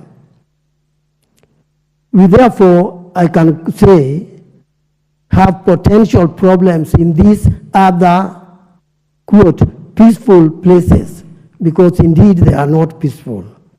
They have a potential problem waiting to occur. It is again very important and necessary for the government to rise up to the occasion and face the situation before they explode, to join the other parts of the country where problems are already on the surface. You see that we are talking of development. We are talking of progress, economic progress and so forth. Where peace is not existing, it's a waste of time. Our nation will never develop if what has started in these areas we are talking about are allowed to continue. We will not get anywhere with our effort. I know we pay a lot of tax so that we can improve our country. But then, who will be able to use the resources necessary for development if you do not know what's coming to you the next day? Individually, and even as communities, if you know today but you don't know tomorrow, you cannot invest. You cannot try to accumulate anything that would add to your wealth if you have any. In other words, Madam Speaker, what I'm saying is that the problem we are facing is a serious one, needing a very serious action in order that Kenya can develop and move forward. But if we sleep over the peace, pretending that development upon which we are spending a lot of effort will be fruitful, Madam Speaker, I think we are daydreaming.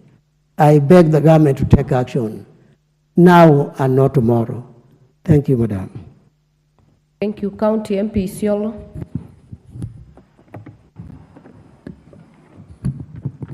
Thank you, Madam Speaker. Madam Speaker, I want to stand to support this motion, hoping to capture the deep pains that pastoralists and families in this part of the country go through in the hands of these bandits who are roaming our lands with a lot of impunity that anyone cannot imagine. Madam Speaker, while we could survive natural calamities like floods and droughts in this part of the country, it is very hard to stay safe from these bandits because they are all over. They are operating with so much impunity. They can come in, raid, kill, maim, and still get away with it. Madam Speaker, standing before you, I want to present a case of an innocent Form 3 girl by the name Fatuma Wako Wario, who was leaving school just recently after closing.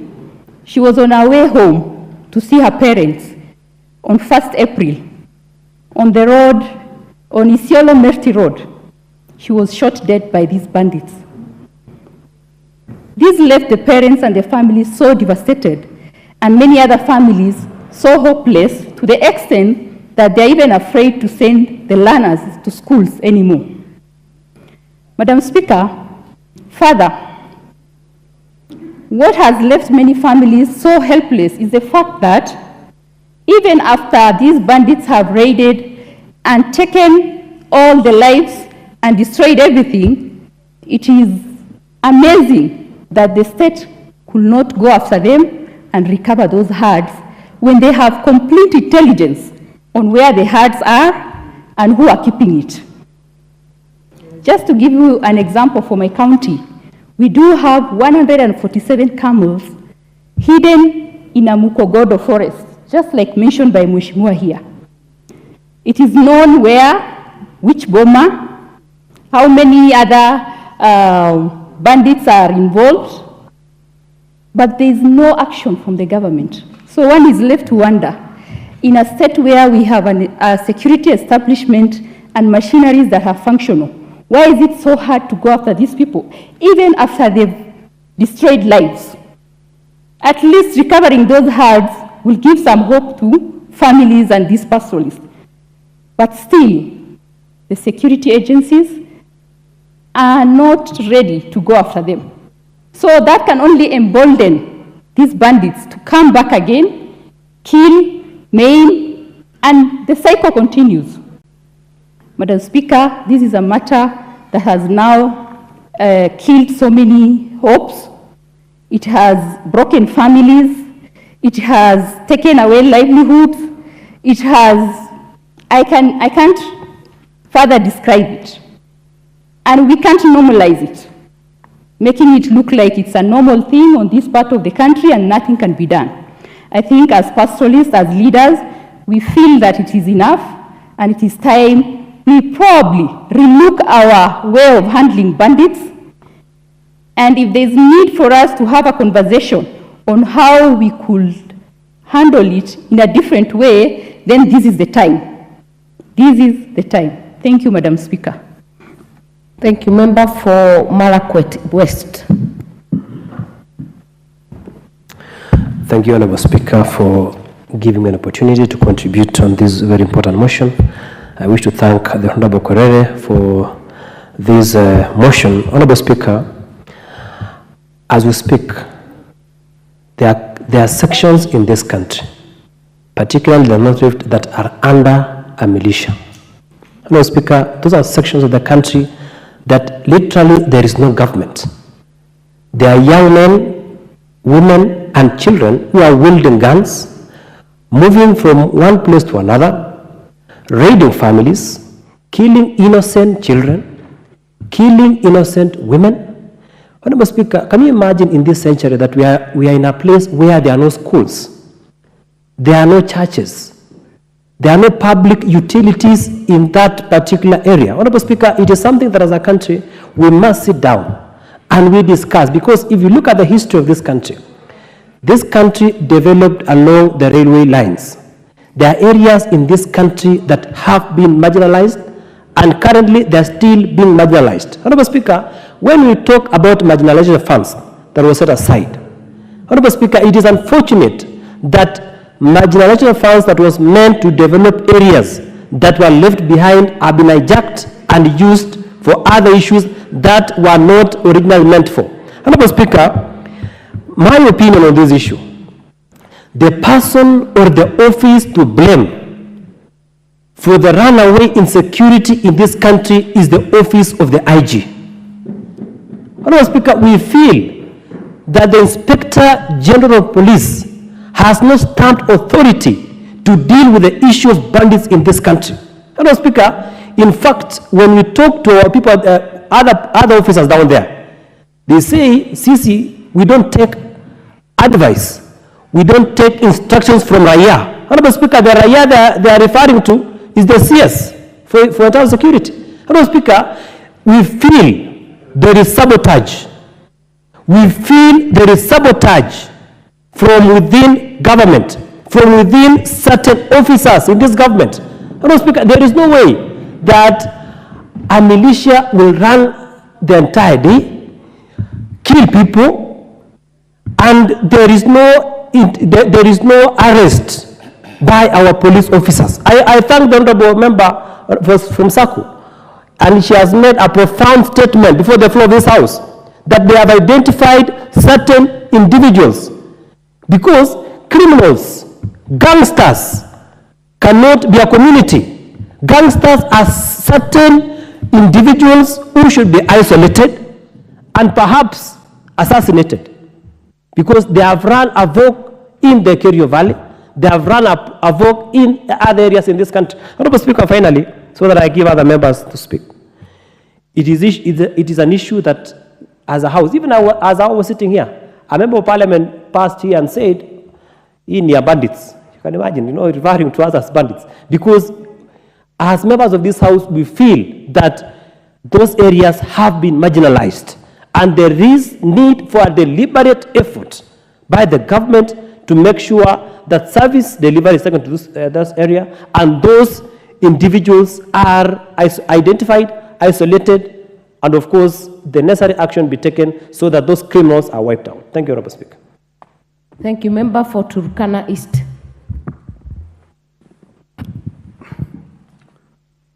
Thank you, Madam Speaker, for giving me this time to add my voice to this motion. Madam Speaker, the issue we are discussing here,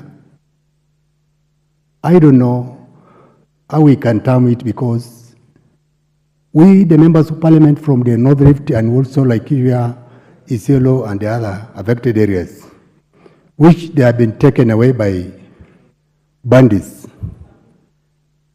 Madam Speaker, I have just heard the honorable member for SACU saying very soon they are going to table a report here on security on those areas. They visited my constituency about a month or 2 months ago. And he said, time has come for us to say these bandits by names. But Madam Speaker, to me, I don't know how true is that, because when you hear all these members speaking here, condemning this issue, you hear like if you're talking, the mention of the bandits from a certain area. Madam Speaker, until the time that report will be tabled in this house, that's the time we can mention those people by names. But before that, time has come for this country to face the Pokoti community, who are terrorizing the entire communities in the North Rift. And we cannot be afraid to say that, because we can't be told, let's not mention a community. But who are these people now? Can the government tell us who are these people by names so that we cannot say the Pokot community? Can we be given the list of the terrorists from the Pokot community who are terrorizing Turkana community, the Tugene community, the El Shamsu community, the Elgey the Marakwet community, the Samburu community, the Laikipia community? They are the Pokot community. And if somebody has the list of those people from the Pokot who are terrorizing the entire region of the North Rift, let the list be tabled in this house so that we can stop mentioning the name of that community.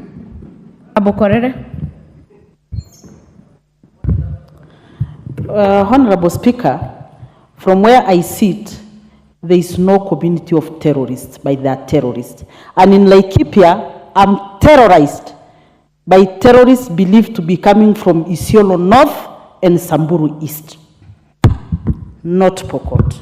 Member for Turkana East, you shall not mention a community. I think the Vice Chair of the Administration Committee has already committed that they will bring a report with a list. Thank you, Madam Speaker. I have just said that I'm waiting for that list to be tabled here, so that we can get the list of the terrorists. Even if they come from Turkana East, they come from where, let the list be tabled here, so that we can avoid mentioning those communities. But before that list being tabled here, which name are we going now to use? And that's what it has made this issue to continue, because we are trying to cover it. People are dying, clothes are being burned by the people we know, coming from an area. But we are saying no to say their names or not say that community. Until when, Madam Speaker, can this issue continue in this country? People are being killed in my constituency. Schools have been closed for the last 3 years now. Those kids are not going to school. And nobody is taking any action. And when you hear these people dealing with the alcohol here in Central Province, every effort is being taken there. Is that not life? Are the lives in the North Rift not the same lives like their lives in the Central Kenya?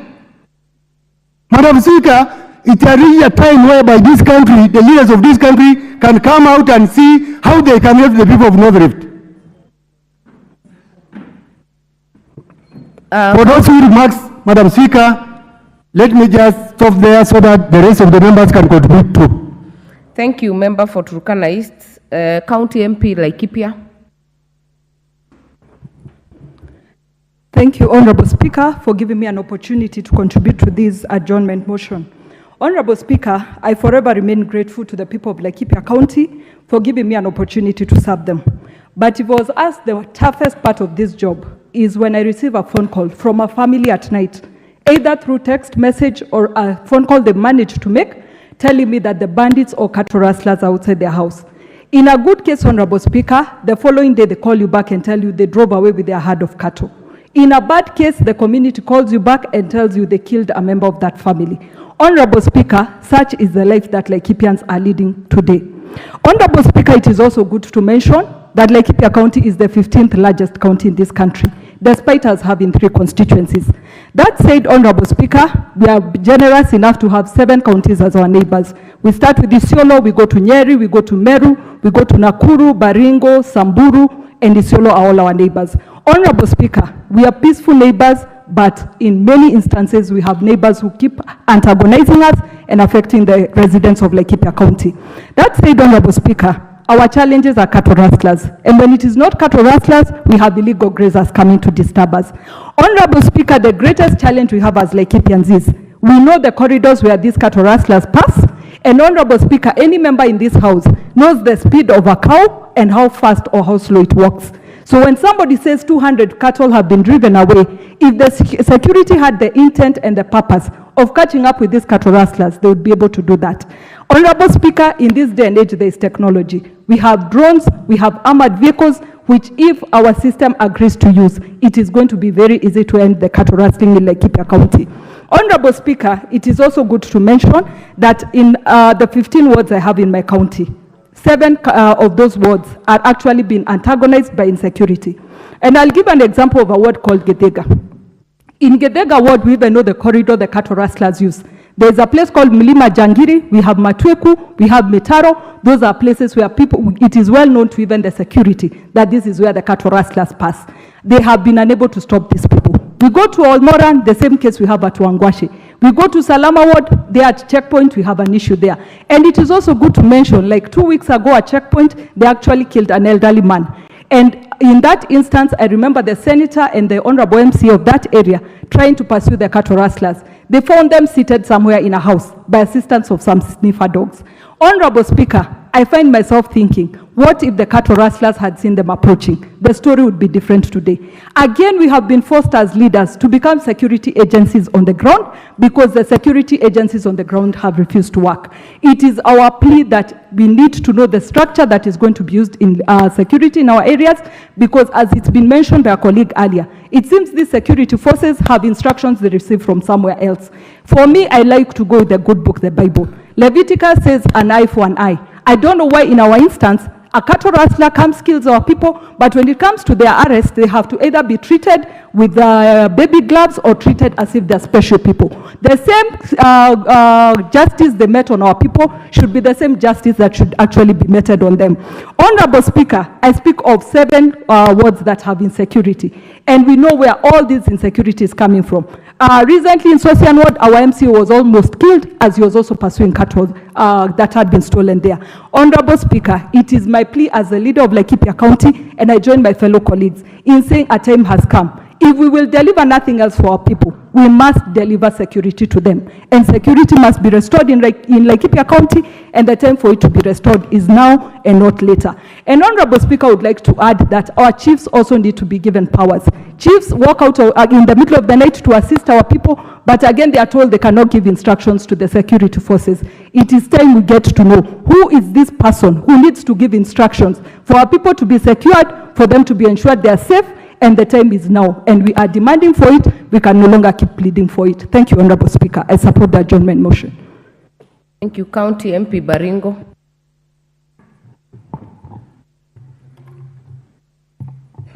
Thank you so much, Madam Speaker.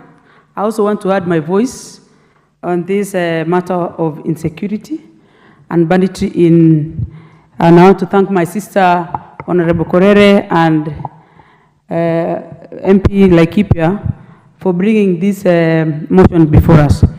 Madam Speaker, I think we have spoken, we have attended meetings, we have screamed, we have written letters. I think we have done what is humanly possible to put across this menace. We have talked to everyone that cares to listen. Sometimes I wonder, Madam Speaker, that how many people should die? How many families should be displaced? How many children should not go to school because schools are closed? How many water ponds and boreholes, for instance, should be destroyed for government that I was bestowed by the people to protect them? I was elected in the side of government, that is the UDA party. And every day, we always remind our people that this is the government that all of us voted for, and we all expected that this problem, at least, should be eased on our back. But unfortunately, it has even, to some extent, become more burden, because I think when you have a lot of hope and you don't get the hope, it becomes more, burden. I want to say, Madam Speaker, as a member of Parliament today,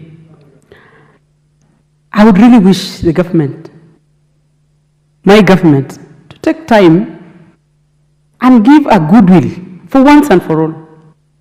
Today, or the other time when we came in, we saw the government taking time to fight on the menace on illicit brews. We mobilize a lot of resources. We call on leaders to take charge, close shops, arrest people, stop bars. That is business. I just wish the same energy, the same effort should be used to stop this problem. Because, Madam Speaker, you know, I just want to give an example. When I am going to drink, even if it's an illicit brew or I'm walking into a club, I sit down, order my beer, drink 1, 2, 3, probably up to the morning. I'll do that the following day, and to some extent, I'll be addicted to it. That is when it is realized it's a problem. What about a mother who is sitting right in her house?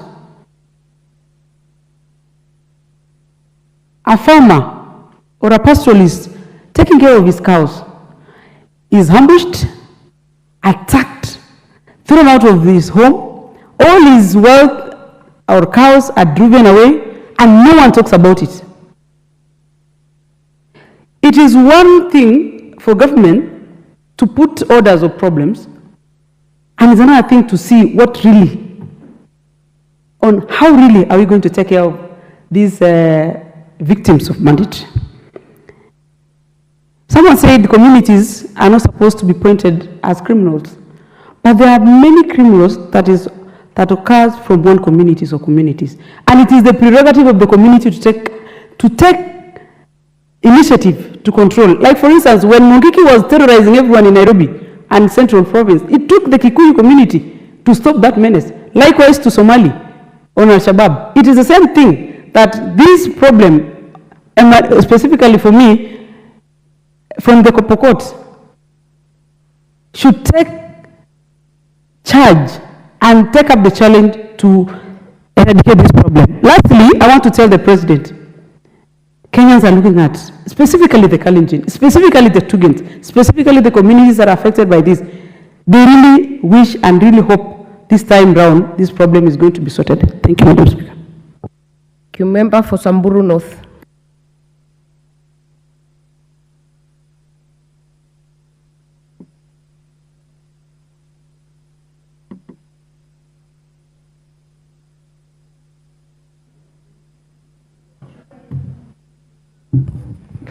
Thank you, Madam Speaker. I rise to support the adjournment motion by the Honorable Member for Laikipia North, Mheshimiwa Sarah Korere, and I really feel for her, just like I feel for all the other members from the North Rift who are affected by this insecurity menace. I come from Baragoi in Samburu North, and Madam Speaker, we are now going on 30 years of gun-related cattle rustling in that part of this country. I believe very many voices have spoken about the vice in this house. And the fact that we are still talking on the floor of this house about this issue really is an indictment on the government of the Republic of Kenya. 30 years down the road, people are still being killed. Families are traumatized. Children are killed. You heard from the women rep, Isiolo. You heard from Mheshimiwa Sarah Korere. You heard from Mheshimiwa Jamatia. You heard from every member who spoke, who stood up to speak on the floor of this house. We are talking about fresh killings. Over the past 1 year, we have lost over 105 people in Samburu. I have lost an MCA, an elected leader, a month or so ago.